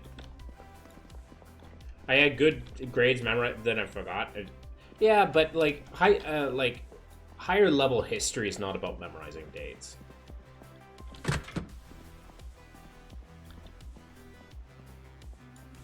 Like when you get to higher levels, it's like a lot of critical thinking and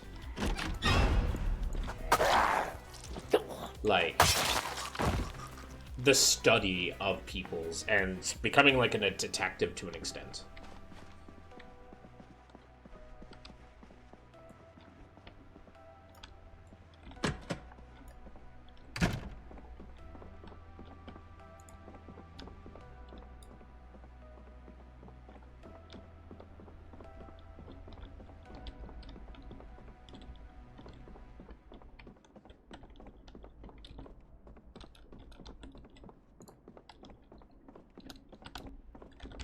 Oh yeah, history is 100% hard.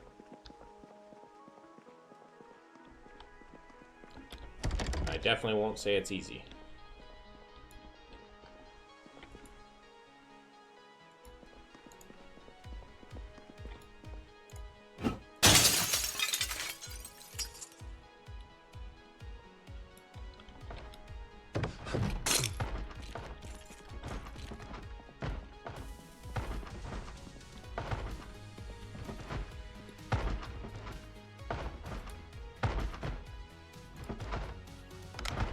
That's true.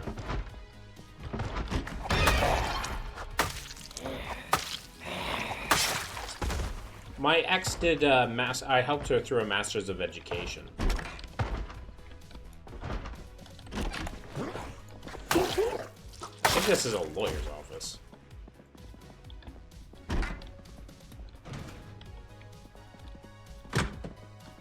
I'm pretty sure this is a lawyer's office.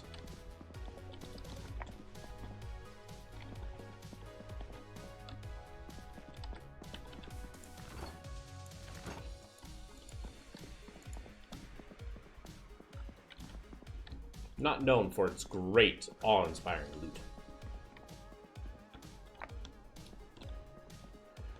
Sure, Law, my professor didn't let us use the L'Hopital rule to solve limits on one of our exams. Most of us got pissed. What is the L'Hopital rule?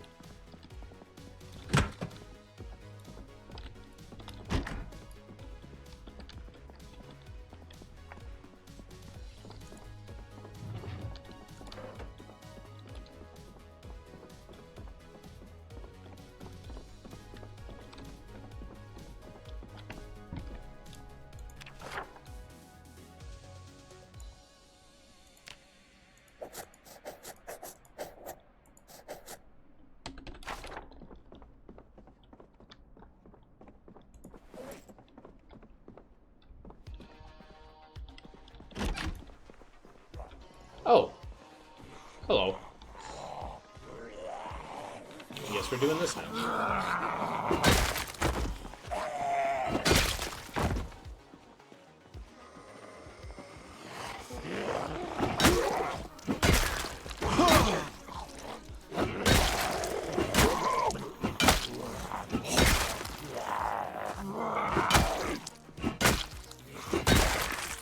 The thing is I don't think I could be a doctor because I have unconscious hemophilia. A L'Hopital rule is a method to solve limits. Basically, you need to have a fraction, then you get the derivative of each part of the fraction separately, and that can lead you to a better expression to solve the limit. I see. I don't, but I'll pretend I understand. I only have a high school level education. I mean, granted, a lot of my stuff is self-taught. I'm probably, like, definitely above a high school, but, like, not formal in any stretch of the imagination. Because I grew up in a cult.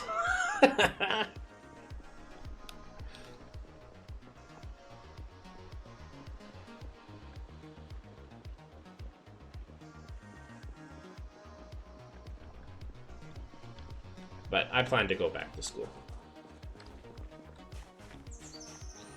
I just need time.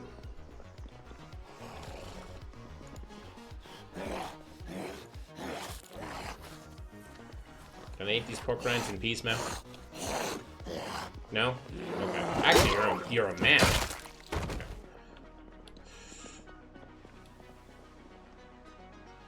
Yep.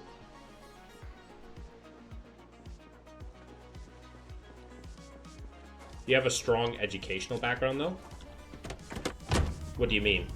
Does Canada have free higher education? No. No, we do not. Not at all. It's it can be quite expensive here. It's one of the worst aspects that we decided to steal from the States. I agree.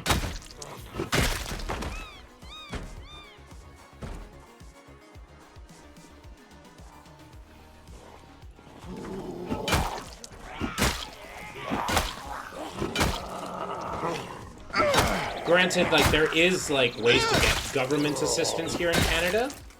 There is ways to get government assistance, but it's like, it's like, here's, like, we'll pay for half of your education. Well, not half, but, like, we'll give you a loan for half of your education that you don't have to pay credit on, right? Like, there's no credit.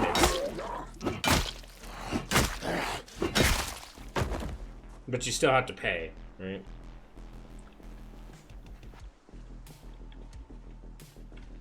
Which is, yeah, Canada, like, it's possible easily to get an education, but at the same time, it's like,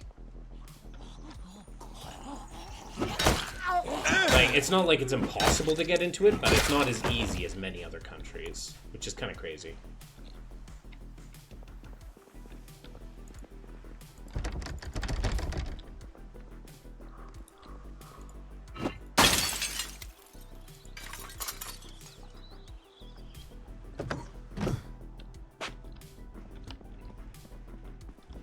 Clothing in here that we'd like?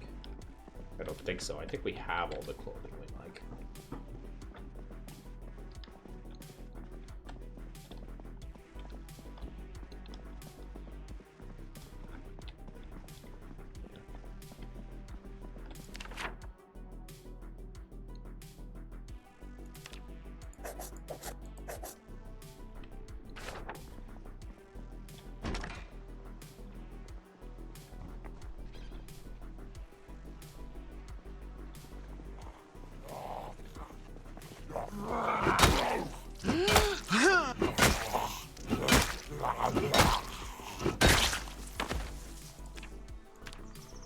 We're still gaining weight. Feck. Uh-oh.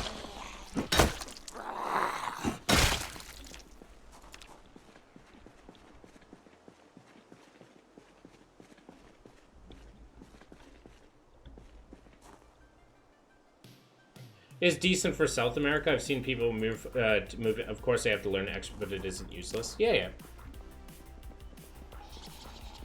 I think any good government is going to make sure that education is easily accessible. If your government is making it harder for education or makes it so that there are lots of strings attached, I do not think that's good government.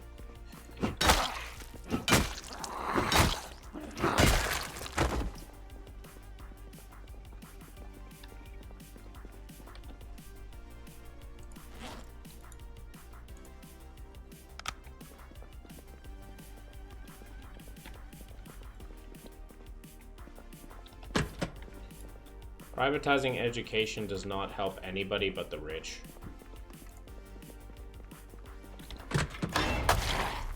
Why are you naked in the restaurant bathroom, ma'am?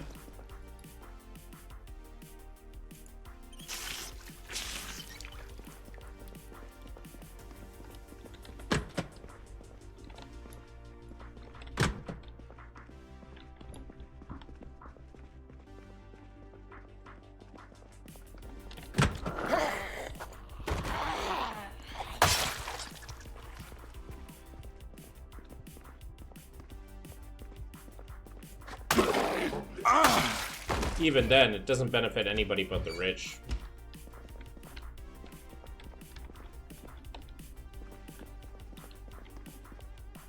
Maple syrup.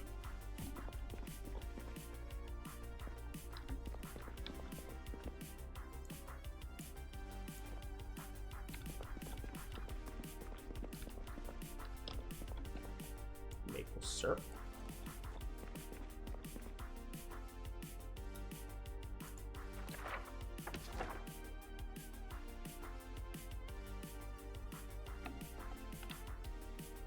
I don't think they are. Like, do you think that, you know, art, theater, and things like that, like, don't deserve to have, like, you know, help to be able to do? Like, do you think that people should have to pay to be able to, like, how, like, I get that there are some, like, more functional careers, but at the same time, it's like, those exist for a reason. Those educations exist for a reason. It's like, to me, it's like arguing that people should be paid less because, like, they're animators or video game designers, right? It's like, oh, but they're doing something fun, right? It's like, no, I find that to be a really crappy argument.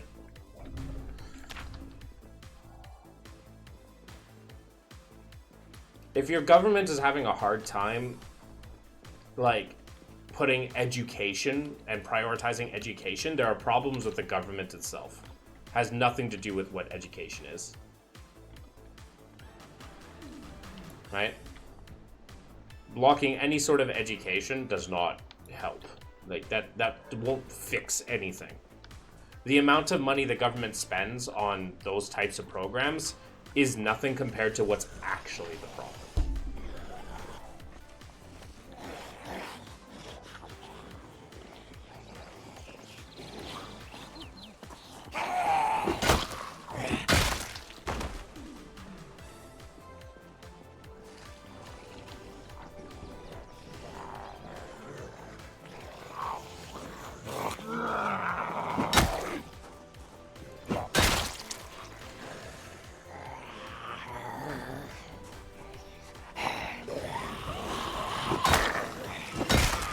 So is fascism spilling into Canada? It's spilling everywhere. Here's the thing with fascism. Fascism never went away. Fascism/authoritarianism, they're concepts that existed and have existed for, like, obviously not fascism has existed, but authoritarianism in general has existed for a lot longer than it has been around.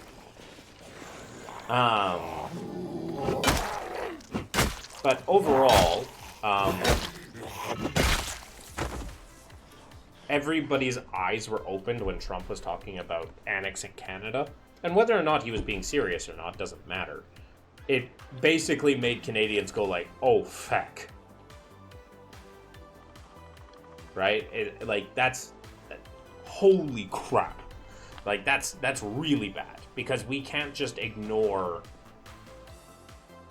that. We can't be like, oh, haha, he's joking. that is an existential threat to Canada. If America ever became hostile towards us, right, it's something that we can't ignore for whatever reason.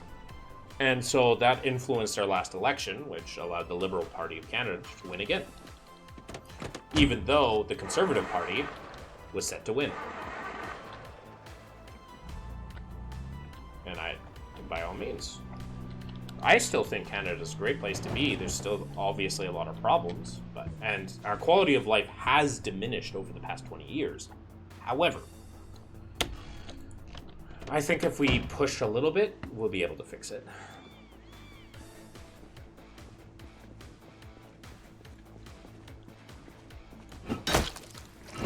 And sure, but once again, cutting education in any capacity does not help. It will not help the problem. In any capacity.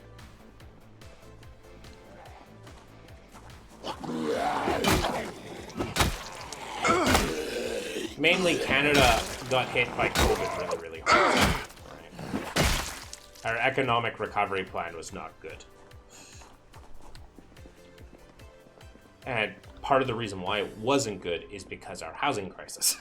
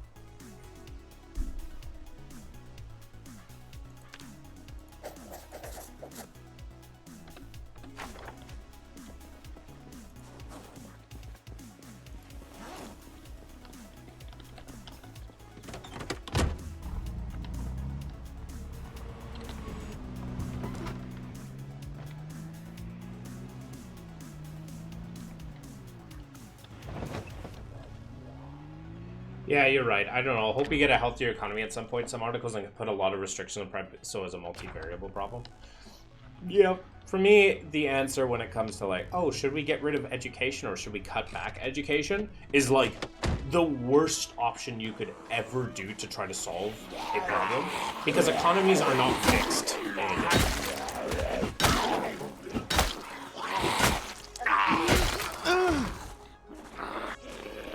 Economies aren't fixed in a day. They never will be. That's not how economies are fixed. The only time, the fastest they recover is during like periods of like massive war, right? A lot of like economies just before World War II were fixed because of World War II, but at the detriment of World War II.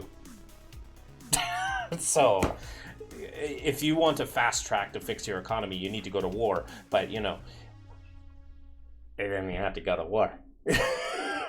Not a good thing, right? That's just the nature of how economies function. If you want to fix an economy through a laissez-faire method, you can't just say, oh, this is going to be fixed in one election cycle. No, you need a plan to have everybody on board over several election cycles.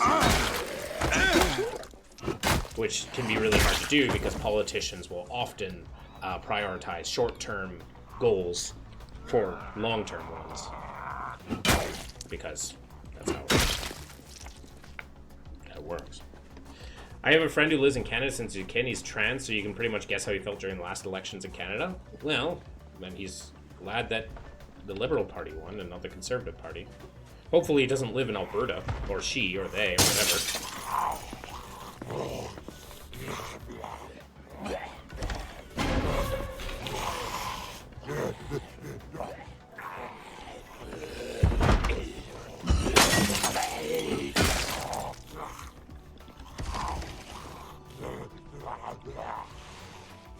They're in the States.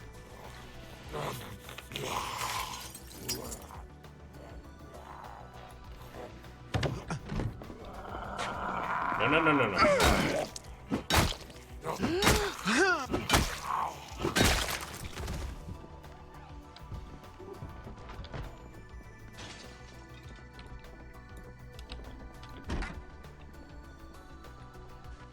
But,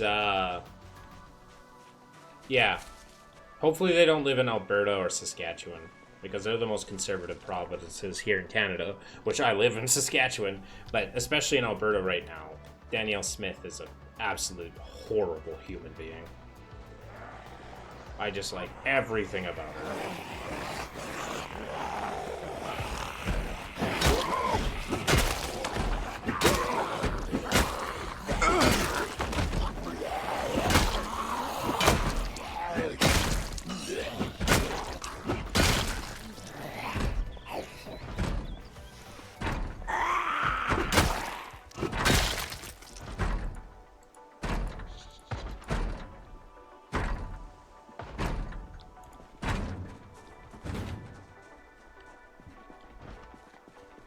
But yeah.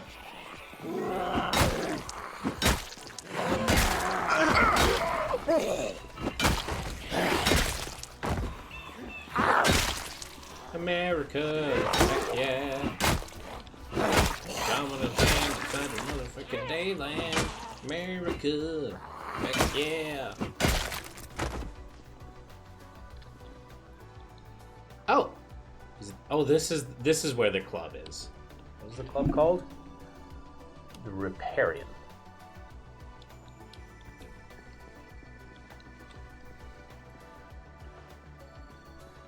This is another place to get a lot of alcohol.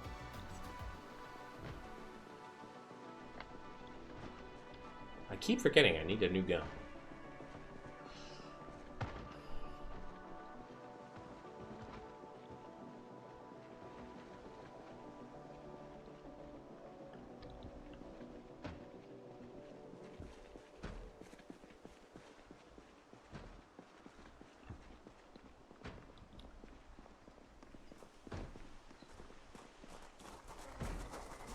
What the F did I just found?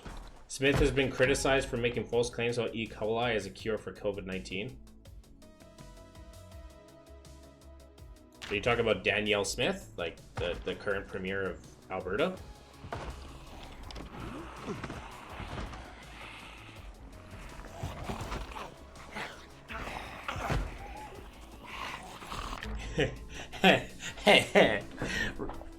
Here's the even better thing. So, here's a few things. She has made it illegal to keep your identity. Like, she's made it so that if you say Neem feces during COVID, she was here's the thing. Danielle Smith loves Trump. Loves him. She's a Trump supporter and she's a Canadian premier. She tries to copy his book all the time. She's made it so that it's illegal, or not illegal, but she's made it so that if you use pronouns at school that are different than the ones that are on your registry, the teacher has to inform the parent.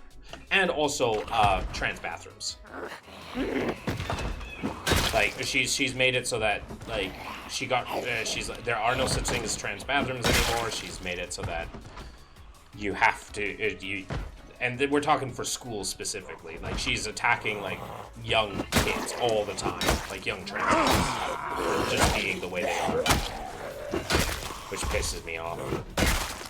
And when Trump got reelected in 2024, she tried her best to be like in his inner circle. By trying to like get into the inauguration on the inside, but no, she had to wait outside like all the rest of the plebs because Trump doesn't even know who she is, even though she's like trying desperately to get his attention.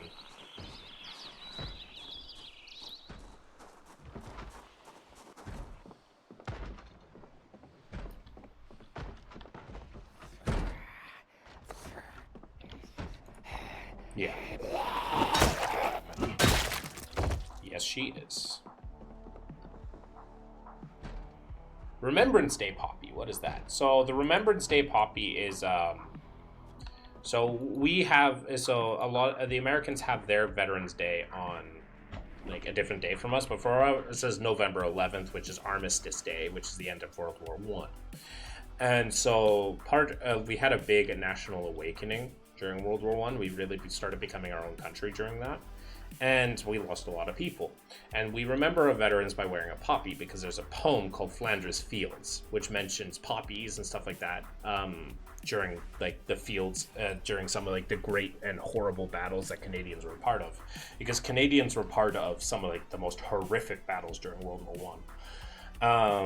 And a lot of them died. And so we wear a poppy to remember our fallen soldiers.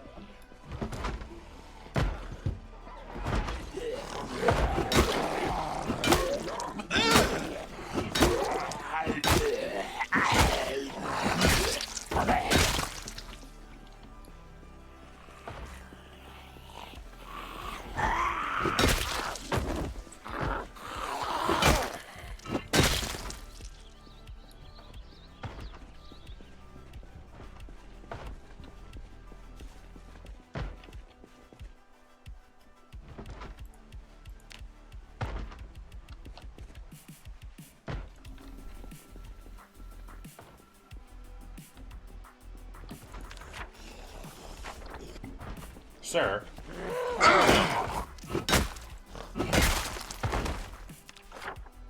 Wait, it said she compared people obeying the health order during COVID as Germans fell for Hitler? Yes. She supported the trucker convoy here.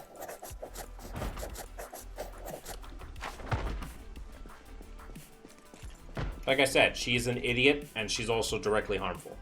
And she's a premier of Alberta, our third richest province, or tied for second.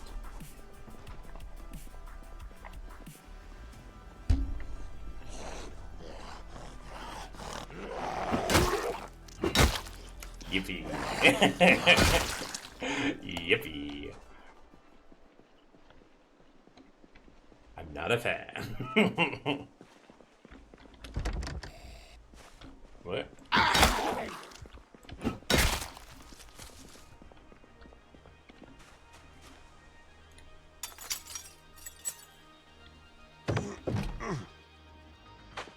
Oh wait, this is like a shoe shop. Oh. I can get some new boots.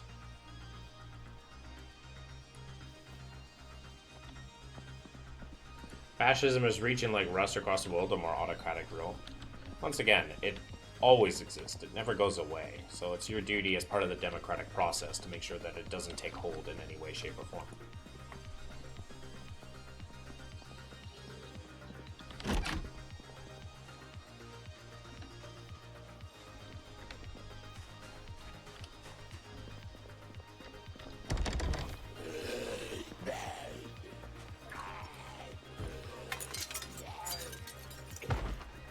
What do you know about Archer Pawlowski? I see something about a critical case. I don't know. I don't really know. Who is this?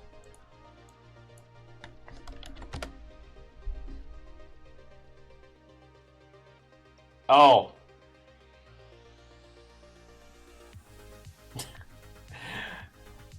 Ah. What's his thing?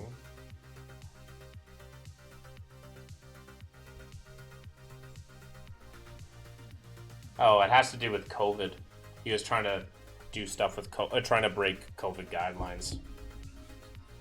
They were not, so, yeah. And then Daniel Smith is trying to make it so that he can get away scot-free.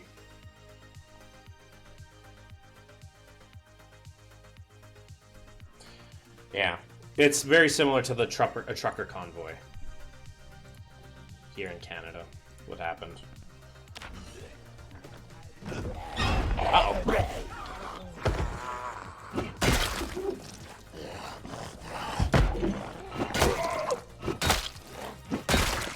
But yeah, I don't live in Alberta, so I don't know like everything there is about Alberta. Especially like specific random ass preachers that are idiots. But I grew up in northern BC, and I mean I have lived in Alberta at one point, but I didn't live there for very long.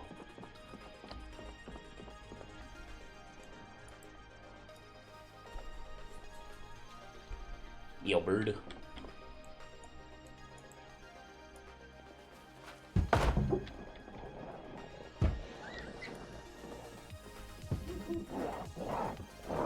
trying to go shopping. Leave me alone.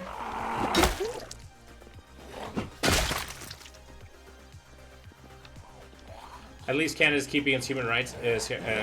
We'll see. Right.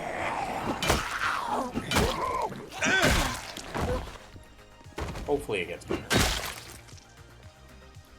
You suffering the right, we the left, all this world. No Nova, no Solar. Nothing new under the sun.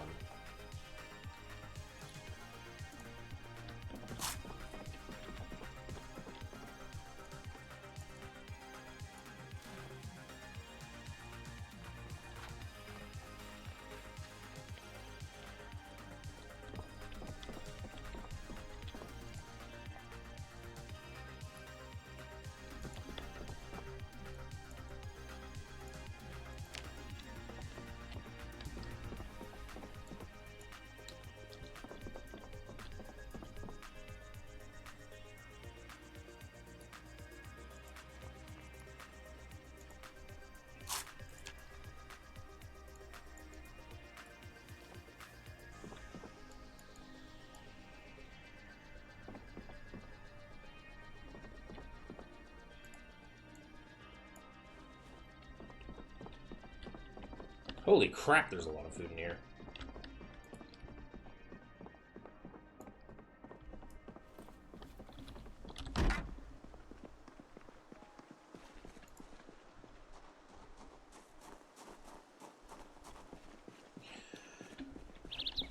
No Nova, no Solar. We can hope that things will get better. Doesn't mean we want to rest easy, but at the same time, like, don't get consumed by anxiety. That won't do you any good.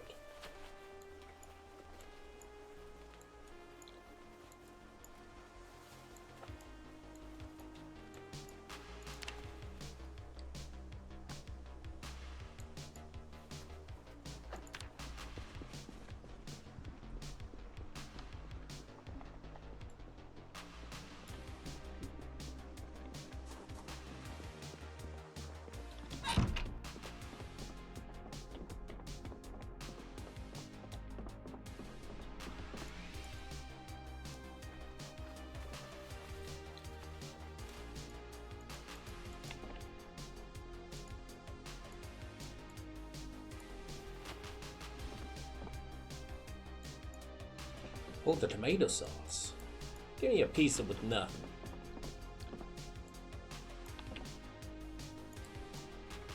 Nothing?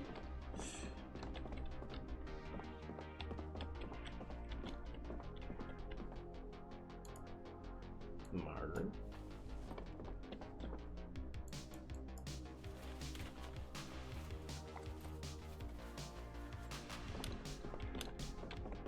Lots of toilet paper in here.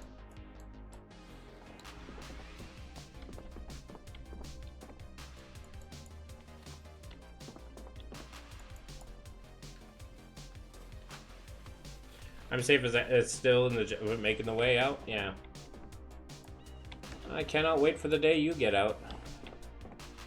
Won't be easy, though. You'll be happier for it, but believe me, when you first do it, it sucks.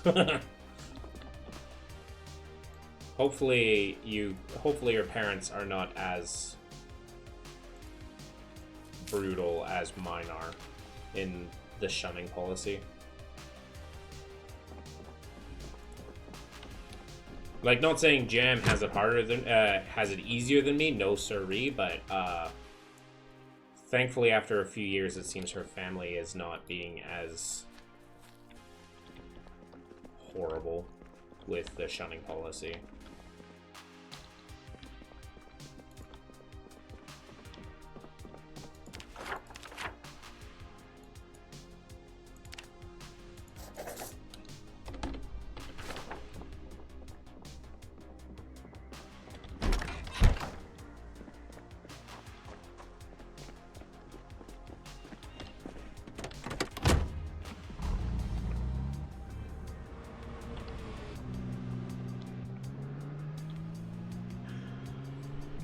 Just make sure you're prepared. That's all. Not just physically, but emotionally.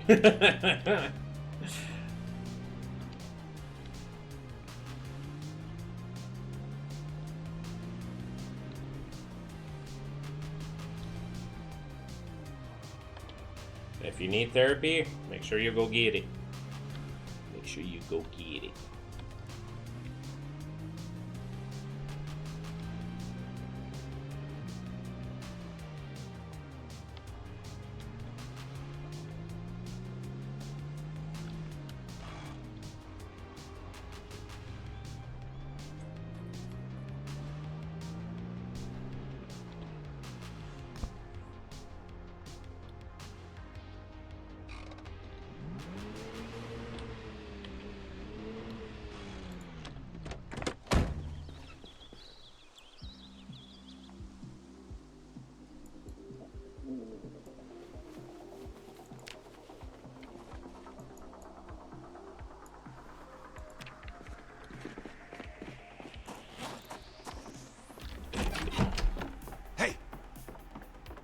Wouldn't Billy up Walnut and do some. That's good.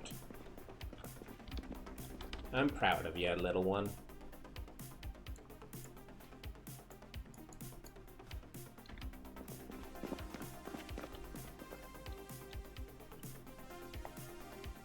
Okay. The next time we play this, I think we gotta do the really boring streams. Which is literally me pressing a button every once in a while. We have so much food. I might as well convert that food into experience. And you're going to be like, what the fuck? What do you mean convert it into experience? And what I mean by that is the food gives me time. Lots of time. And that time I can use to just basically grind stats.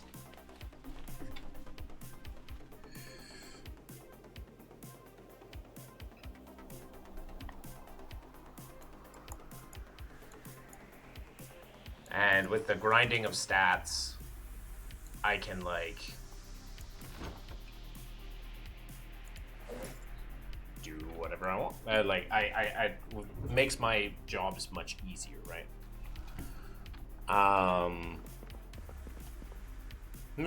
Yeah, Mormons are a fun little lot.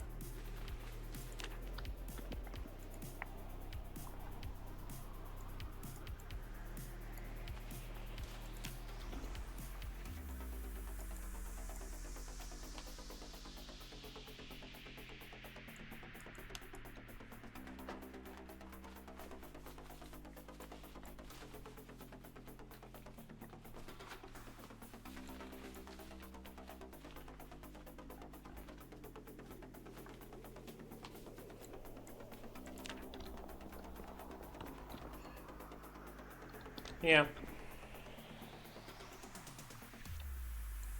I mean, the Mormon religion, a lot of it's based in racism, which drives me up the wall, too.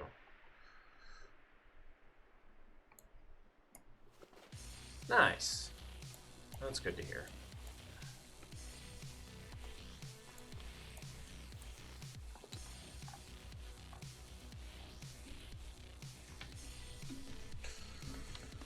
Okay.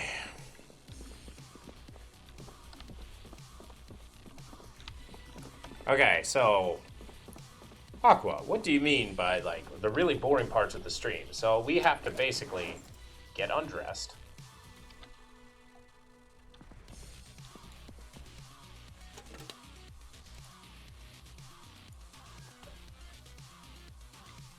Oh, and Native Americans. Don't forget about Native Americans.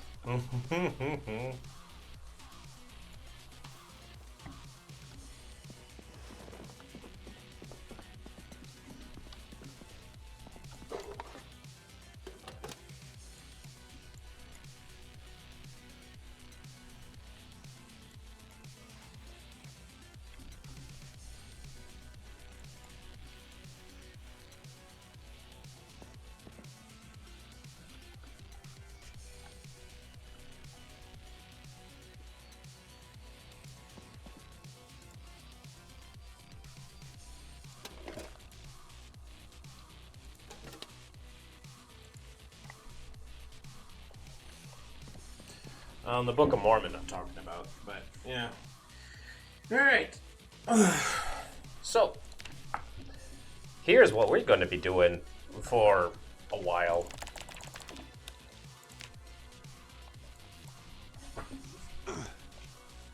Yippee.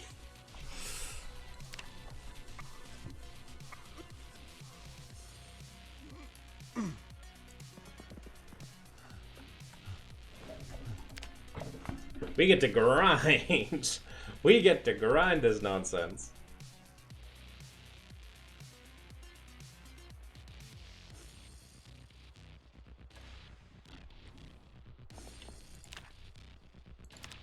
Please make it an emote. Try not to die now. Don't worry. This is like the safest place I can possibly be.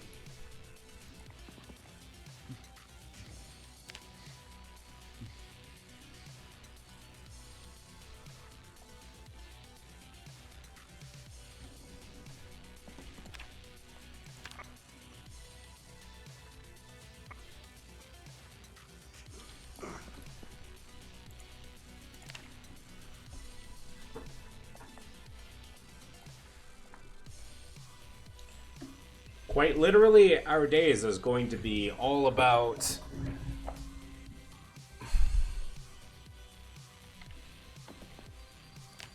exercising until we can't anymore.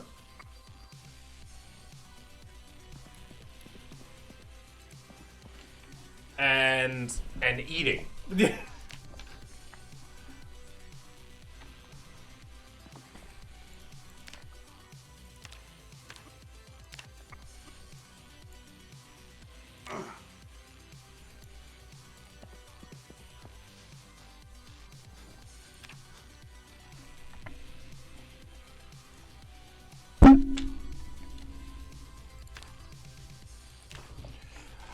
Come on, Saberith.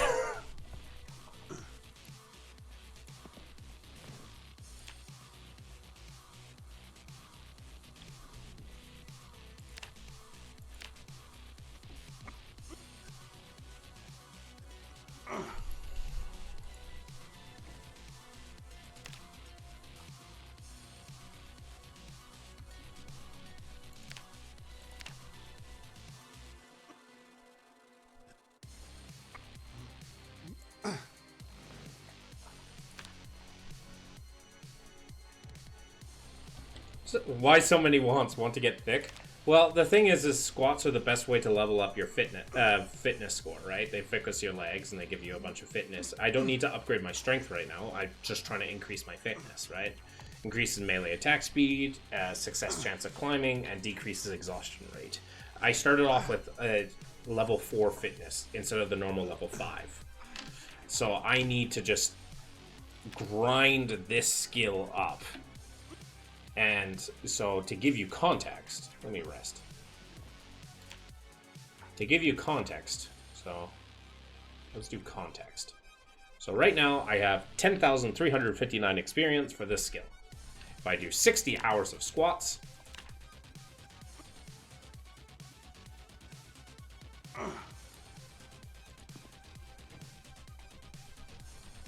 I gained 200 experience doing that. Because now I'm 10,559. So I gained about 200 experience by doing that. So to get 1,000, I need to do that, 5 times. And so I need to do that. I need to do this about 40 more times before I get one more level in fitness.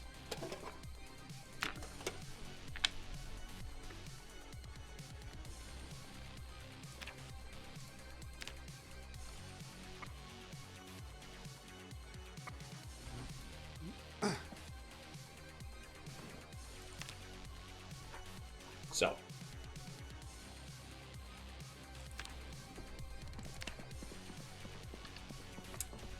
it'll take a few days to get one level.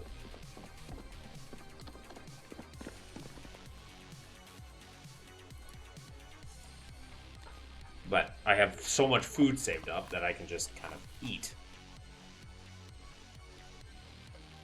whatever I want.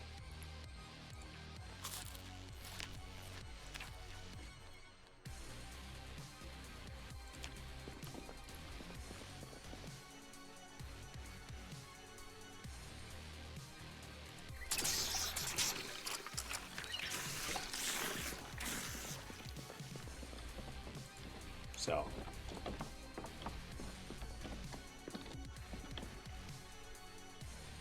yeah, that's what I'm snorting nail polish right now. It's a nice high. Excuse me, what?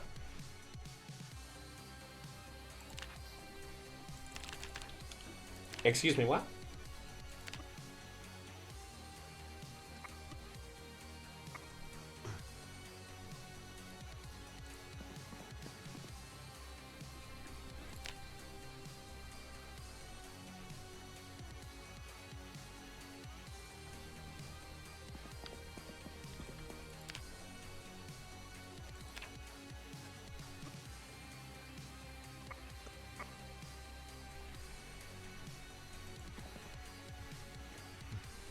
Brian cells, yes. I see they've already been hurt.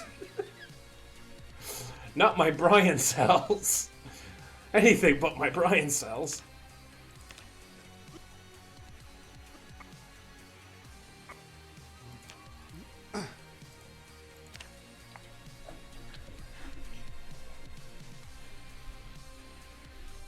Anything but my Brian cells.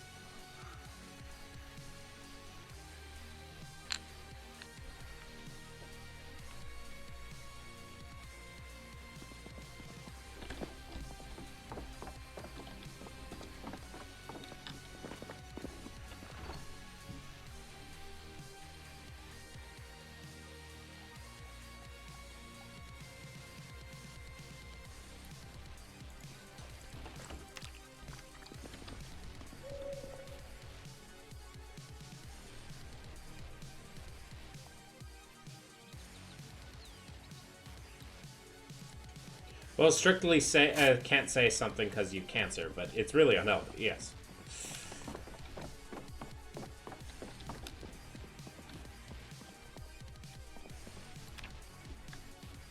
Yes, it's because you only live once that you should live healthy. I'm fine with recreational drugs for people, but at the same time,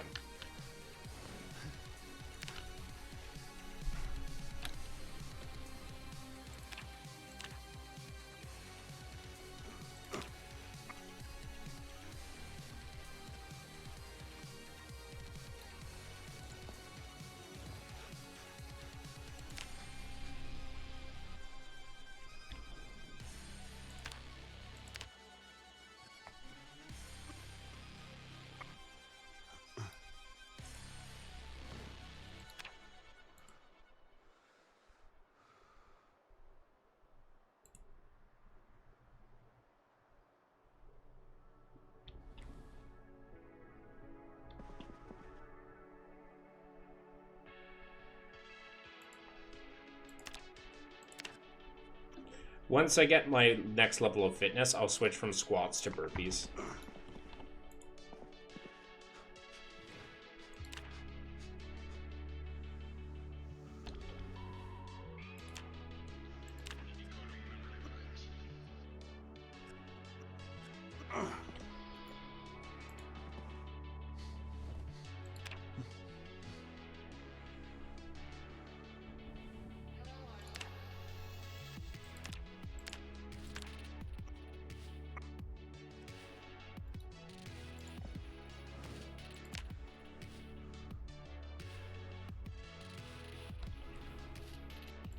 With acrylic dust. Oh yeah, that's a little bit of a different thing. Nail polish basically just does the same reason why a lot of things get you high, is like lacks oxygen to the brain without making it feel like you're choking. That's how you get high. I just wanna get high all the time, just to keep you up my mind. Ooh, ooh, ooh, ooh.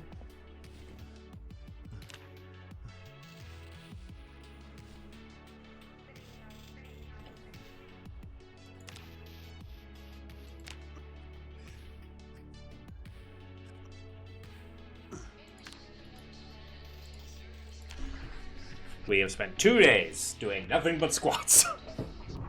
We're getting there, though. We're getting there.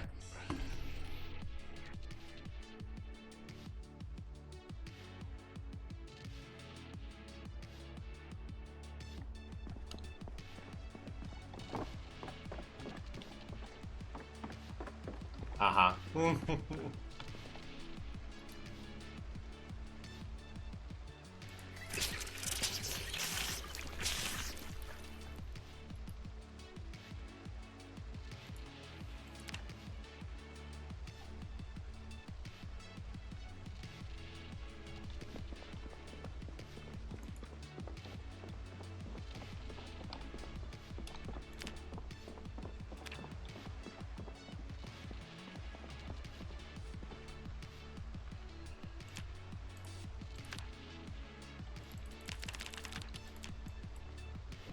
Hey, it's the first bot of the stream.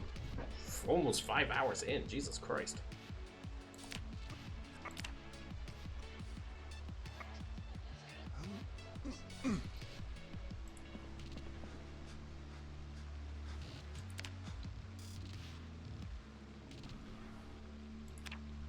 This emote is a VTuber named Buck Pop.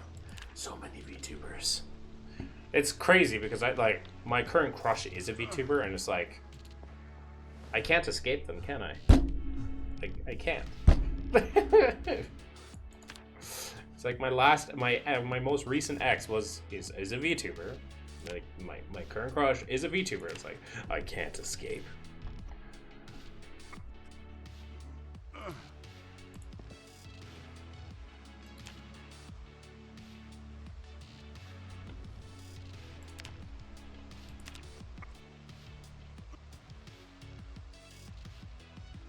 Because they get better fans. And like they don't have to worry about corporate interests the same way.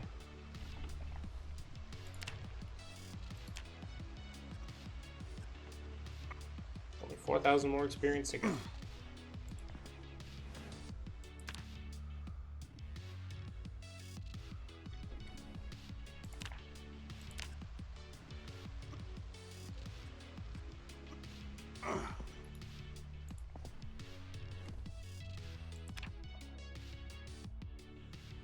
What the fuck?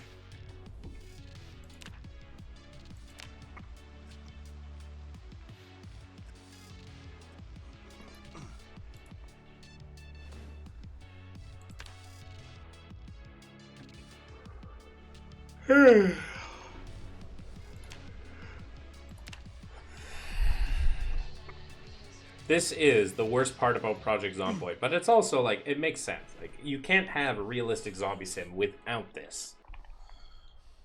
It's like the grind to make your skills better. I love that last one, Bexcal.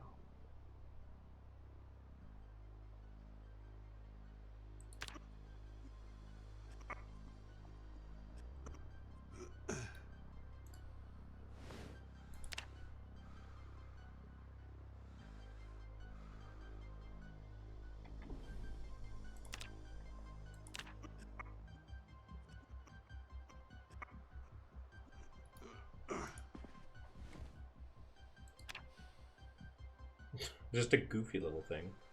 Buff pop.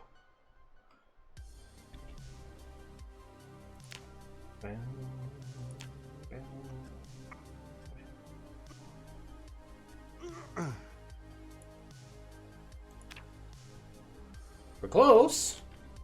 We only need 2,500 more experience.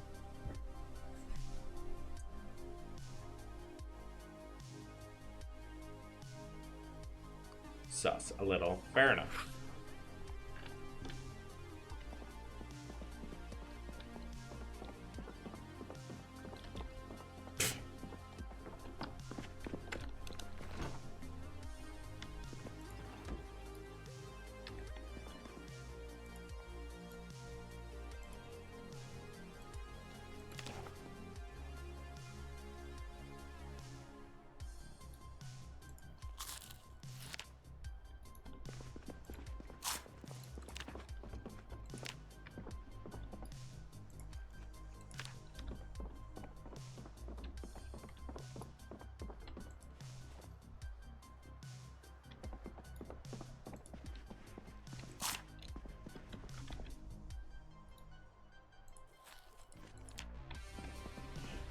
Bing.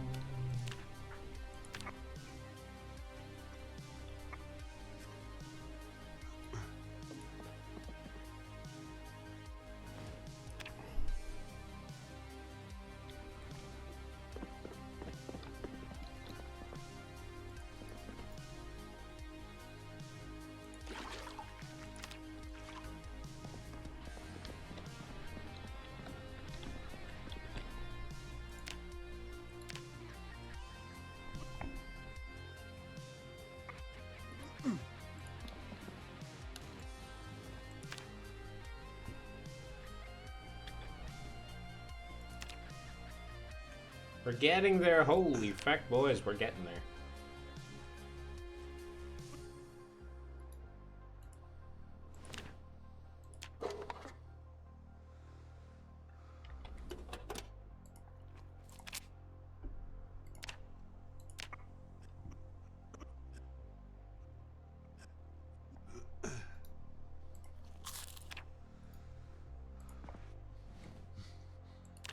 I type so fast I misspell. Believe me, I do the same. Don't worry.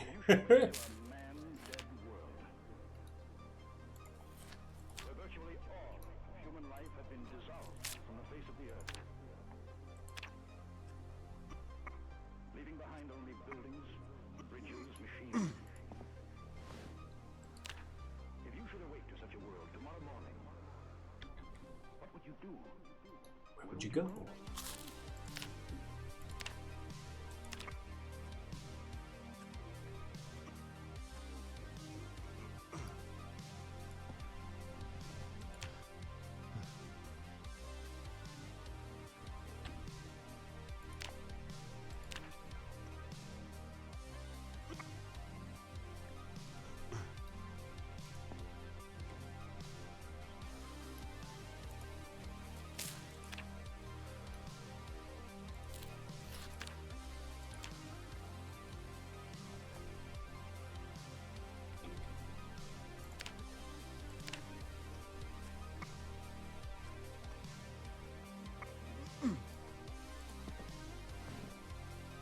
We are so close.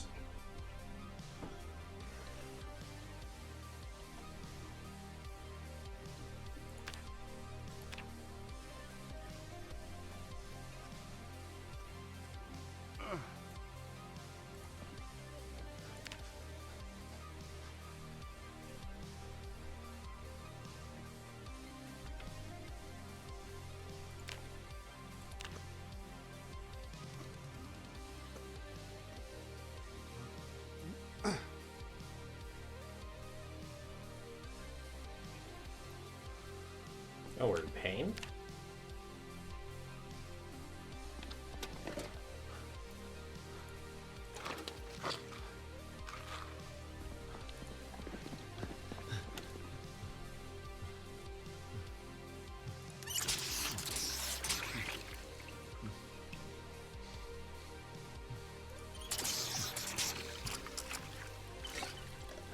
Oh, rabbit.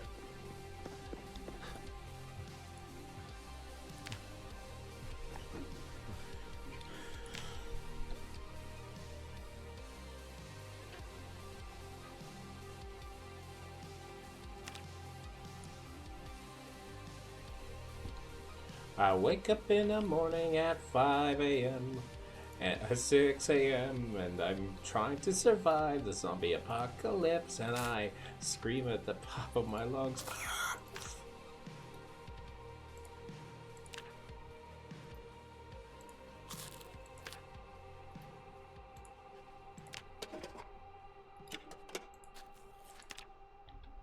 Gym bro routine. Yeah, pretty much. This is all he has right now, is just like this. We're also losing weight, but that's fine. Like, I have tons of food. I can regain the weight if I have to. But it's like, I'm at a very healthy weight right now, so if I lose even 10 pounds, I will be fine. Oh, this is such a good song.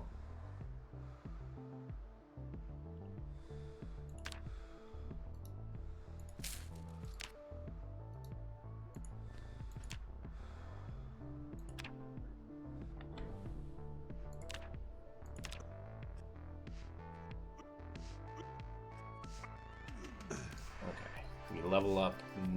Yeah, we're 3 points away from leveling up. This is bullshit.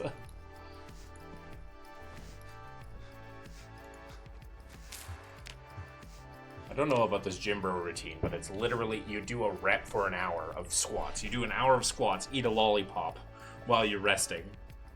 It's like an hour of rest, an hour of squats, an hour of rest, an hour of squats. There we go.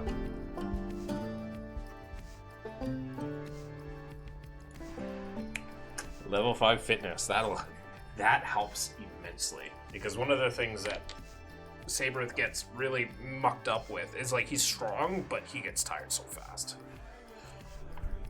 I think this gives him 20% more stamina, so that's a big thing. And now we switch to burpees.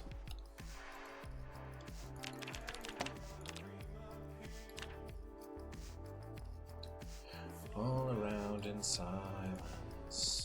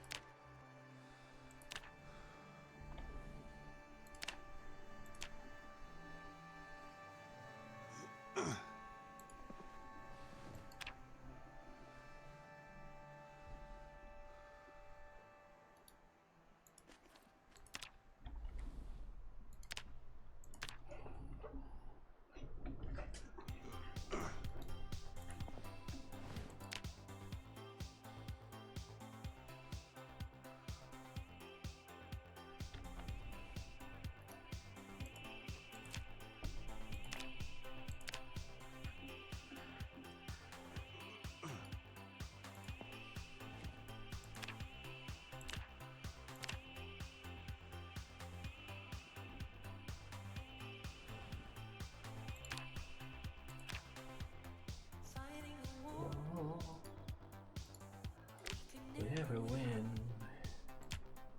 Power of love. Oh. Look at all that muscle strain.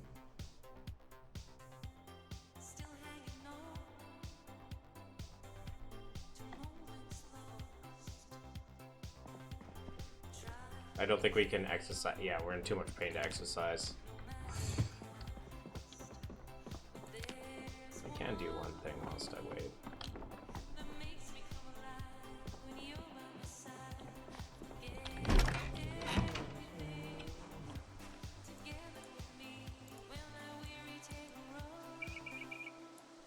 play that movie. I want you to smile, show me to the world for a while. If you have, even now back then, that's today. It's 85 again.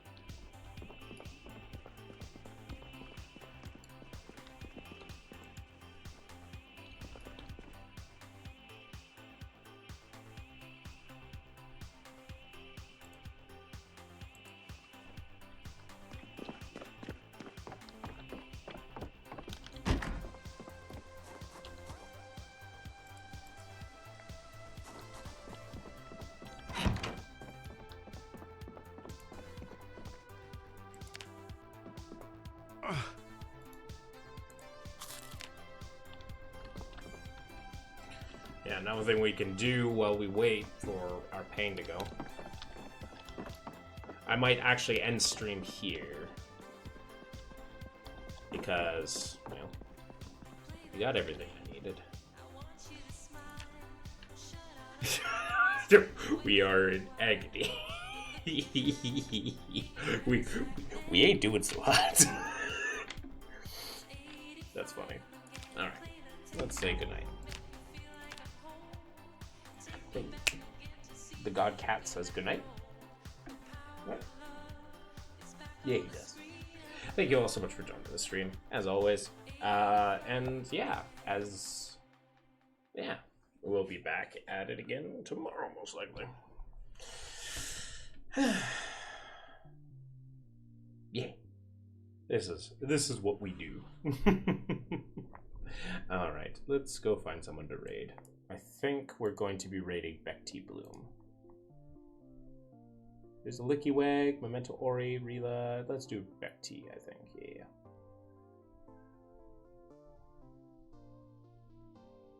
Yeah, let's do them. Alright. As always, like I said, stay safe, sleep well. Don't let the bed bugs bite. Bye for now.